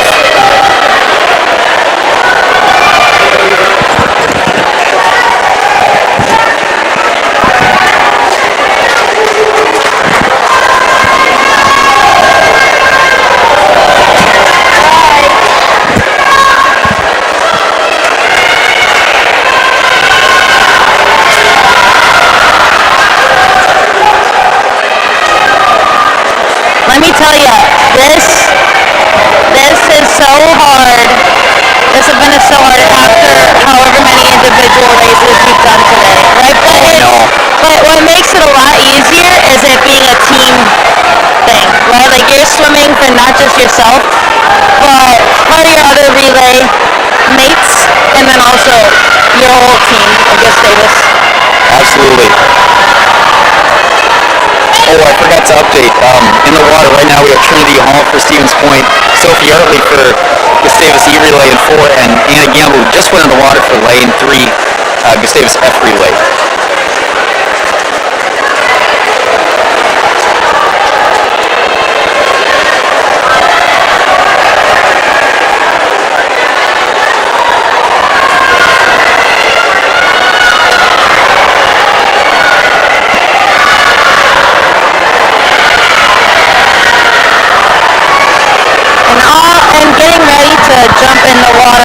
see, is, looks like Reese Spro from Gustavus.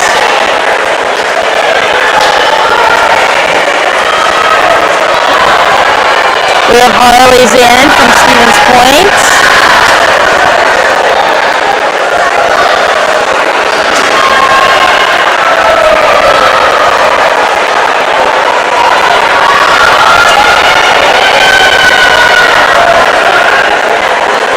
And then Kira Bergman from Gustavus in lane 3.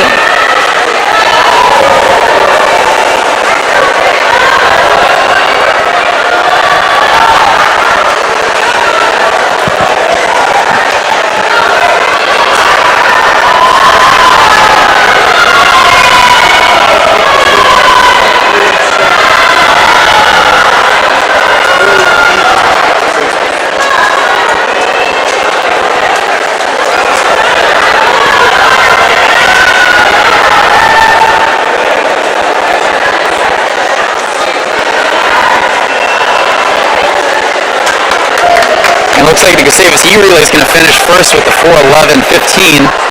That'll be followed by Stevens Point E-Relay in lane 5. They'll come in with a 4:23.16.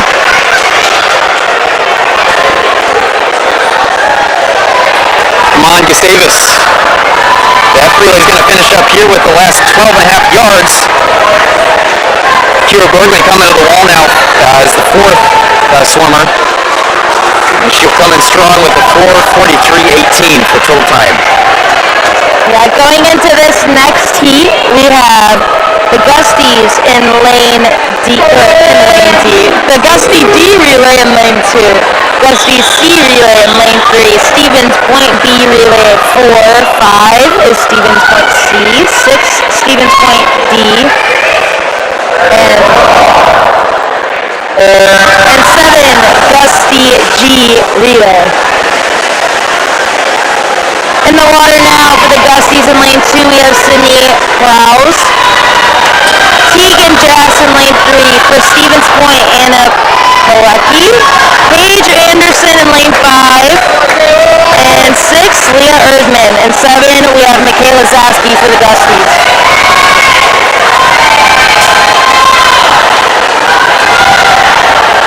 Well, we got a full heat here in heat 2. Things are starting to get a little bit more electric here. Lane 4 off into the lead right now. That would be Stevens Point. Stevens Point's Pilecki. Followed closely behind by Anderson, Paige Anderson, here in lane 5. Jumping in the water, we have Sydney Strobel in lane 2, Mackenzie Groff in lane 3, Rose Hansen in lane 4, Madeline Krasowski in lane 5, Genesis Santos in lane 6, and Natalie Jansen in lane 7.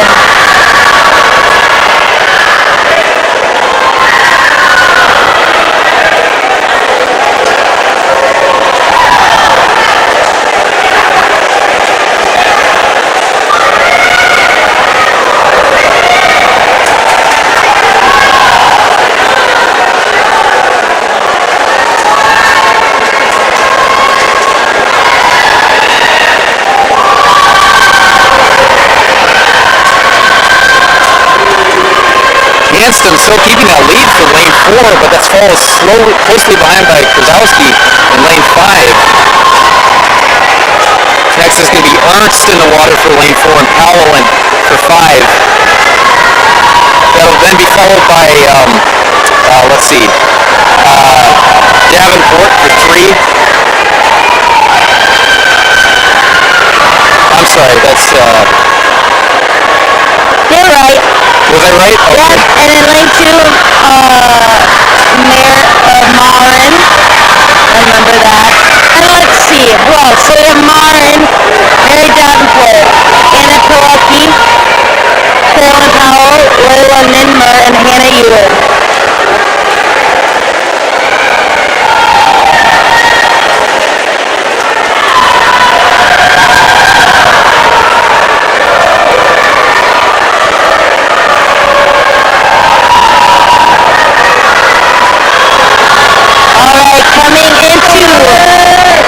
last length here. Jumping in the water, we have Izzy Delaney in lane 2, Lily Orlock in lane 3, Brooklyn Miller in lane 4, Serena Golitz in lane 5, Joanna Ruppel in lane 6, and Ellie Speedling in lane 7.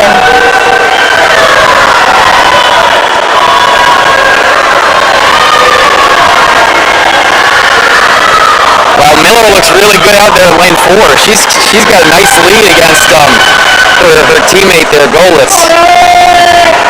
That's going to be followed again by Orloff in 3. And then Delaney in 2. And oh my gosh, Ellie Speedling swimming again. That was right after 4 a.m. Yeah. She's doing a good job of keeping her tempo up. That's right. Well, she's right ahead of that pointer there in lane 6.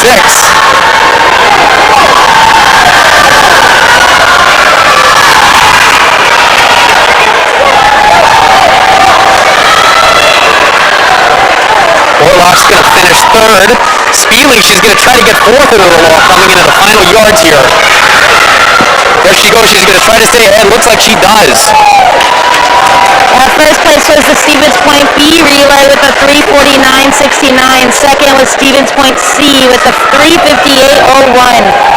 Third place was the Gusty C relay, 3:59.64. Fourth place was the Gusty G relay, 4:08.88. Fifth place, the Gusty D relay, 4:09.68. And in sixth place, the Stevens Point D relay, 4:09.84. And now we're on to the final heat of the women's 4x100 freestyle relay. Lane 1, we got Stevens Point A relay. Julia DeGroot's going to lead off that. In lane 2 for the Mavericks D relay, Eve Bird. 3 for the Mavericks B relay is Alexa Lofgren. 4 Gusties A is Merritt Isaacson, freshman.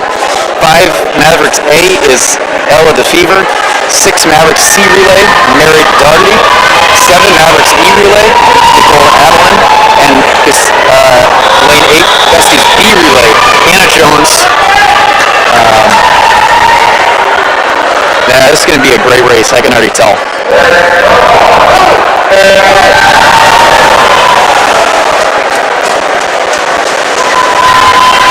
Mary had actually a fantastic start. That actually just gave her just a little bit of an edge against the rest of the field right now. That's exactly what you need in this final event here. Merritt's still leading the pack by about a quarter body length lead in lane 4, followed closely behind by the Mavericks A relay.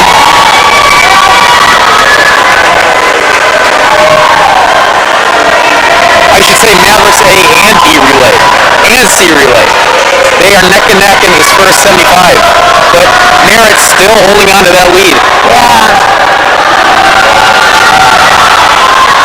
You can see under the water just how fast she's really ripping through the water. Oh, absolutely. Abby Yart, she's going to take in for Merritt now. Yeah, in lane number 1, Kira Godkin. Lane number 2, Kaylee Siverston. Lane number 3, Kendall Gonzalez. Lane 4, Abby Yarts. 5, Anya Endervold. 6, Amanda Jordan. Sarah Anderson in 7, and Allison Gillis in lane 8. Well, here come Mavericks A there in lane 5. They're trying to catch up. That's going to be Endervold. We talked about her previously. She's a good swimmer. Yeah. She's posted some pretty good times so far this afternoon. But Yarts is still holding on. It's going to be Yarts and then Endervold coming into the final yards of their leg here. Looks like it's going to be Peterson next with Kate Flynn. Peterson in lane 4, Flynn in 5.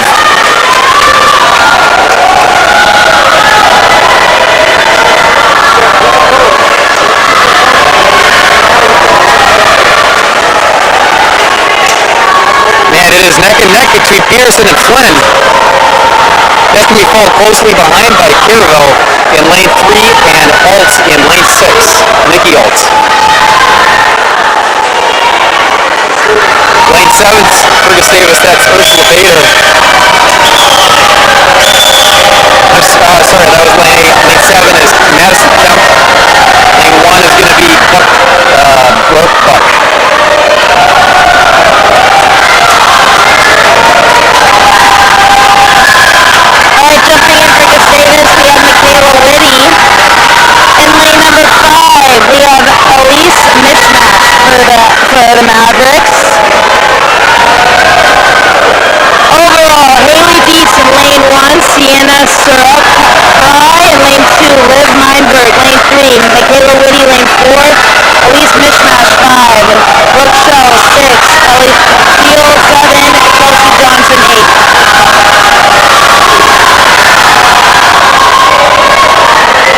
look and whip goes. Michaela is really a powerhouse in the freestyle, but she just looks so good, especially with her kick. But look at mishmash too. Oh, they're trying to reel her in on the other side there. There she goes. This is it. The final yards. Oh my gosh. Alright, and the Gusties get it with a 3:39.50. MSU a 3:39.81. Lane 6, that's the MSU C relay. 3:45.41. The Maverick B relay, 4th place, 3:46.39. 5th place, that's lane 1, Stevens Point A relay, 3:53.31. The Maverick D relay, that's lane 2, got 6th place, 3:53.48. 7th place was lane 8, Gusty B relay, 3:55.32. And 8th place, lane 7, the Maverick E relay, 3:56.46. Okay, and now we're on to the men's 4x100 free relay to seat 1 of 2.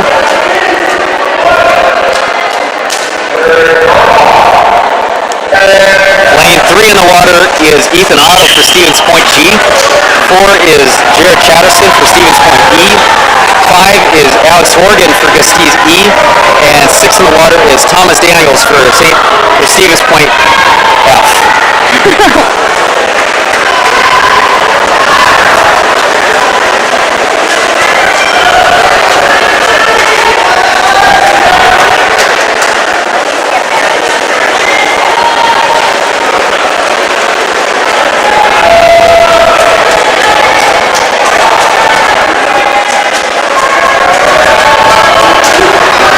Chatterton looking really good right now in lane 4 for Stevens Point.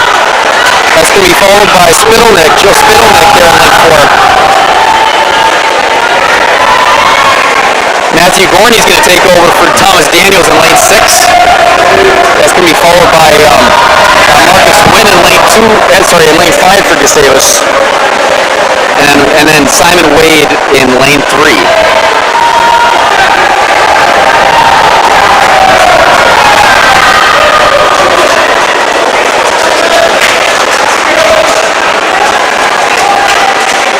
Things are looking really good here on Heat 1.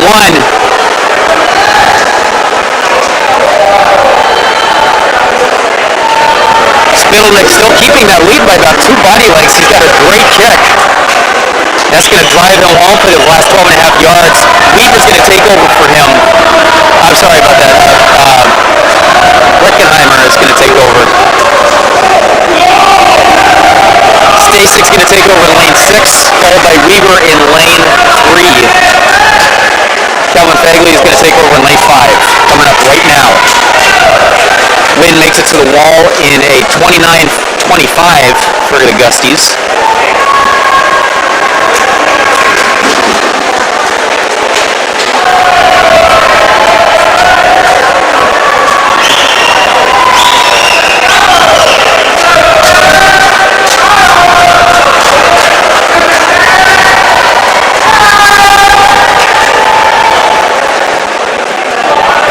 Coming into the third interchange here. Owen Engel's going to take over in lane 4.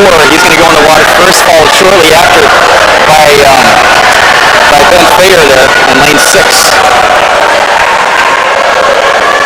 Peyton Jorgensen taking over in lane 3, and Liam Gulia in lane 5 for the Gusties.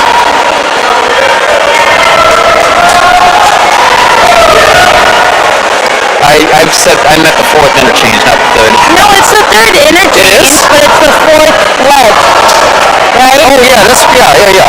You're right. Man, I need more mate. Oh my gosh, I know. I'm hitting a wall. I need the knot. We're so close. I know. This is where it gets most exciting. I know.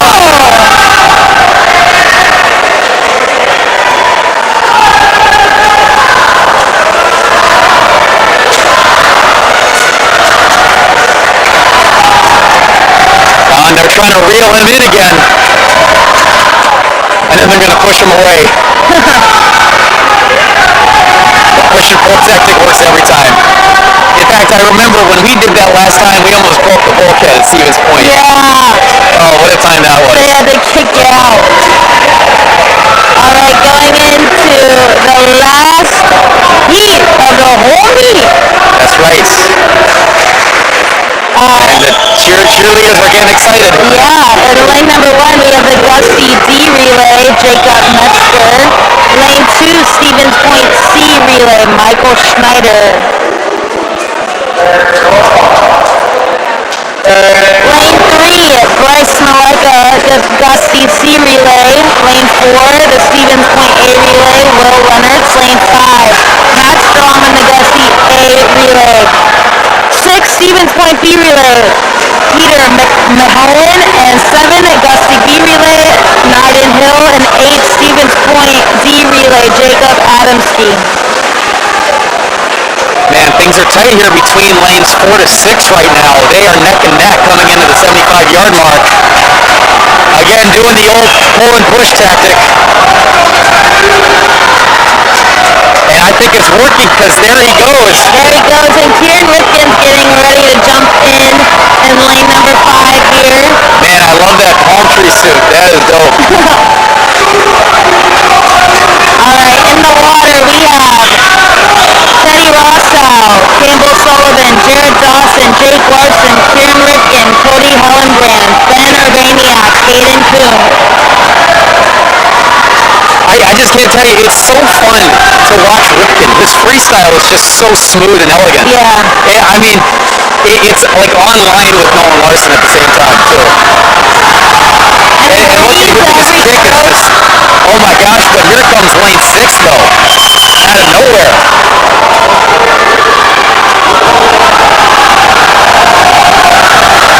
Lane 6's Hellenbrand is also in this little run. Dave Hudson's going to get in the water for the Gusties. But will it be enough? He's now going to take on Owen Powell in lane 4 and Gus Grimswald in lane 6. In the water. Dane? Thank you. Dane Hudson took the lead again, but not by much.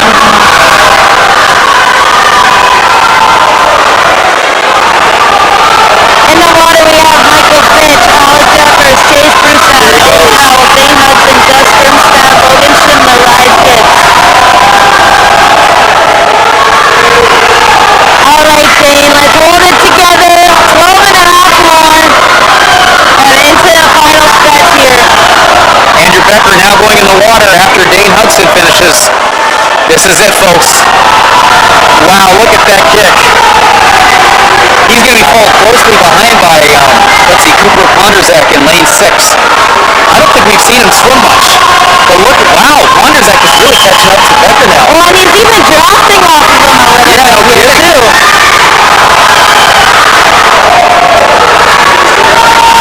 Ponderzak's still right behind Becker, but Becker has that body length lead.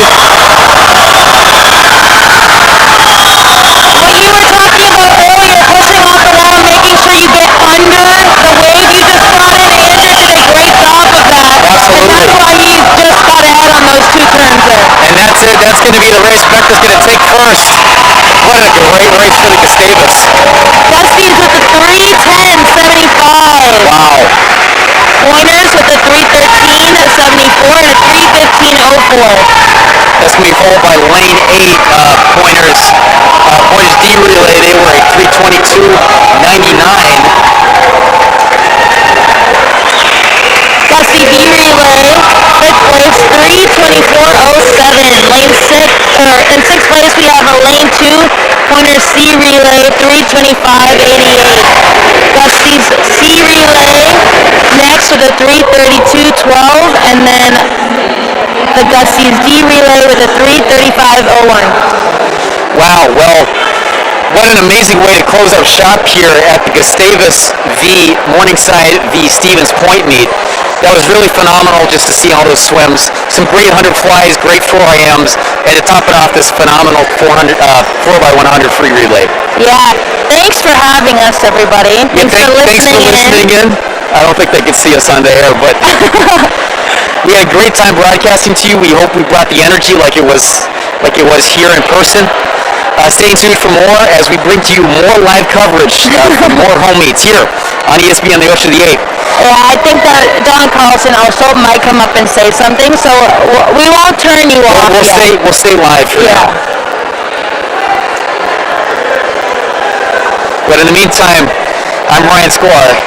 Yeah, I'm Ingrid Iverson. Class of 2020, Class of 2020, baby. that's right. The best class. Yeah. The boring class. The boring class, unfortunately.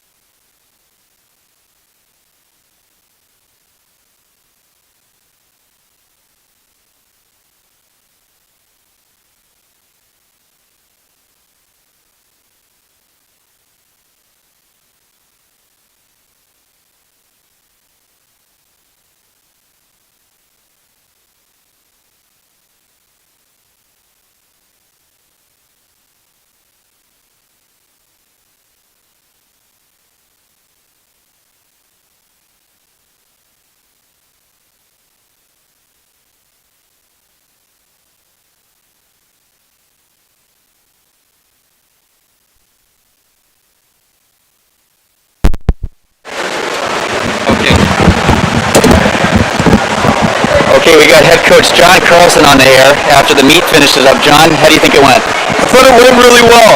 Can you hear anything? I can't hear anything. There we go. That should be a little bit better. Test, test. Yep, there we go. All right. I thought it went really well. The team swam well. Again, we're still getting started here, so we're learning a lot each race. And so that was Mankato. I think it was fun for the women to win so many events, but Mankato was just too deep for us. But the women ended up pulling out the victory against Stevens Point. Guys lost the swimming part by 2. We don't have the diving results yet. So, but we were down a few guys, and that always makes it tough. But I was pleased with the swims. I think it's good going into the St. Olaf meet where we'll really try to put people, instead of kind of figuring out what people should be swimming, we'll put them in where they need to be, the events that they're best in. So I want to thank Ryan and Ingrid for pinch hitting for Heidi for today, and I'm sure they did an awesome job since they know most everybody on the team. So it was a great meet. I think so too. We had a blast watching everyone. Everyone's for the environment given. I think everyone swam lights out. Yeah. It was a grinder of a meet. 4.5 hours, man. Absolutely. But the 1,000 and the 4 a.m. But that's what happens. Stevens Point kind of has the same philosophy I do. Al Bulk is motivated by kids that want to improve, and regardless of where they're at ability-wise, and we're the same way. And I think it creates great teammates if you have a bunch of people that want to get faster and are really dedicated to each other's improvement, not just their own. So absolutely. So it's great. I love this meet. It's a great way for us to kind of spread out and try different things, and try different race strategies too. Some that didn't work so well. We had Peyton Richardson up here. We were talking about his 200 back earlier. He had a couple rough underwaters there, but he says he's looking forward to working on those. Yeah, definitely. That's kind of one of the areas that he needs to work on. He's got to get his tempo up in that 400 IM. The backstroke is a strongest point, and I think he pretty much even split it this time, and usually he drops that second 50. And just, getting used to a long meet like this, and recovering event by event is part of the trick of being a collegiate swimmer. So, I was very pleased with Peyton today. Yeah, well, overall, it was a blast watching everyone. I think all the relays were fantastic, and we're looking forward to the rematch in Wisconsin later this year. Next Wednesday. We're excited we always go out to their invitational. It's a great 2-day invitational, middle of January, and we'll be looking for some revenge at that meet. Perfect. That's what we want to hear. Thanks, John. Yep, thanks, Ryan.